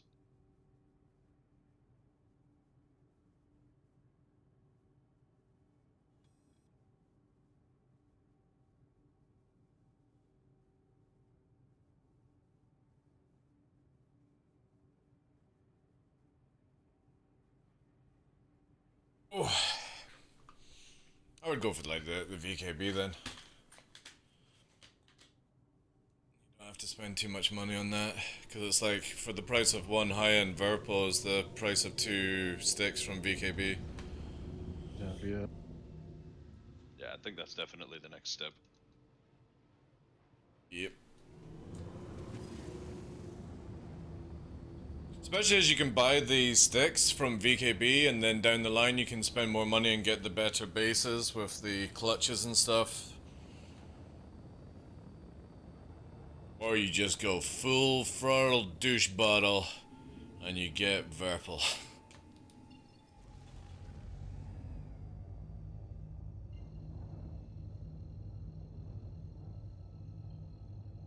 You just bought 2 VKB? Nice. Again, for me, like, I'm not a fanboy of, like, any product. I only ever back what, first of all, I enjoy, and then secondly backs me, you know what I mean? So you'll get a lot of content creators who are like, don't buy Verpal, buy VKB because I've got a code for them, you know what I mean? And it's like, alright, fair dues. For me, I'm like, I've used VKB, I've used Verpal, and I had more issues with VKB on a personal level where the springs kept breaking, and for 2 years now, I've had these bases that don't cause any problems. So I will always side with Verpal where I've had a better experience than VKB. It does not mean that Verpal is a better product, it just means for my own enjoyment, this was what worked for me, you know what I mean? And I like the idea that because it's working, I don't have to keep upgrading and stuff like that, you know? But the other thing is, like, Verpal don't do any, like, content creator codes and stuff like that because they make plenty of money as it is. So I generally feel like, if you've noticed, everyone is now partner on VKB out of their mind. It's the same with Toby, and eventually down the line it gets to the stage of, are they just signing everyone up and doing a fucking, what was that PC company that just got a shit ton of trouble this year? You know what I mean? Toby have been doing it, VKB are doing it. I'm like, this is where you just have far too many content creators and everyone's code becomes worthless, you know what I mean? So, I'm happy that I'm part of the tight-knit Verpal grouping.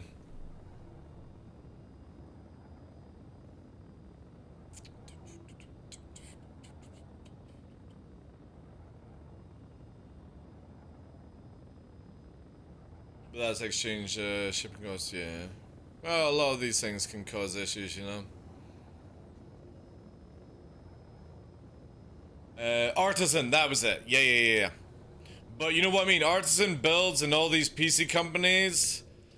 It's the same with, like, energy drink companies that just take everyone. You know what I mean? When a company takes everyone, it means that they don't give a shit about you in one bit, you know? That's why I'm very papa blessed to be with Sneak. Because Sneak don't fucking invite everyone. There's no way to sign up for Sneak. You are invited to be part of their creator team. Not of, alright, you'll do. We'll make a little bit of money off you and then we don't give a shit, you know? Because that generally is what it is when every company works with content creators and it's like, alright, we'll give you a 5% discount code. We might make a little bit of money, but you know what I mean? You won't make any money back, basically. That's the hardship with it. And that's why, like, when everyone has VKB fucking codes out of their mind, I only support, like, the first ones that actually had it. But everyone's like, oh, I'm G Fuel, I'm VKB. Yeah, everyone can be G Fuel, everyone can be VKB, you know? Yeah, they invite everyone. And I don't like when products do that or companies do that. The group, I'm bringing some trouble your way. Alright, roger.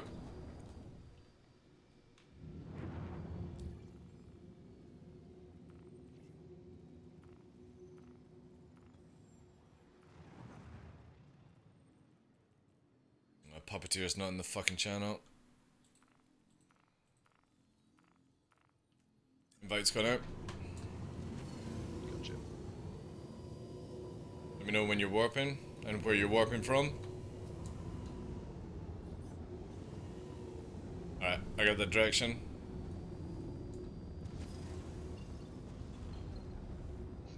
Warping there. He's not on my ass yet, but he followed me to Yalla and then to OM1, so I assume he's gonna keep coming. Missing Maybe. that party in White Skull. Got the QQP channel one. I failed, that's why. Slowing down.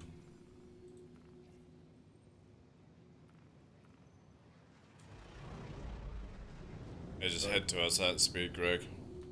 You're only 30 off and nobody's following, there's no need to leave the area. Checking where we are actually at. Cool. Yeah.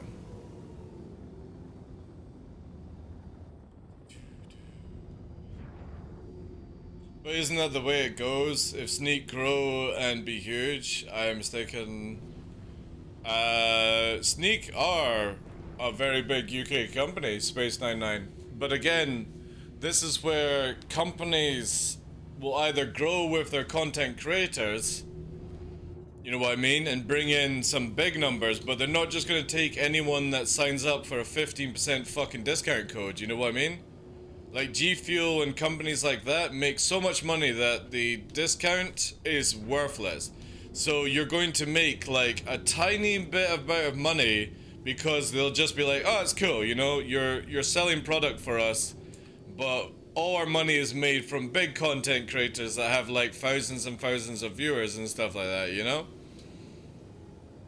That's why I like Sneak. They don't do that kind of small streamer targeting system.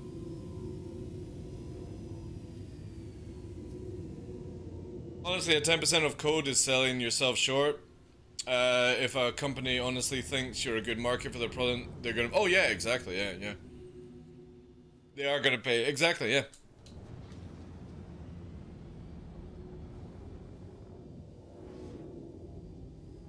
When I started working with Toby, right?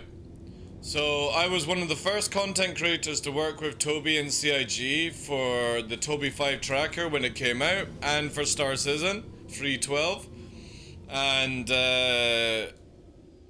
when they said, you know, we'll go through all the partnership stuff, I was the only content creator that didn't take a code. I didn't take a code, and now I'm one of the few content creators with Star Citizen that has the biggest code that you can get the biggest discount with. You know?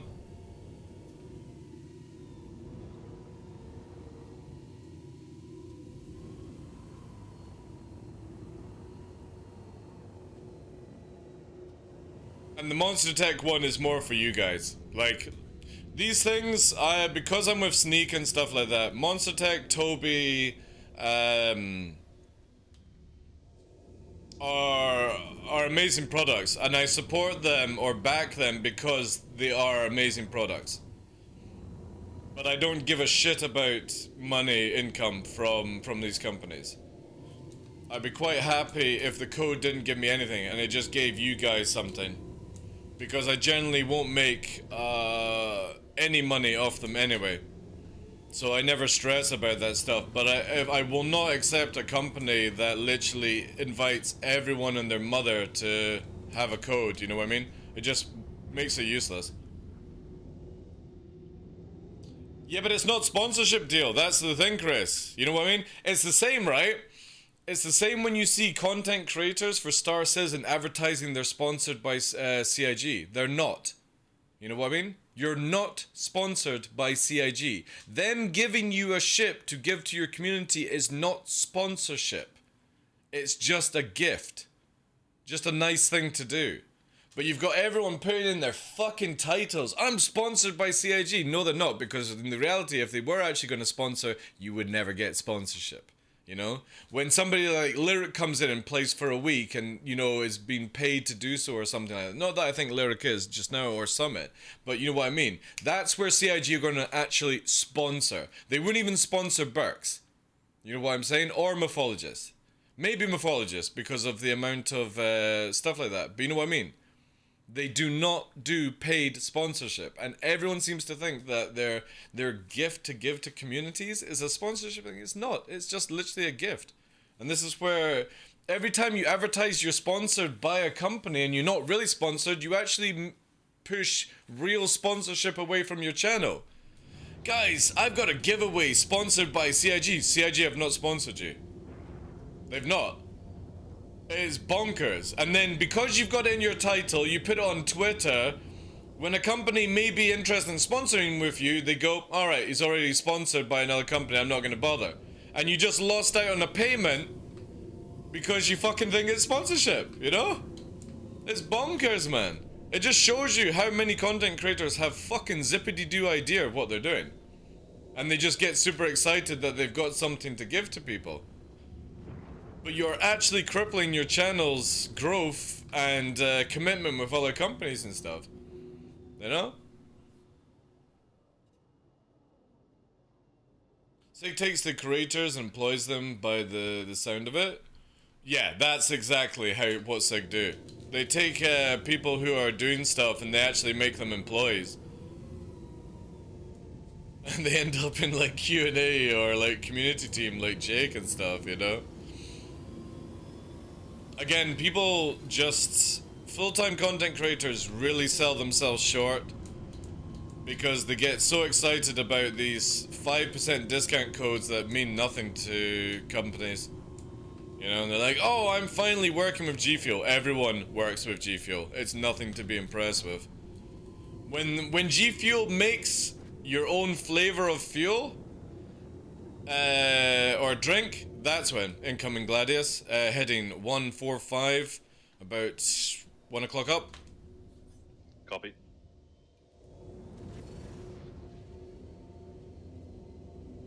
Got him locked. Put 1 in. Looks like he's going for TDL.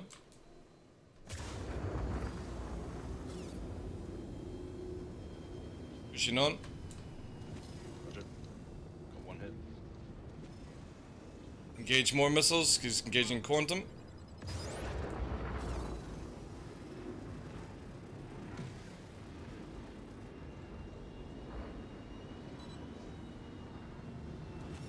Two away.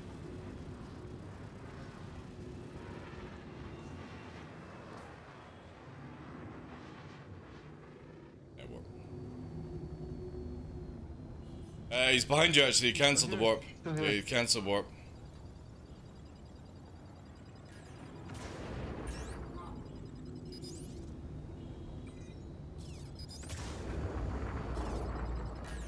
I now warped. He went OM1, do not follow. Go to Shubin, rearm. Okay.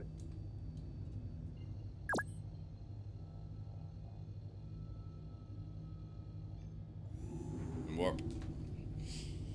Or TDL and warp site. Scooped me as well. That's why the quotation marks, yeah. But yeah, it's if you're ever a content creator and you're trying to grow your channel with other companies, do not claim you're sponsored by a company when you're not, because you really push away a lot of possible incomes and stuff like that. That's why like Detox, Salty Mike have been doing it really well. They say they're sponsored because they are actually sponsored by a company to do a set show. But when you say you're sponsored by CIG and you're not making any money from CIG because of it, stop saying you're sponsored. You're not. You have to have a cash or a target like signed agreement before you say you're sponsored. And them just gifting you a ship does not mean you're sponsored, and you're ruining chances for yourself because of it. It is simply a nice thing that they do, gifting creators to give back to communities and stuff like that. But unless you are actually getting a paid contract, you're not sponsored. A few other people do it when games give them a gift. They're like, oh, I'm sponsored by this game. And it's like, no, you're not. And then some game company that's looking at your channel might go, alright, well, this guy's a clown. Let's not bother wasting our time with this one. You know, they'll go elsewhere. Because if you can't work out the differences, you know what I mean? Sig could do Dak shit, yeah. What if they give you a javelin? That's just a gift. White hand. It's just a gift. It doesn't mean that you're sponsorship. Sponsorship is you're paid under a contract by a company. How's this game? Really good. Certain times. Ray, welcome in. Morning, Galvia. How you doing, sir? How's your weekend? Also, if you get a contract, hire a lawyer, for fuck's sake. Yep. Yep, exactly. With my one with Sneak, I basically, before I sign anything, and mine is a paid contract with Sneak. I am fully monthly supported by them. I read the contract every 6 months to the fine detail on it.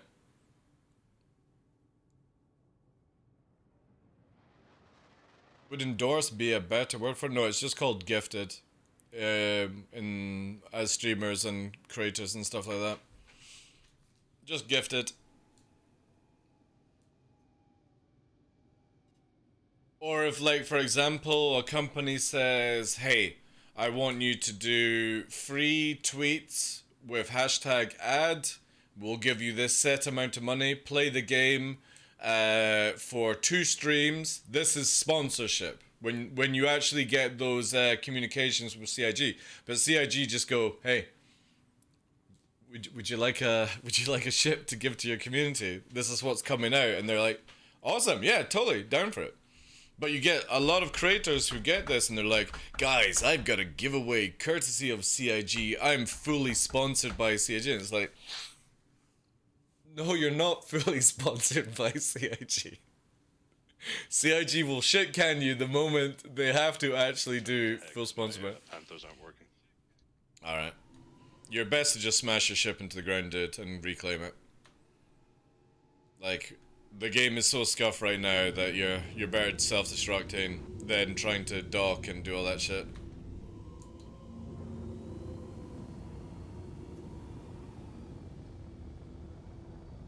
Yeah, very much work in progress, yeah.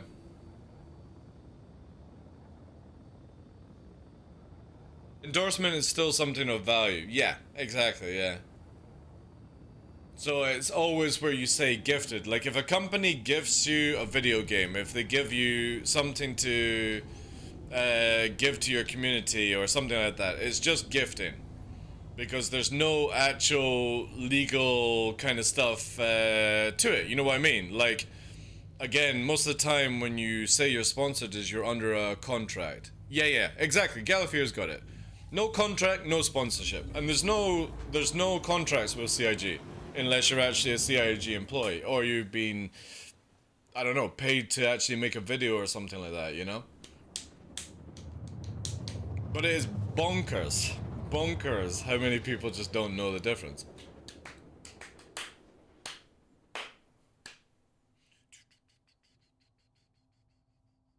Because I've got a partnership with Toby, I've got a partnership with Monster Tech, but I do not make any money off it, you know?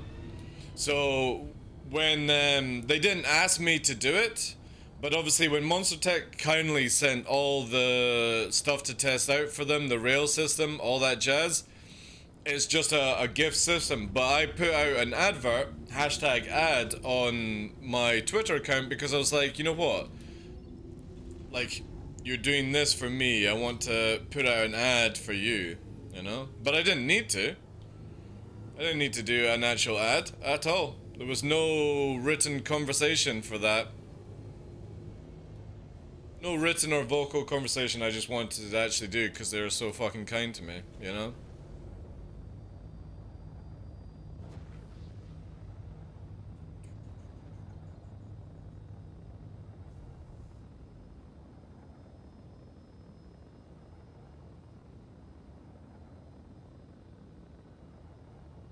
Doesn't mean change music.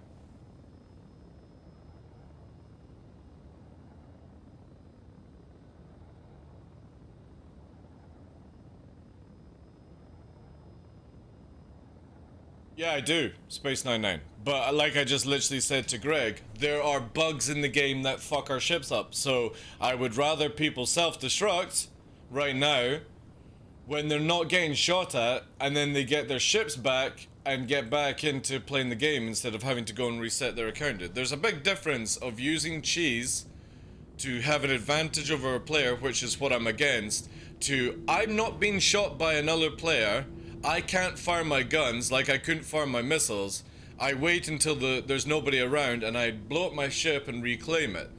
Because technically, in my eyes, at that stage, nothing is going on, you know? It's not like you're trying to cheese away from another player. But you get people that self-destruct and cheese the game. Because they're like, I'm getting shot, so I'll just self-destruct and disappear. Or I'll, you know, teleport myself, you know? There's a big difference. Big difference. Whilst this game is in alpha, you know, we're always going to have bugs that we have to deal with.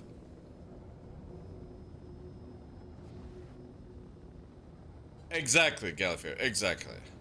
You know, there's a big difference in alt F4ing or just like, oh, somebody's coming to kill me, I'll quickly ram into the rock and teleport, you know what I mean? But my guy can't shoot his guns, and instead of landing his ship and trying to repair it and then it's going to bug it, I said for him to destroy it. Because that's how you fix ships in the game just now, you explode them. because it clears the reclaim thing.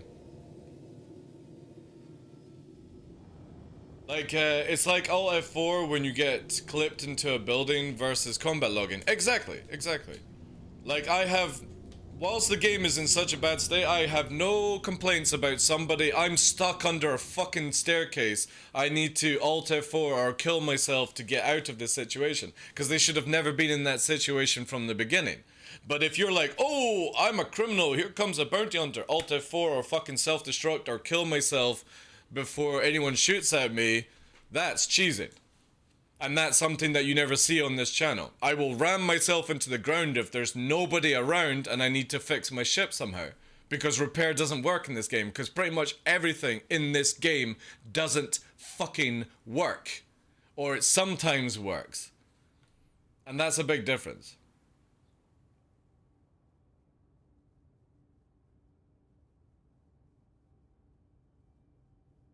You will be angry at this then. I run all the way to depth 12. It took about 10 minutes and then it started to make my way back, getting lost.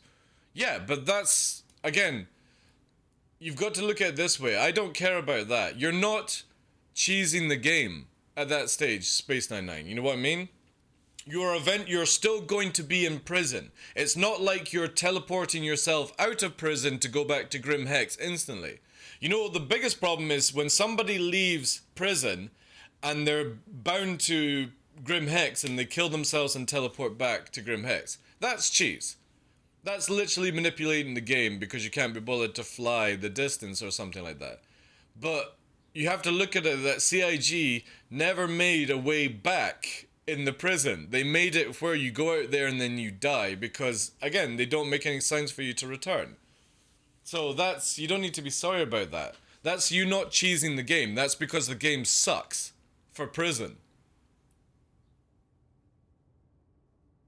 And eventually you won't be able to do that when they take away self-destruct, well, committing suicide and stuff like that from the game. But you know what I mean? There is a big difference in somebody just using a mechanic to cheese the game so that they don't have to do anything, to I need to do something because the game design is bad. You know what I mean? There's a huge difference in player capability with that, you know?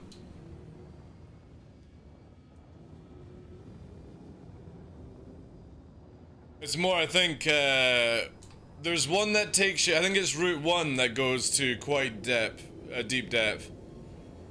If I remember. I think it's Route 1 that goes very, very deep.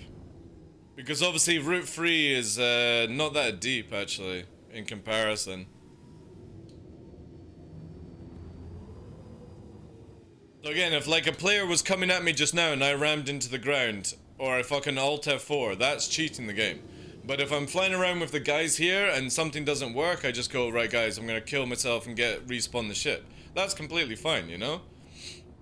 I have no problems with players doing that, because the game shouldn't be in this state where it forces you to have to do these things.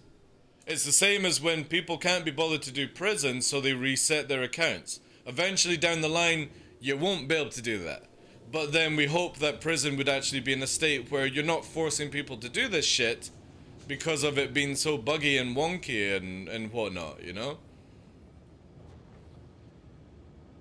But it's like I said, you will literally have people that will leave jail, they'll be bound to Grim Hex and they'll kill themselves just to teleport across. And it'll be the same when somebody is bound to Grim Hex, but they go to Pyro and they're like, oh, I don't like this, I'm just gonna go and kill myself. Teleport back to Pyro. Because CIG invented this silly fucking spawn tube system. Let's get cloned, woo!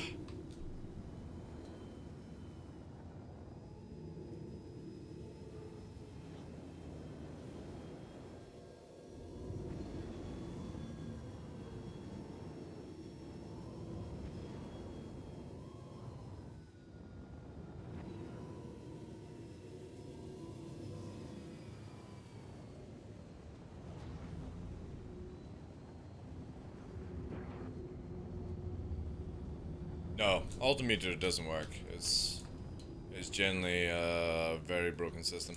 Alright guys, I'll follow and record you a bit. Just like lock down speeds, go slowly, drift, whatever, you know, do your own thing kind of thing. But just remember that if you're trying to fly as fast as fuck, you need to be under 300 because of network issues and the afterburner effect, where if somebody presses afterburner first, they have literally 2 seconds of a high speed maneuvering over anyone. So you need to sort of be like 300-400 if you're gonna do leading and stuff like that. I'm saying to about 300. Falling on pop. It's good to cruise. Again, you don't need to do this if you don't want to, just fly around and see how it goes, but obviously just take into account if you are chasing each other and stuff, the faster you go, the worse it gets for somebody to keep up. I really hope that they fix that desync sort of stuff for high speed.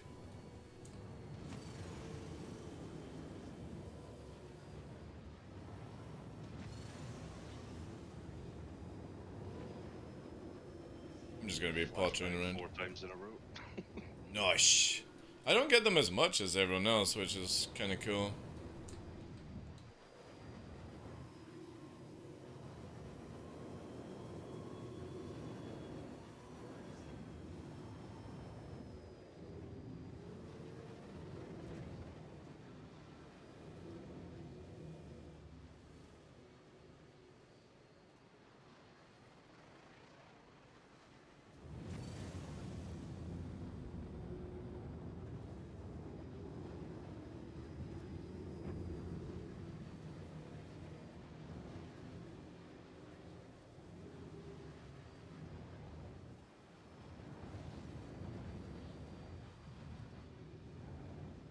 Guess Pup's got a little bit faster on you, Greg. Vocal skills are amazing. Very impressed. Yeah, I'm struggling with all the buttons and push to talk always, yo. Yeah, well, take off push to talk. Like, you don't have to. This channel is push to talk for randoms coming in, not for people that actually can set their mics.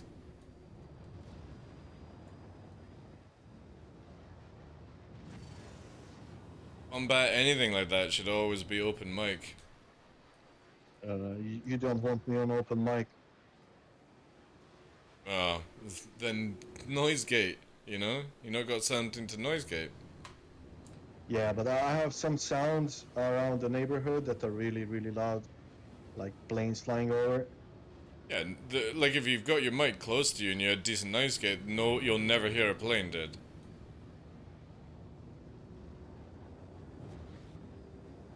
I will have to set it up afterwards with a noise gate.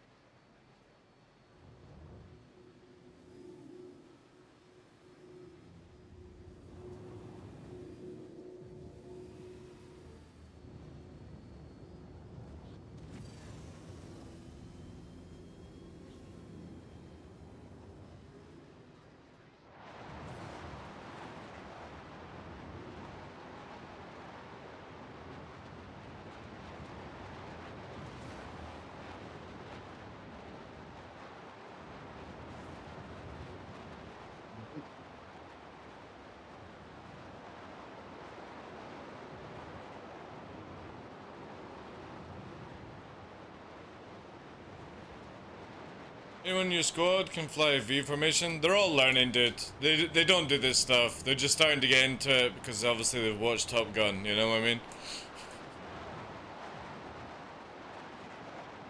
These guys don't generally low fly. Or do formation flying. Got somebody, Greg is learning out joysticks in this environment, and you got Puppeteer at the front who's on mouse and keyboard. These are people that just play the game, not dedicate time to this, so no. I wouldn't even bother asking it. It wouldn't work. You need to be a lot more honed in your skills before you can do that kind of stuff.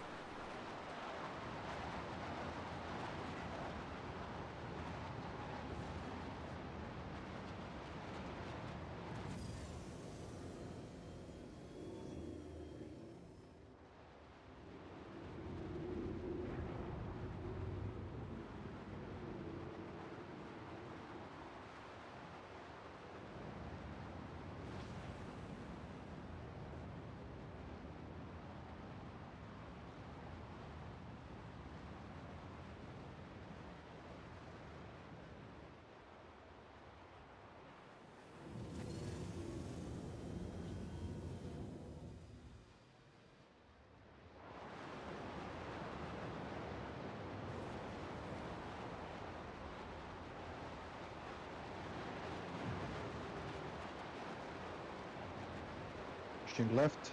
Gonna push G's.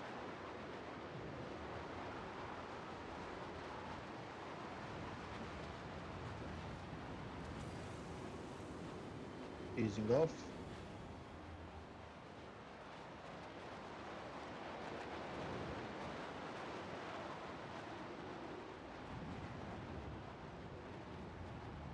Coming left. Into the right.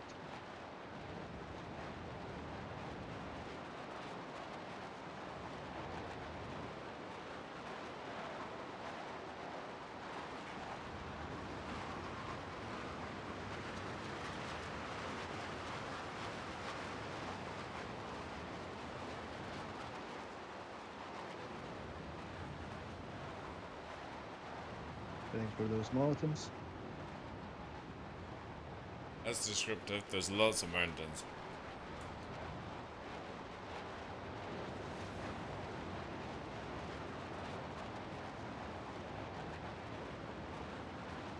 Pushing left.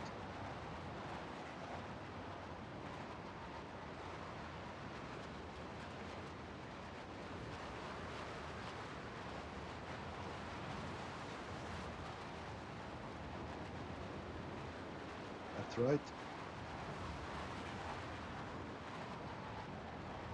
And get it. It was cool though. I'm following Greg and there was a big explosion in the distance.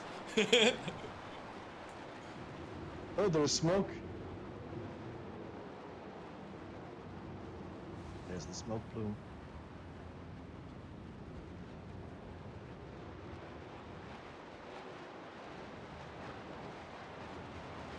Start banking to your right, Greg, and head to the sun. Thank you.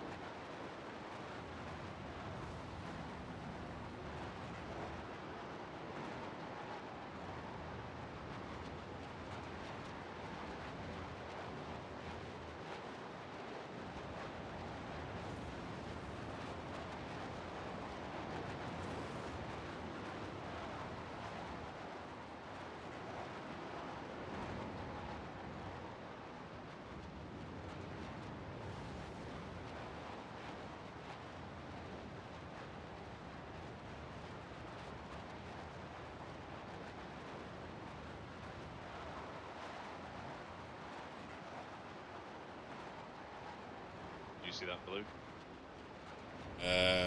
Oh, I'm getting missiled.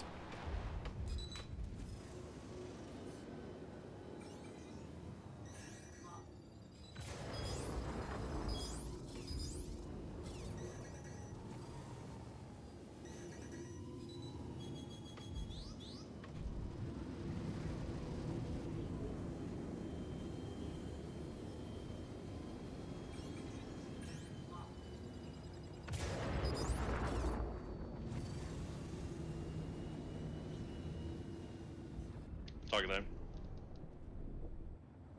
Continue on flying.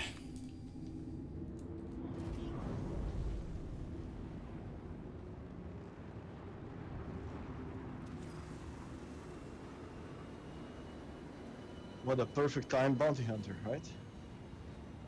Yep.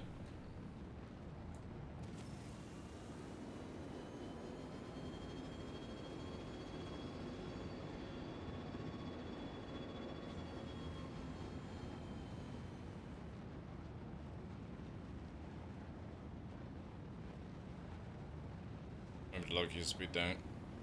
Thank you. Nice. A little bit wobbly though. Again, this is where I need the talent. Yeah, I'm trying to do this with a slider.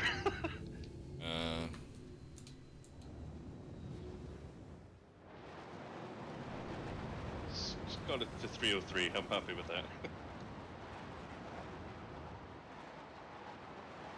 Mouse wheel is a good one to use. If you want to ever fine tune it, you just use Alt and mouse wheel.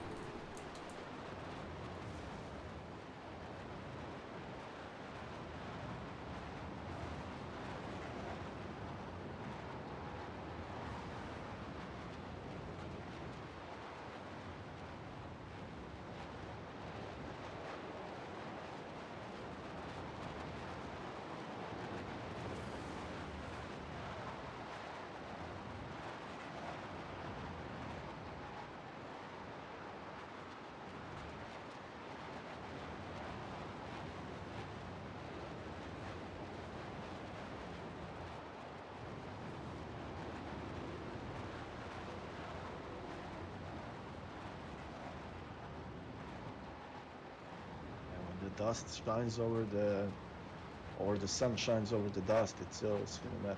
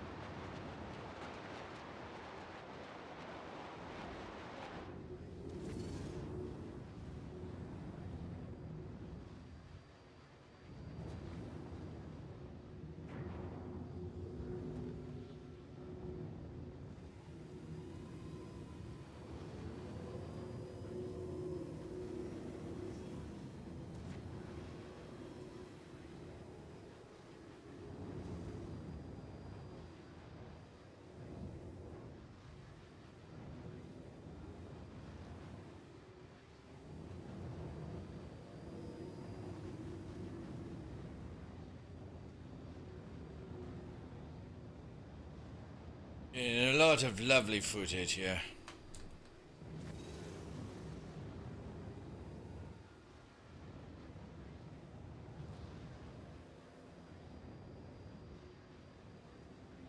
Yeah, just trying not to throw the stick too much. Yeah. Just feather it.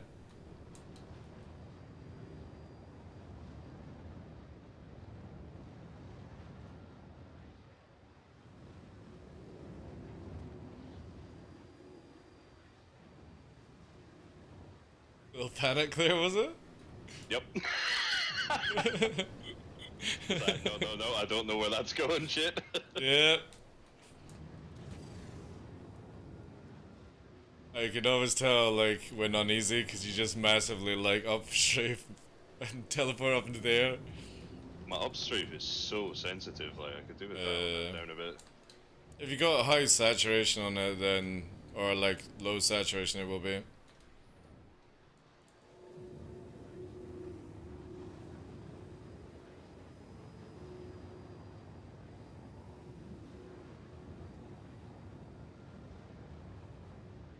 There's a haircut Grimhex, Gladius. Alright. Maybe wave 2. Doubt it, but maybe. Did you say Carrick? No. A Herc and a Gladius. Alright.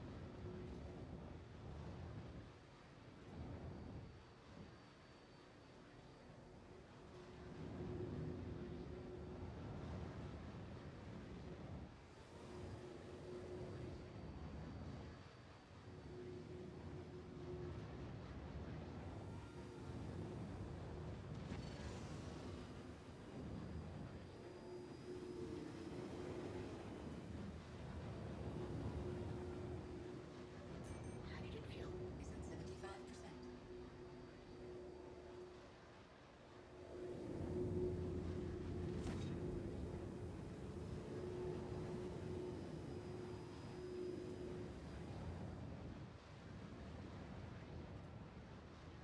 You guys.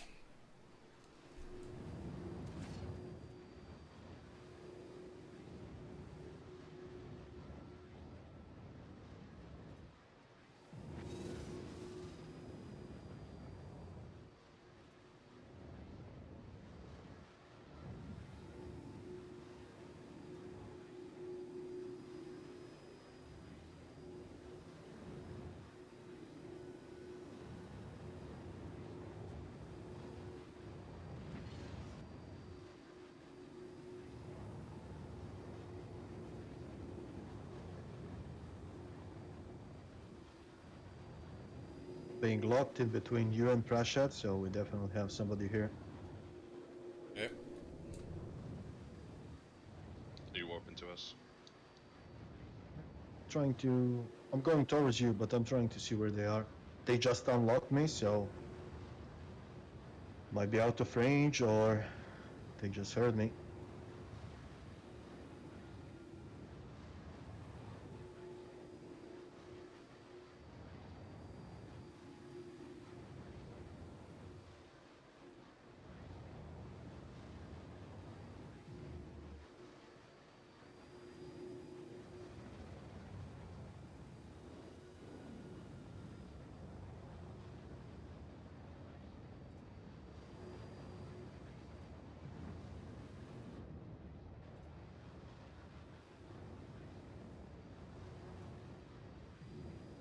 Closing in on you. It's me closing in. Okay, roger. Head for these mountains. Something 19 behind me. Let's go for it then. Engage. Take off the clamps and push on it.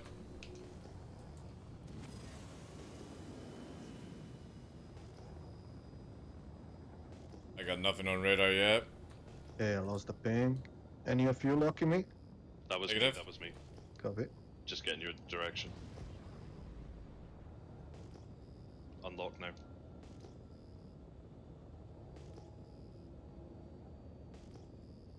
don't think there's anything out you, dude. I know, a ping that follows 21k. But the moment I turned around, it's no longer there, so I don't know. Let's go back on it.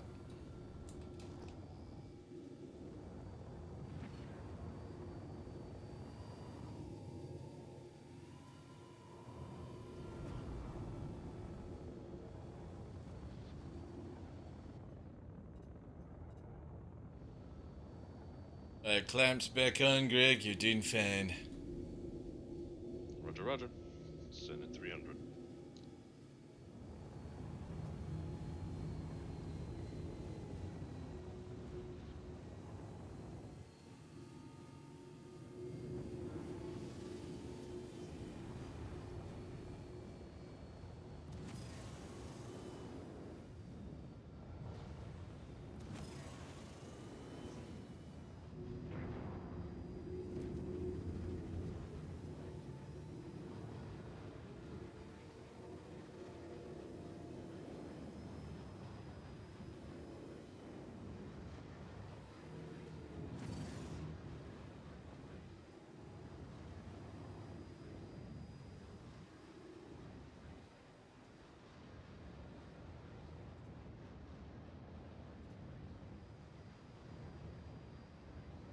Don't do much crazy here. It's white rocks. Just keep your height. Do we pass through?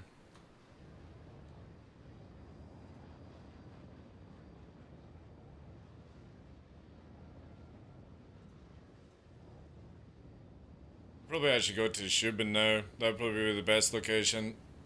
Because we get full sunlight now. Can do.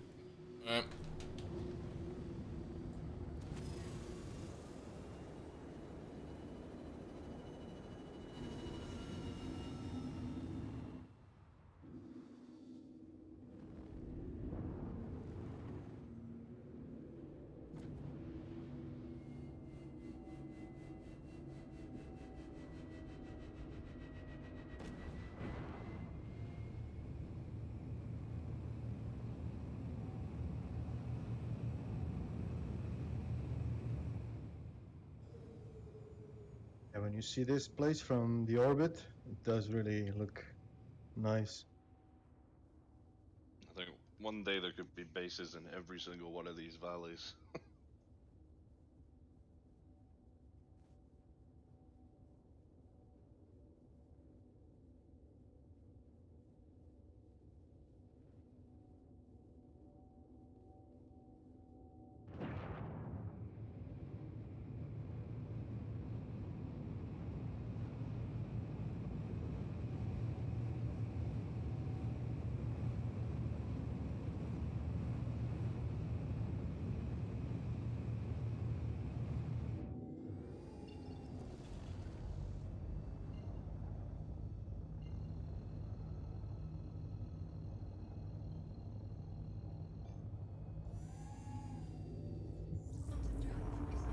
got a blue here. Taurus. Alright.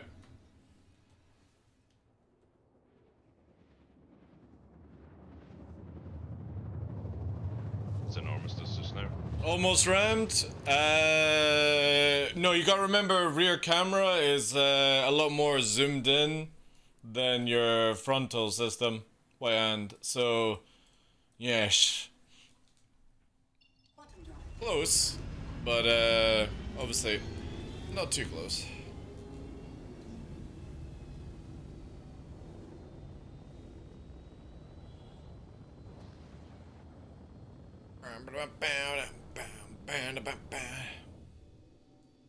I do enjoy filming, man.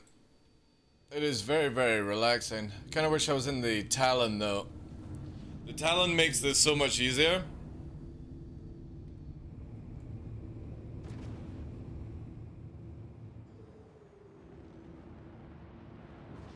That was well timed.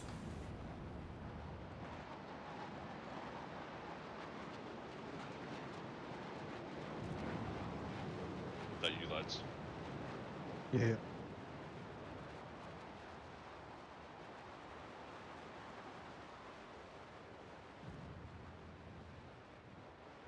I'll give props to this guy's landing. He didn't bounce at all.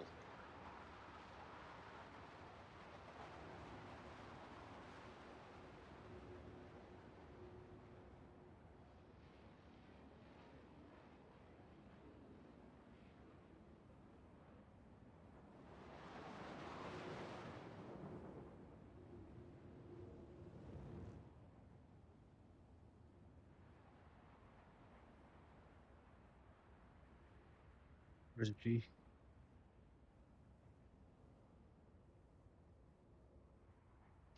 Did you ever get to see the Harriers at an air show? Law? Yeah. It would come to a halt and then they'd like bow to the crowd. That was so. Yeah.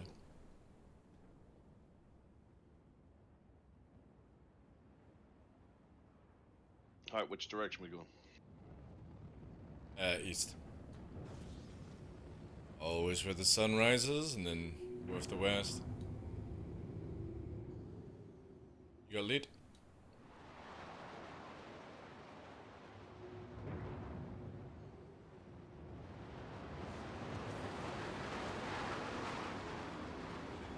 Back at 300.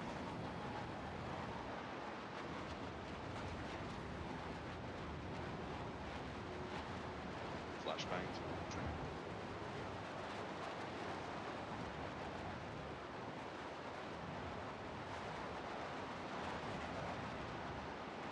G, are you coupled or decoupled? Coupled. Flashbang again. Try going decoupled, because every time you release It- control surface, you slow down. Yeah, he can't when he's in fucking blinded it. He's coupling to prevent himself smashing into a rock. When he says flashbang, it's the game's blinding the screen. But overall, is he flying coupled or decoupled? That's what I meant. This makes it both. Decoupled right now. Copy. Whenever you're doing group flying or slow flying, it's always decoupled so you get the maximum ability.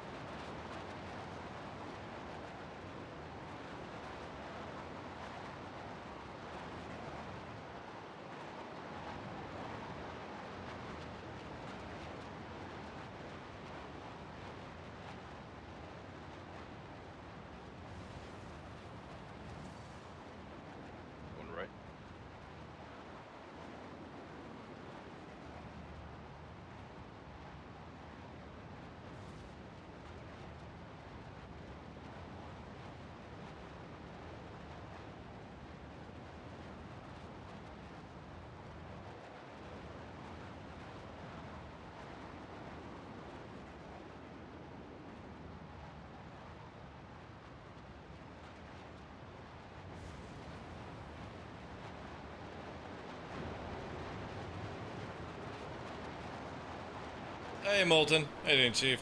Sorry if I can't read chat, guys. Concentrating on filming right now.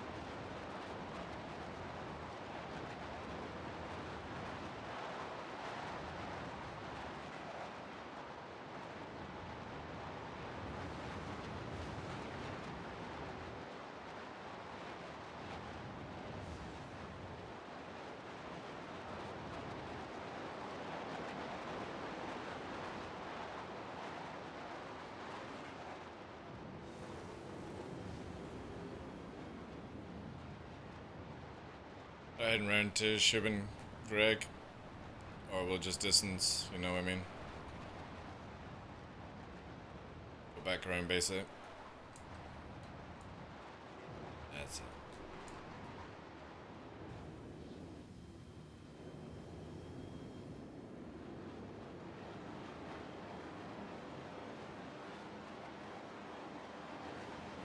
Beautiful. Now I get the scenery.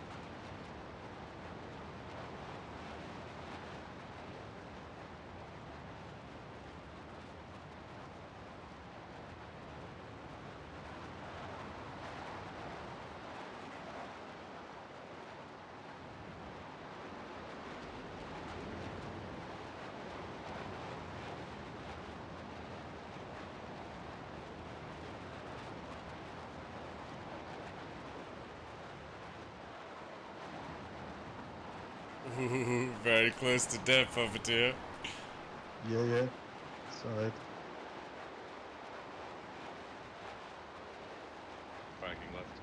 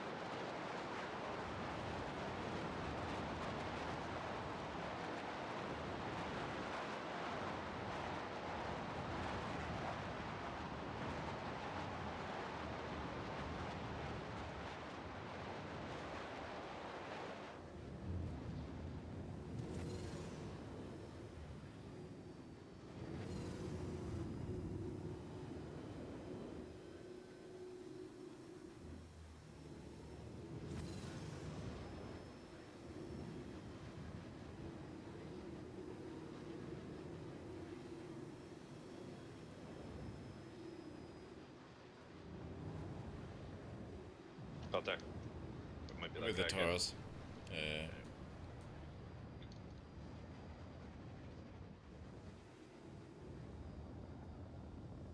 Back round to the east a bit more.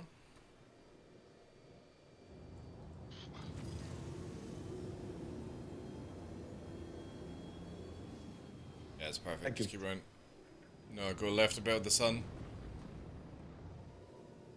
Like northeast, basically. Looking for some shadows. Film crew is tired. Alright?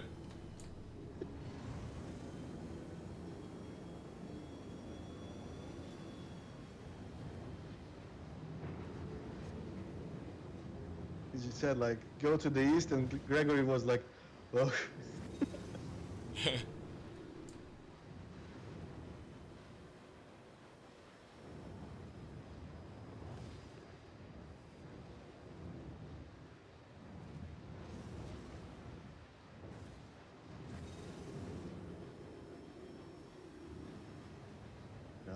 I'm dripping sweat. I don't know about you.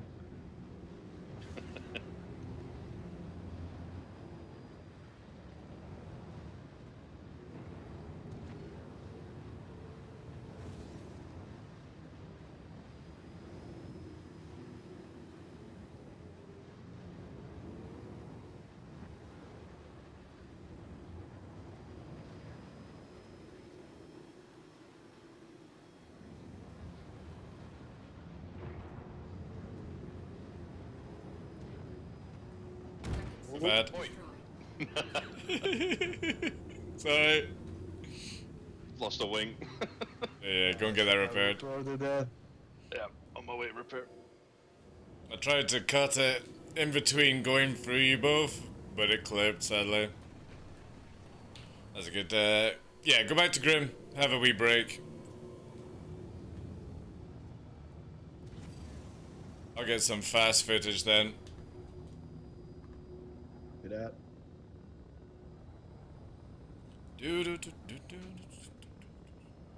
That's really good though. A lot of steady footage. I really need to get into the point where I'll come out in a Talon without guns, and then I can literally just orbit around you 360 whilst you're flying. That's such a smooth flight style as well. Yeah. Into the canyons at the end there, I like that. Yeah, Talon also for some purpose doesn't have any flight lag, as Law call it, so you can use it all day.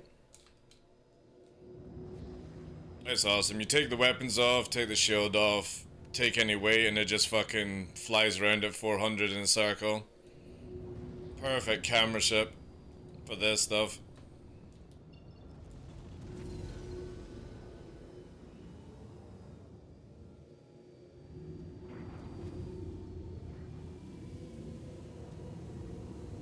I'll grab some fuel.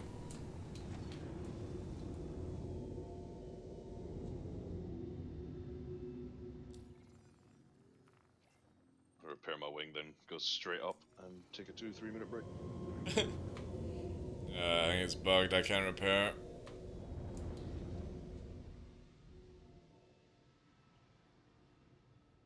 Hey, tongue twister! How you doing today, Chief? How's your weekend going? Oh, I hate when this bugs out.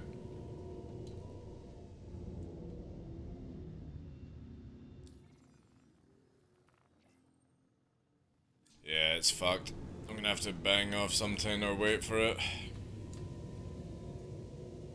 Actually, I'm already damaged. I'm gonna fire a missile.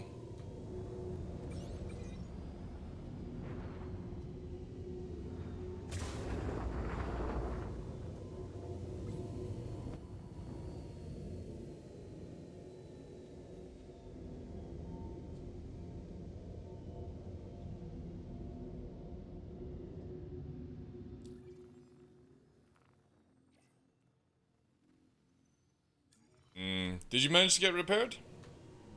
Yeah. Ah, thank you, Tongue Twister. Last time Appreciate left it. pad was bugged for me. Well, left pad. They're all bugged right now. Yeah, it's a fucking shitty system. Need to get into the habit of only one person going in at once.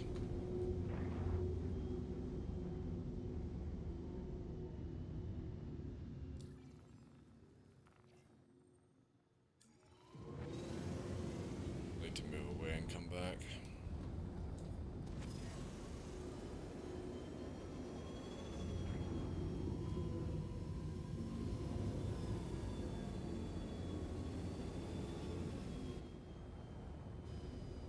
Whereabouts are you guys?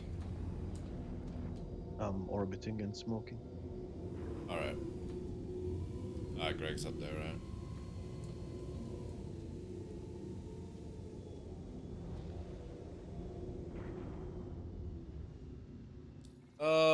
Why can't this get fixed?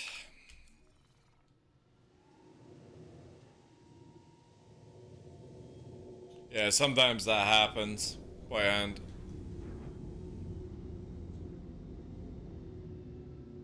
There are, on certain ships, there are a few, like, invulnerable places.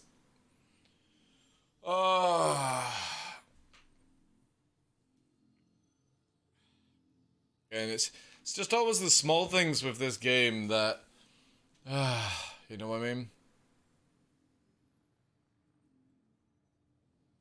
Why?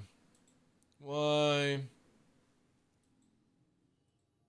Ba-da-da-dum, bum, bum, ba-da-ba-da-da-da. Hopefully it'll work in a sec.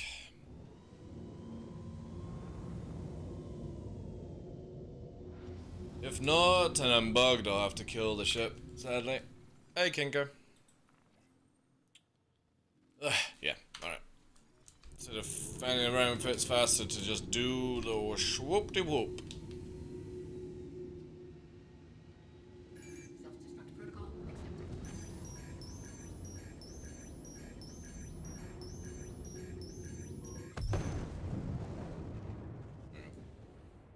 That solves that problem.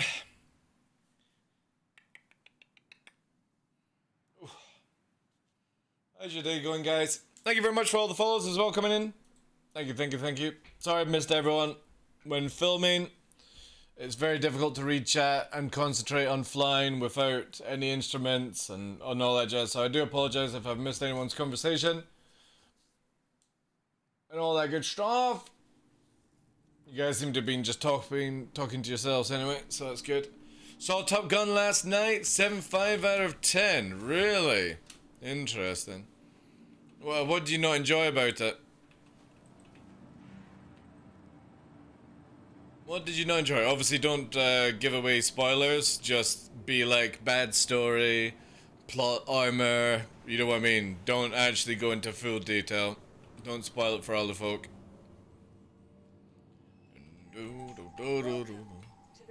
Plot holes? Alright. Plot holes.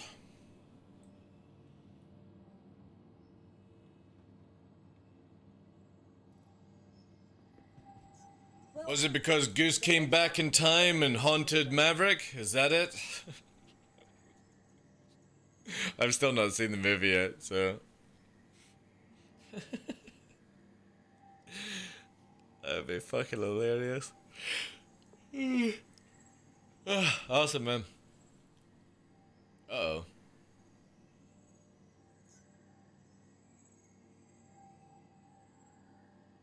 And wipe time? Looks like it's gonna be an account wipe time.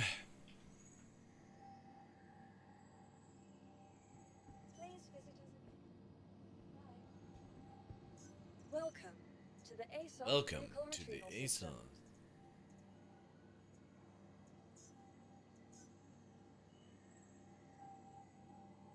Your insurance claim has been sent. Thank you. Oh dear.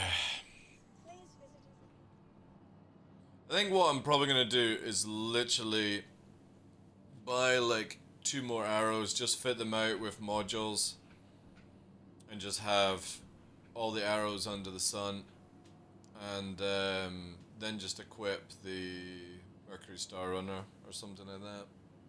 'Cause I don't really use all the other ships. As long as they don't make a Top Gun multiverse, I'm happy.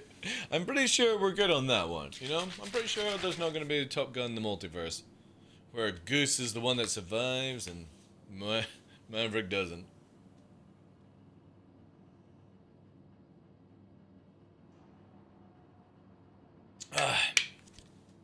Yeah, we should have had quite a bit of footage.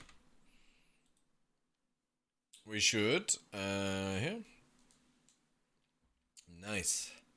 Very nice. I'll have to go through all of these and label them. I got a couple of replays that might not be, you know, I'll go through some of the big ones, because I think that's like, what, 5 gig, 3, 1 gig, you know what I mean? Some of these are small. Got a really nice sunrise though.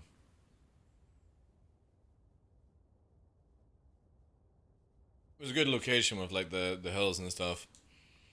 So this is all in 4K, ultra wide, and stuff like that. What's our time? Yeah. Alright guys, I'm gonna be heading off. I need to go shopping to actually get some food for dinner and stuff. But I'll be on tonight for some more memes if you guys are around. But I appreciate the fighting and the flying and all that good stuff. Thank you. Roger that, sir. Have a good day. You too, guys. GG's.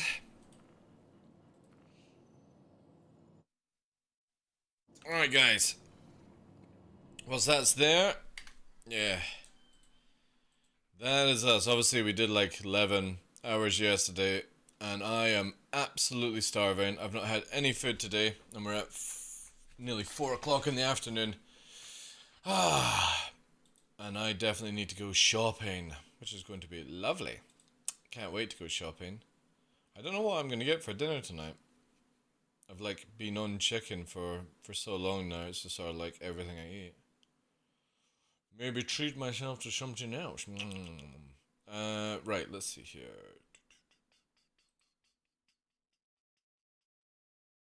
Yeah, thank you very much to Gregor and everyone for all the love today. Been a lot of fun. Thank you to Miss Gabby's for the raid, everyone dropping the bits, the good vibes, everything like that. Let's see if we've got anyone to send you wonderful people on to.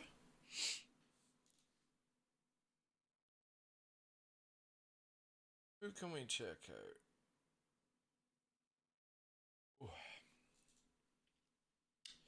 Bird.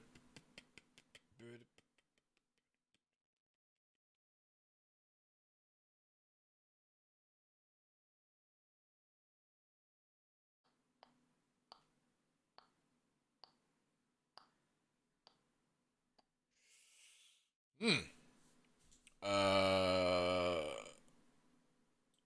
know who we're going to. We're going to go out Star System. Do you guys want to see an